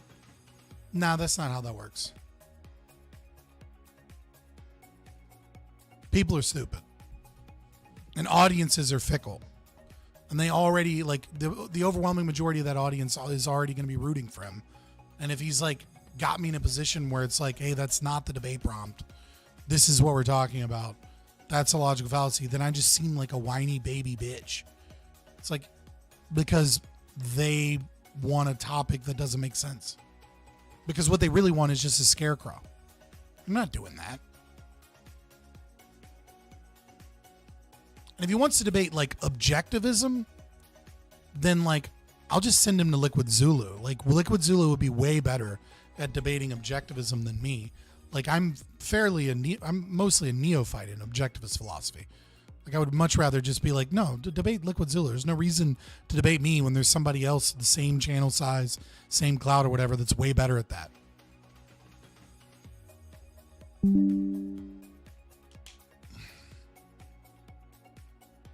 I guess I just don't want the stupid people saying I won the debate. I don't need their approval. Well, I'm a streamer. my paycheck depends upon their approval. Like, you know what I mean? It's like that's part of the game, brother. And he knows that as well.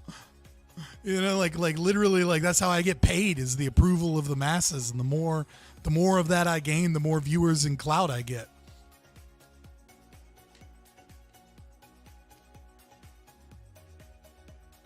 You know what I mean? Yeah, reality check. It's like just at the end of the day, like that's my job, you know? And I can't spread libertarianism if I continue to be a, 2.5K subscriber YouTube channel that has, somewhere between, 15 and 50 live viewers at any moment.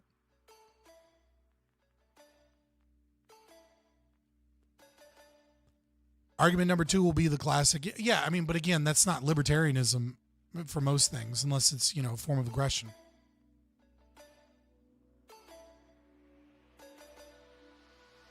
Yeah, no, I know. I already know that, Casimir.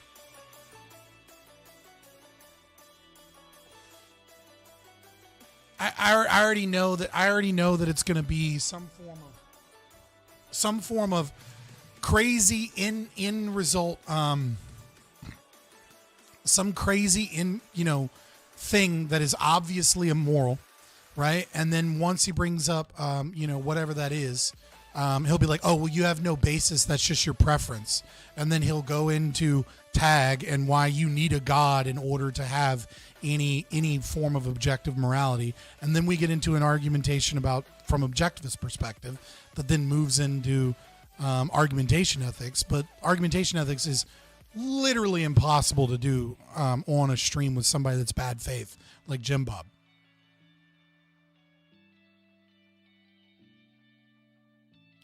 I mean, like, you would still need to establish some of it, but like it's far easier to just do the counter argument, right? Like, no, you're the one that says fucking rights exist. What are you talking about?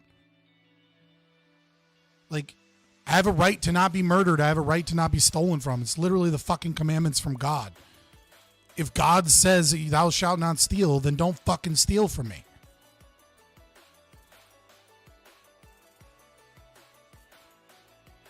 His last video on defending ANCAP is a way to bypass AE, which is more concise, probably works for debates. I'll have to check it out.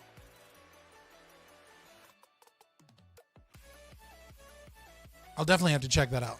Can you DM that to me? Or you said it's his last video. I'll know that. I'll write that down. That's pretty interesting. How long is the video?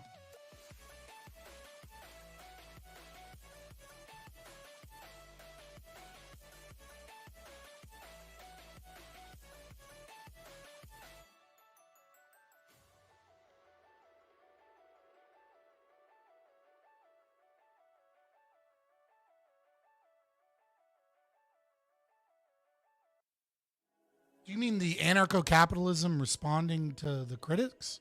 Is that the one you're talking about?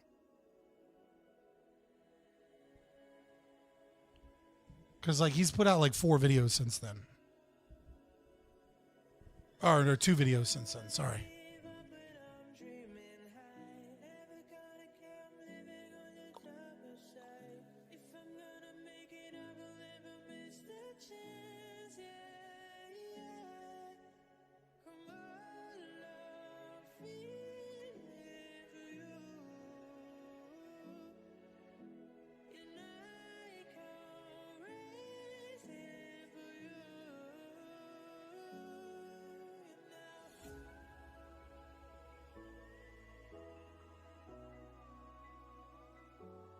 Find the timestamp. Yeah, send it to me.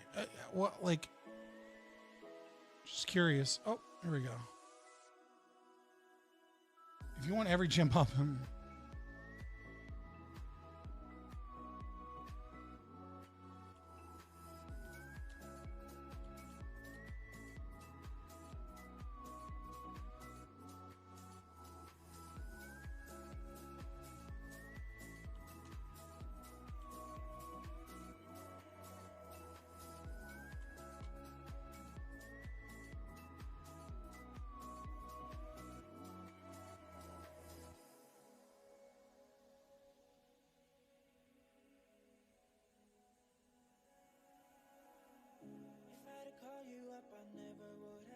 I saw you in live stream waiting.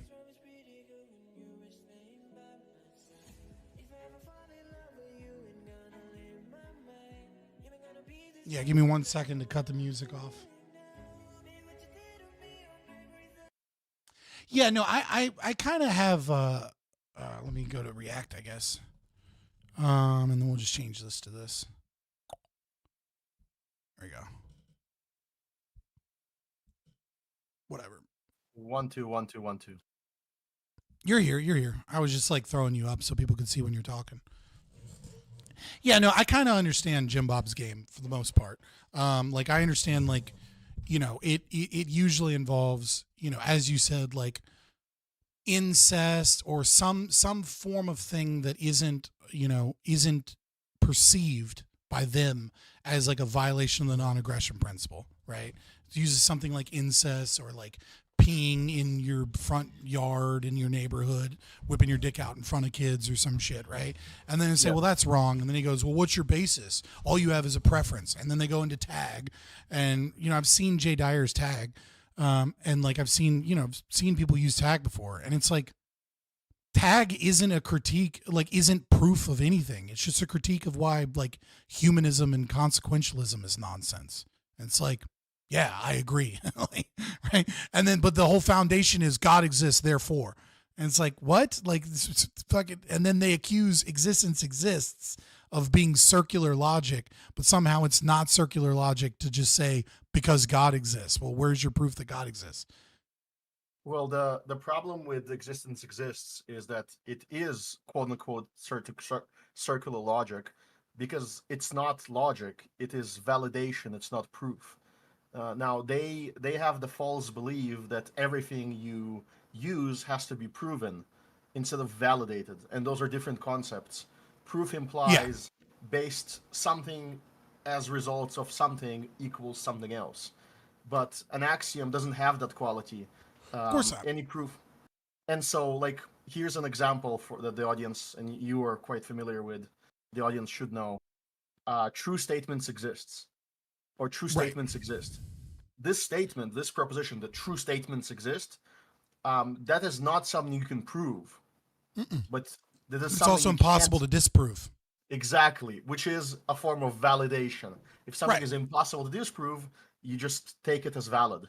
It's the same. Yeah, that's why the existence exists is referred to as the unavoidable axiom by Rand. It's the unavoidable, and Peikoff, right? Because it's the unavoidable axiom, because how does one argue against their own existence? By arguing against existence, they validate their existence. Yes. Jim Bob has another argument which is kind of brilliant because it's in like a malevolent way, meaning it's very flashy and it appears like a knockout punch the way he delivers it. He has good delivery. But the reason why it's a knockout punch is because it takes much longer to explain why it's moronic. And if you try to explain why it's moronic, then you sort of lose the debate as you're defending yourself. Here's how it goes. Hello, Scott. My name is Jim Bob, and I like your stuff. And now we have a conflict. I kill you, and nobody sees it, and now there's no conflict. The conflict has been resolved. Therefore, the nap is invalid. Right. Oh, did he finally get back to me? Oh, I'm just checking to see if he got back to me. So if you want to, I can like pinpoint exactly what he's doing there. Yeah, just give me 1 second. What the fuck is? What is my phone doing? My phone just randomly pulled up YouTube. What the hell? Yeah, hold on. I was just okay, he said he's Jake Rattlesnake says he'll be fine with Christian nationalism versus libertarianism, which is all I want. It's a political debate. That makes sense, right? Like they're both political philosophies in some degree. This idea of like Christian ethics is silly.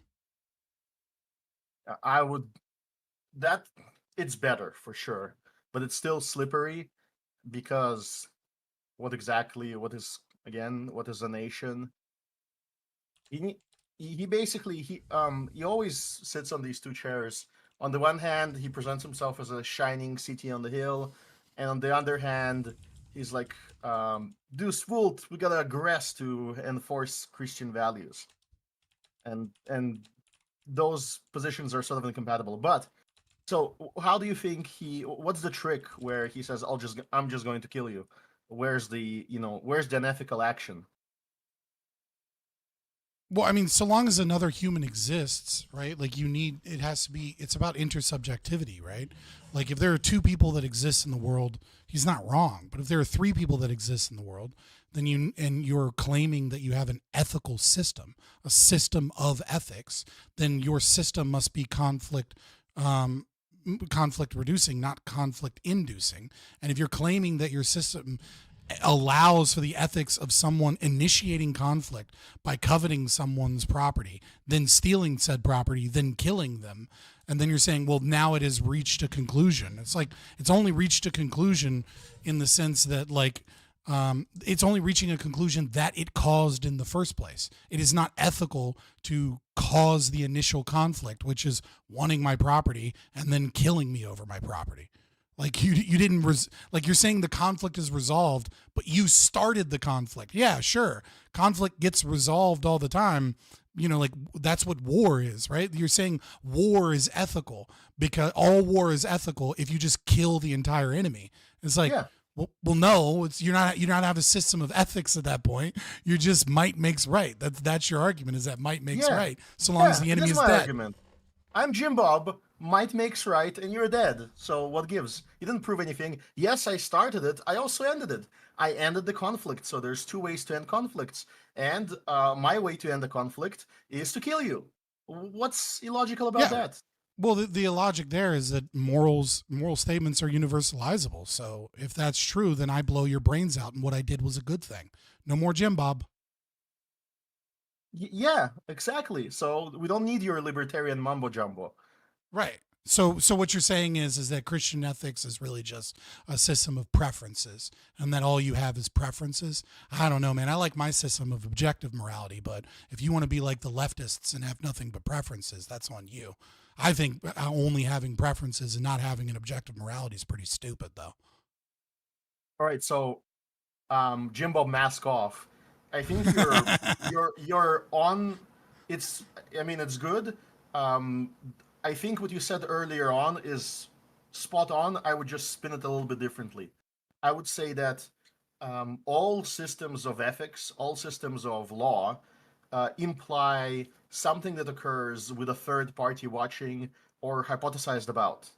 Yeah, So well, it's the intersubjectivity is that there is a third party, there's an observer, like you can't have a system of ethics for your society, your community, your culture, or whatever if you're also isolating the intersubjectivity of it, right? Like it's a play. You're not really talking about an ethical system because you're no longer talking about a system of which everybody in the community or society follows. You're trying to get away from ethical systems by not having an ethical system and then saying that because you buried the body and no one found out, it's like, well, yeah, but what if someone did find out? If they did find out, an ethical framework would be forced to punish you because you are an aggressor.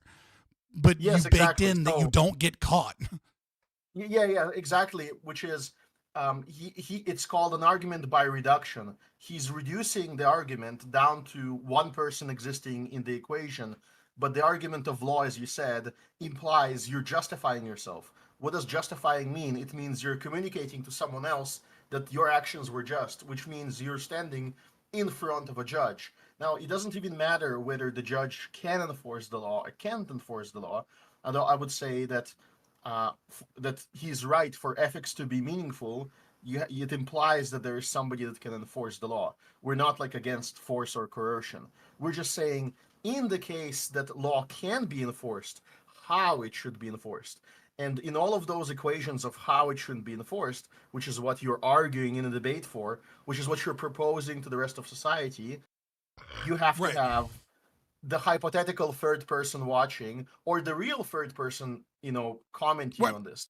Yeah, he's the guy you're proving to. He's the audience. He's saying it's just analogous to having a debate, and he's saying, well, I want to determine who wins the debate, and it's like, but what I'm going to do in my analogy is I'm going to get rid of the moderator and I'm going to get rid of everyone in the audience, and I'm going to demand that the debate not be recorded.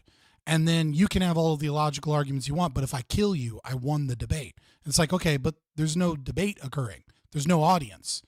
Right. Like you eschewed the debate by engaging in violence and by giving up argumentation and resorting to the law of the jungle. You then killed me. And now all that's left is you. And there is no observer. There is no society. There is just you. So yeah, you resolved the conflict that you caused and then called it ethics. It's like it's a category error. We're not talking about ethics if it's just one person and another person and there is no one to observe the interactions, and then you get rid of the very conflict that you initiated by getting rid of the other person. What's very amusing is that in his system of values, God is always observing. So if he does believe in God, then he has no possible scenario where he can kill you and be justified. Yeah, that was Bishop Berkeley, right? Like he was the one that solved the problem of the jokingly, right? Like the does a bear shit in the woods if no one's around to see it, or does a tree fall in the woods if no one's around to see it? And his argument is that God is always observing. So there is no instance in which an entity in the material world is not being observed because God is observing it. So if your ethics are, based upon, some form of intersubjectivity, you know what I mean? Like, or an observer, to determine whether or not, you're right or wrong in your justification, you still have to justify yourself to God. So like the thing doesn't make sense, but it only makes sense under an internal critique of me where I'm positing that like God may or may not exist. The other sort of problem in the debate is he's trying to equate you to all of the various degenerate libertarians. Oh yeah, I'm sure that oppose governments, and will try to disprove this idea that you can have a Christian nation within ANCAP with pretty much all the trappings of the nation that his audience wants, except it will be called a Christian monarchy. It won't be called like a Christian nation. And then his the claim that he will try to hide is that he believes that he ought to pursue and quote unquote rescue all the evil people from their evil, meaning, force them into conversion. That's the part that he's trying to hide by basically attacking you. I think that's the weakness of his position, but I've never, it's very difficult. I've never been able to make him acknowledge that in our 2 impromptu debates. It's always devolved Acknowledge. into... He always evolves in, like, you ask him a question and then he answers the question by asking you a question. Right. So one of the tactics that he uses often. So, like, I know that when I debate him, so I got it. It's Christian nationalism versus libertarianism, which I'm much happier with. That's fine. Right. Because he's now putting forward a political position that violates non-aggression principle. We'll see. We'll see. Right. The two are in obvious conflict here. Christian ethics isn't. So when he tries to hide behind Christian, like being a Christian and, living without, all of those things, it's like, yeah, well, you can voluntarily do that in libertarianism. I'm not talking about that. I'm talking about you wanting to murder people and you wanting to steal from people. You want to murder and you want to steal, and I don't think that's ethical. What you should do, I don't want to reveal all the cards on a live stream before a possible debate, but I would look... No, we're doing it tomorrow. I would look into the meaning of nationalism, and I will know that he will... The fact that he will equivocate around that meaning is, like, obvious. That's what he's going to do. He's going to define a nation in a very convenient way for himself. But the problem is he can't, and a nation has a distinct meaning from a Christian monarchy. So, for example, you could have a debate where you are debating in favor of a Christian monarchy as opposed to a Christian nation. A Christian monarchy under ANCAP versus a Christian nation. And then I think it will be more difficult for him. And this is not like the exact argument. For the exact argument, you should look at the differences that occurred when monarchies became nations. Those are not nice differences, but this is what he will have to sign off on. Well, I mean, he might just be pro-Christian monarchy. Well, then he picked the wrong debate prompt if he agrees. Mm-hmm. What exactly are Scott and he has Kaz talking about? Will there be a debate tomorrow? Yeah, we'll do the debate tomorrow. Just got to wake up early and get to work. And it's only a 2 to 5 minute for opening statements. So I'm not going to have to spend all day like it's a 10-minute opening statement. You know what I mean? My last general advice to you, Scott, is like put almost like a sticker in front of yourself during the debate, where there's always a moment where you know that you're about to obtain a concession, and what he will do, which is what every Christian debater does of his kind, is he will try to quickly acknowledge and then hard pivot. Yeah. That's the magic. You know, I learned God, I don't remember what debate it was. It was a while ago. But it was you had critiqued me for that very tactic. It wasn't like Jim Bob, it was somebody else, right? You know, it's like, hey, well, I'm not critiquing, he just made you. that admission. You should hammer that admission for the rest of the fucking debate. Right? And I learned that lesson. It's like once they make that admission, that should be a part of every question and every statement that you make. It should be, well, since as you admitted earlier, blah, blah, blah, blah, question. Well, yes. Well, of course, you admitted blah, blah, blah, blah. You admitted blah, blah, blah, blah. And then either make them recant, be like, oh, so you don't believe that anymore? You don't have that admission? You want to revisit that? Because you admitted it. Like, yeah, whatever admission, yeah. Then you circle around in your closer. You basically focus on that point. And I know that Andrew Wilson won debates where once he gets that, he actually just never talks about anything else. You can have a second debate to talk about the next point. You don't have to. If he may if you find some part of the definition of a nation or some other part where he will have to admit to something just optically weird, that's it. Nothing else needs to be discussed, because it's not like a conversation to enlighten anyone with Jim Bob, and he will try to do the same thing for you. Like, it's not. The other thing is, and this is 100% will be in the debate. Like, I would bet money on it. There will be an equivocation. There will be a classical equivocation somewhere there. Maybe not even one. Maybe like 5 of them. Equivocation. Right. It's going to be the same word being used once in one context, and then in 15 minutes or in 5 minutes or in 1 minute, it'll be used in a completely different meaning for the same word.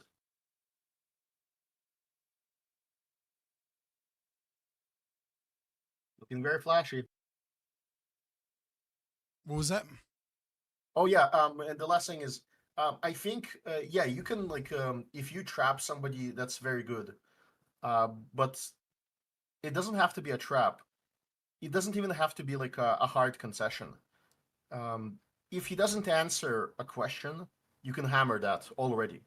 Yeah, for sure. If he runs from a definition, you can say, well, you can see the debate, and now we're going to discuss everything else. And by the way, you can see the debate because you don't even fit like any of the definitions of the things that you mentioned. You're outside of the definition of the debate. So, goodbye to that, and now we're discussing just other things, which is fine. That could be the outcome as well. Very, very likely. Well, boys, I appreciate the advice. If you have any tips or anything, Casimir, you want to send me, if you're feeling froggy or anybody else, DM them to me, because I'm not super familiar with his content. I see some of his cartoons and stuff, but I haven't watched a lot of his debates. So if you guys want to send me anything to prep, let me know. I'd appreciate any help.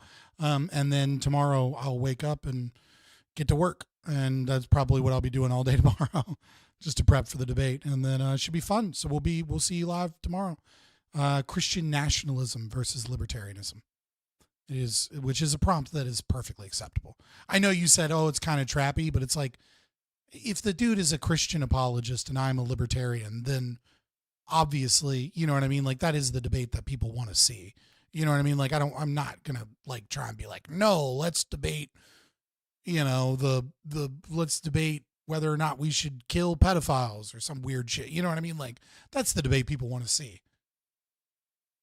Yeah, absolutely. I'll send you some more precise stuff in DMs. Yeah, one of the things I got to go back in, because I got to look at the history in Russia, because he's an Orthodox, and I want to look at the history in Russia again, when when they literally killed people over a hand sign. I'm trying to remember what the hell that's the name. I'll probably just ask Grok, because it's like, really, is that what we're doing? We're like is the Christian nation based when it does that? Is it worth invading and killing other people for that? I'm just curious. Well, would you have done the same thing? Against Posh, and that was a soft confession. He confessed. He said, "Oh, that's not good," and then proceeded to talk about something else. I didn't hammer it, so I lost the debate. Yeah, but I got to look that up again, because that was such a good one. I remember it's like way back in my memory banks, but I remember being like, "Yo, did you just admit to fucking straight up murdering a nation and invading and killing and letting the women and children, be the casualties of war over a fucking hand sign that other people are doing?" Yes. Oh, well, that's bad. Okay, well, why is it fucking bad? If it's sinful, like, what are you talking about? Yeah, what tool are you using to claim that it's bad? Yep. Yeah, what do you is it just a preference? Is it bad because it's a preference? Yeah. All right, well, I'm going to get out of here, boys. I've had a fun little stream talking about debates and debate tips and things of that nature. It was a cool meta conversation. Hopefully we can have some more fun stuff in the future. And like I said, I might play some Baldur's Gate if I get it working again this weekend, or I don't know, I might play some Path of Exile or something, because I got the weekend free, so I might do a stream. I'm not very far in the Dawn of the Hunt, though. A bunch of people are complaining about it, but I'm playing a Lich Minion build, so no complaints here. Fucking, what do you mean? Everything seems balanced. Yeah. I just throw down a couple walls of fire, and all of a sudden everything's dead from all my minions. I don't know. It's just fucking. It seems fine to me. What do you mean your huntress has to do a 6 spell combo to do any damage on the boss? I just let minions do it. Oh, come on. Don't talk bad about huntresses. You saw the tornado build. You saw what they had to do to the tornado build, And they immediately nerfed it. No, and it still rocks. You should see that. Oh my man, I've seen build. some sorcerer like frost minion build that I saw where like you can like boost all your minions with some frost spell or something. And it was I was watching one of the streamers delete fucking bosses their level in like the Cruel campaign in like a half a second. I was like, yo, what the fuck? They have a build where the tornado build, you have to do like a very simple button combo, which is you clear, and as you clear, if you encounter any like significant enemy, you're basically in the combo already. You just press one or two more buttons, and it spawns tornadoes. Now, the bug used to be that every tornado gave the boost to the next tornado, and so it like skyrocketed exponentially. Now it's just flat. It's just a flat multiplier. Well, hello, that's already crazy. It was broken. Now it's just crazy. It was down tiered from game broken tier to S tier. Yeah, that's the nerf.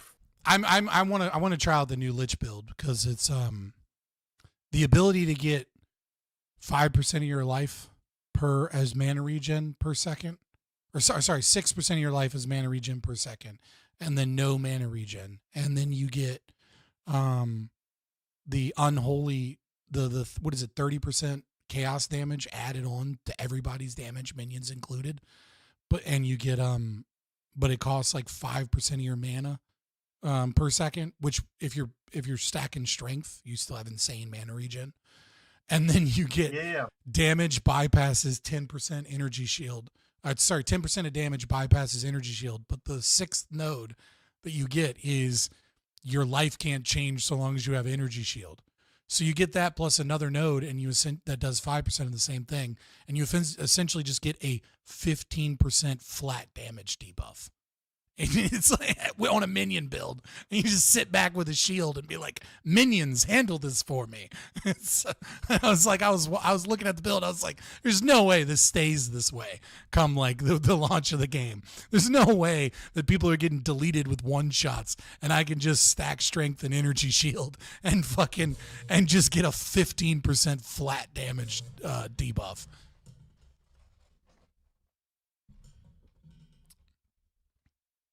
Yeah. That game will not drag me back into it. I just don't have the time. QQ. Yeah. Well, I mean, I'm only playing it a little bit for fun. Like, other people are like, when you get into the high-end mapping, I'm like, what high-end mapping? It's fucking beta. I'm just playing around. Like, I'm not, you know what I mean? I play it a little bit and have some fun. Like, I'm not trying to be level 100. I'm not trying to be level 100, even though in a beta season where like half the shit isn't there and it's not fully balanced yet. I have a proposal actually for a gaming stream. One day we should go through the co-op games. Maybe Call of Duty? For Call of Duty is a little bit meh. Maybe something like No, I was trying to figure out what you were saying. No, co-op games like co-op. Like going through Vermintide 2 again, but on stream. I don't know. Have you seen that a while ago? No, I haven't. Might be right up your alley. Maybe. Every time somebody suggests fucking, where's Kaz from? Guess. Okay, he's from 2 places. And these 2 places would be the countries you support if you're a neoconservative. That's where he's from. I won't tell you where he's from. I'll just give you that riddle.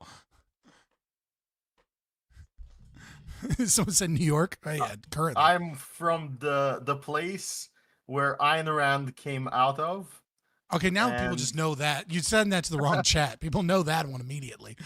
You're not being vague enough. Everybody knows where Ayn Rand came from. All right, man. I'm gonna see everybody tomorrow for the debate with Jim Bob. Should be fun. Follow me on X if you want to see me be toxic or see my shower thoughts. If you want to know when streams are going live, click the notification bell, like, share, subscribe. But the best way to do it is to join the Discord, be a part of the community. You'll get notifications in Discord, and you'll get them every time, as opposed to YouTube only sends out notifications sometimes. And consider becoming a channel member for only $3.99. It's fun. You get some emotes, or you can super chat me. I always answer super chats. And if you want to give me a slightly higher percentage, there's a direct donation link through Streamlabs where I get like 90% of the money.